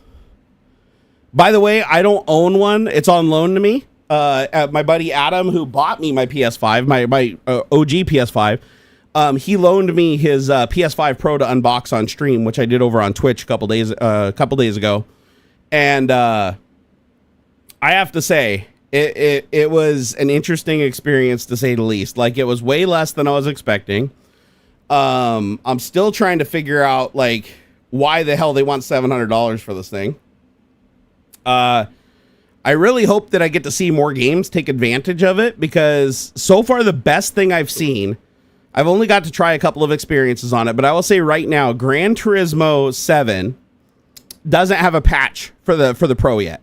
However, you do get better frame rate in VR with less foveated rendering, and you do notice more ray tracing effects in VR. However, it's still not enough to be. It's barely noticeable. It's barely noticeable. When I did A/B testing, the best I could see was slightly sharper graphics.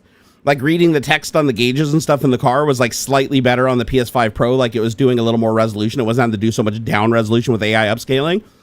But it was not enough to really notice. Like, I had to look really hard, and I still feel like I'm right on that edge of, like, almost not seeing it. However, I will say that there's, like, in the menus, there's a rainbow effect that happens sometimes in the menus and when you're driving, when you move your head around in VR, that I never saw on the original. So there is some kind of a weird rendering issue with the new resolution it's using. So I will say right now, until Polyphony releases an update for the PS5 Pro for GT7, like, don't buy a PlayStation Pro. It's not worth the $700. One thing I did notice, though, the best experience that I noticed on it was Kayak VR, where you're just kayaking around in the water or whatever on the PS Pro. It's literally the best visual experience I've ever seen on VR, and it's slightly worse on the old PlayStation, but it's enough to be noticeable. So I did definitely notice a difference there, more so than GT, but still not like phenomenally different, right? And then I played Ratchet and Clank Worlds Apart, and one of the best games ever on PS5. You never played it. It's like one of the best games I've ever played, period, hands down. My son loves it too.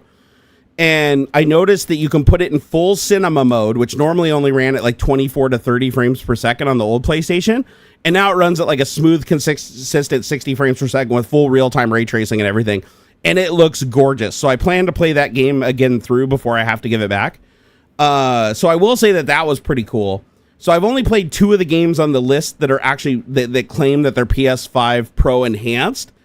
But GT7 was what I was most looking forward to. And as I understand it, the people that reviewed it out in the wild had a patch that I don't have available yet. So here, GT7 PS5 Pro patch.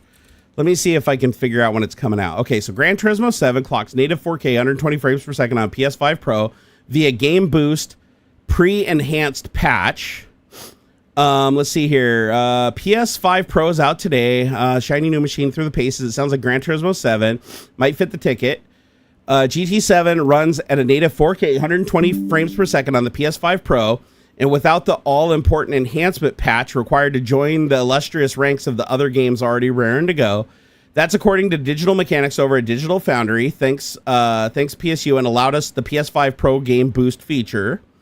GT7's patch hasn't launched yet, and I decided to try out. And what was interesting is that you can run in native 4K mode in 120 frames per second now, and it achieves a completely locked 120 frames per second playback in 4K mode. Previously, it was in the 80 to 90 frames per second range, uncapped VR mode. Now it's just flat 120, and I want to experience that, but the patch isn't out yet.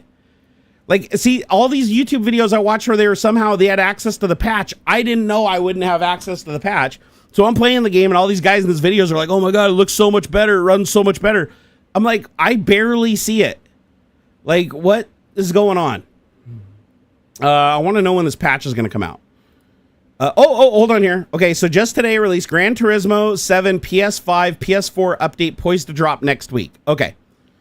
It says, and it says PS5 Pro support potentially included, but not for sure. Gran Turismo has teased the next big Gran Turismo 7 update that'll be made available across PS5 console next week.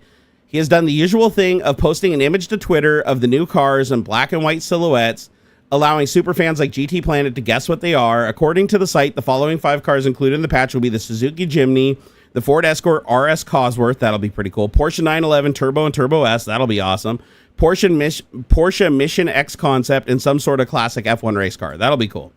Gran Turismo 7 is part of the all PS5 Pro Enhanced Games list, and this will be the first update for the driver simulator since the console's launched. As such, its expected official PS5 Pro support will be a part of this patch. The updates typically come with new menus, events, scapes, and could be more significant content refresh than usual. So yeah, they're saying next week is when they're expecting this drop, and this just came out yesterday. So yeah, I want to try it. I really hope this comes out before I have to give it back, because the most important experience I want to report on is Gran Turismo 7 in VR patched for PS5 Pro.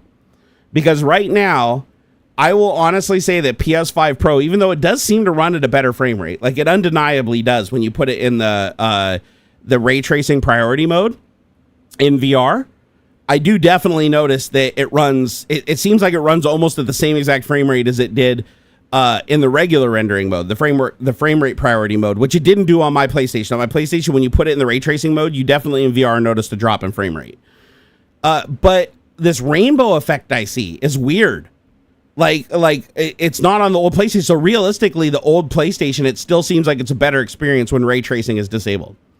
So I want to see a patch where it's fully utilizing that extra 25% or so power the PS5 Pro has.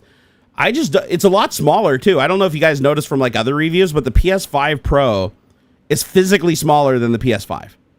Like, I didn't expect that. I thought them to be the same size as the PS5 Pro to even be bigger, but no, the PS5 Pro is actually significantly smaller. It's like, it's shorter, like lengthwise back towards the wall. I was kind of surprised by that. I also like how when you attach if you buy the media drive for it, the Blu-ray drive, and you snap it on, it comes with these 2 standoffs that stick into it, and it sits very square and very flat.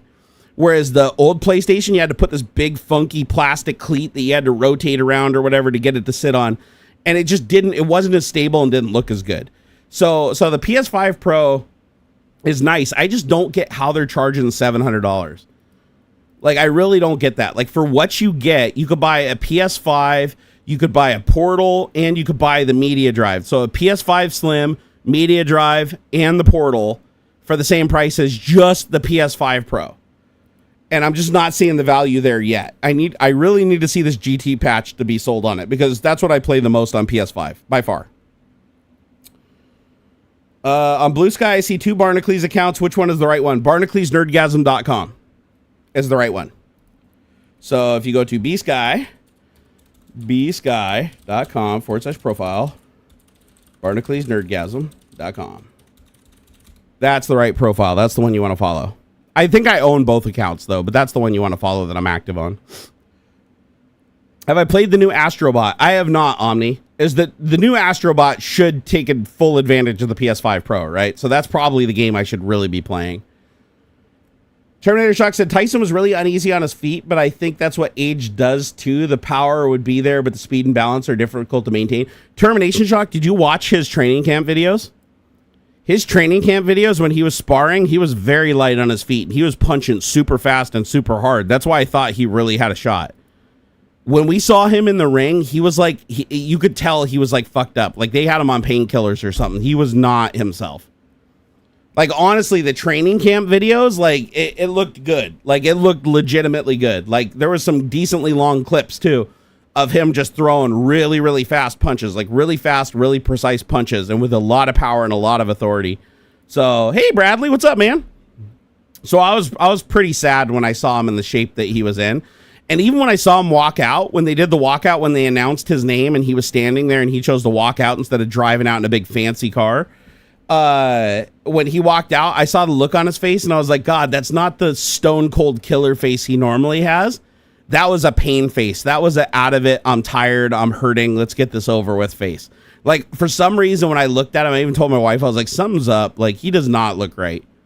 That's not his killer face. That was this is a lost cause, I'm about to get my ass beat face. And so something was off. Let's see here. Colin B said PS5 Pro Digital is $959 Canadian, and the PS5 Plus and disc drive is 1,059 Canadian. I'll stick with the PS5 I have.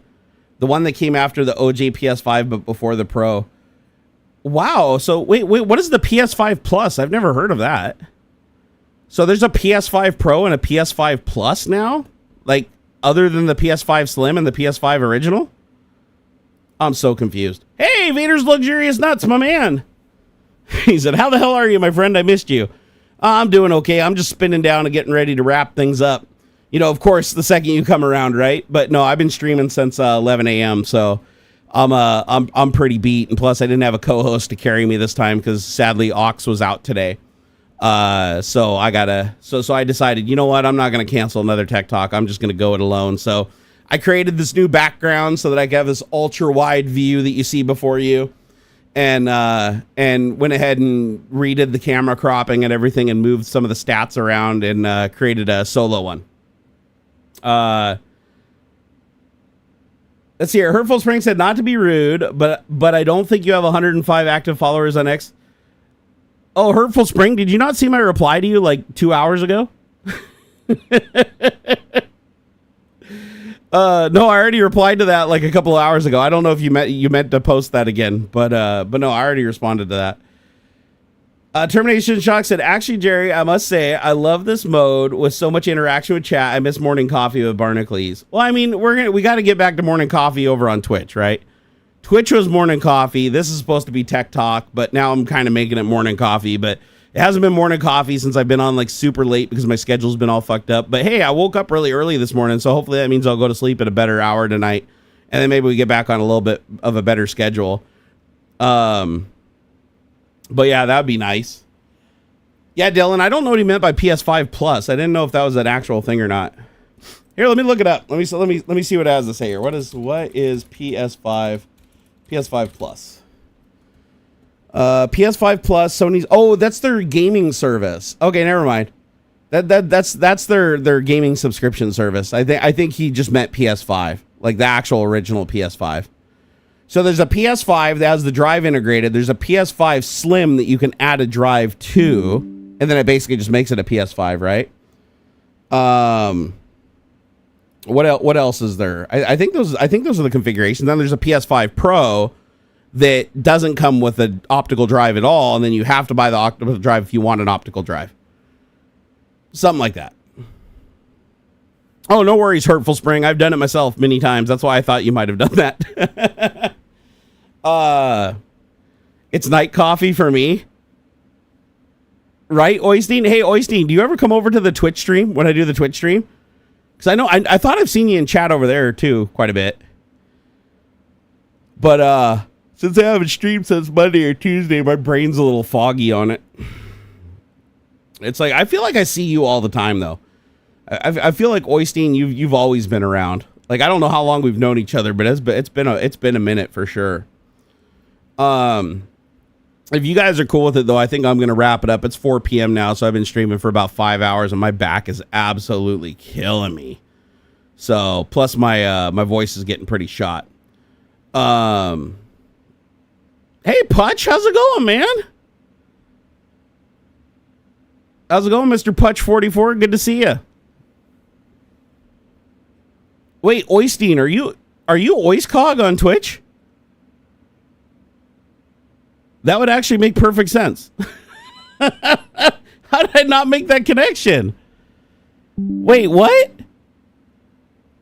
Oh man, I'm having like a brain aneurysm right now. It's good to see you, brother. I'll catch you on Twitch. Hey, VR Gimp, what's up, my man? Oh, okay, Oystein. Oh, you have to work? Well, to make all those drug lord millions, I bet you do. I do appreciate the support, though, Oystein, though. I really do. Dude, you're epic. I had no idea. So, yeah, Oistcog, you're always on my Twitch streams. Holy shit, bro. How the hell did I not make that connection? This is why I hate it when people have different names on different platforms. It gets so confusing. Oh, my God. Let me see. Let me zoom in on your avatar. Oh, it does. It's so small, I couldn't see it. But, yeah, now when yeah, it does say Oistcog. God damn it, man. I'm such a moron. Well, now I know. I'm glad that I now can make that connection because I literally thought you were two different people. I'm like, yeah, I got this Oystein guy over here, man. He's always around, super supportive. And then on Twitch, I got, oh, this other really supportive guy named Oiscog. I'm like, what the fuck? They're the same person? Oh my God, dude. Brilliant. Absolutely brilliant. Oh.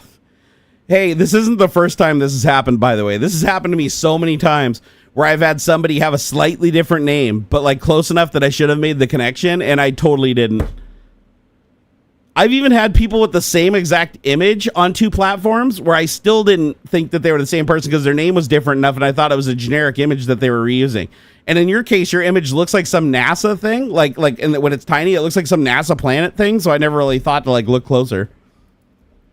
Oh, that's hilarious.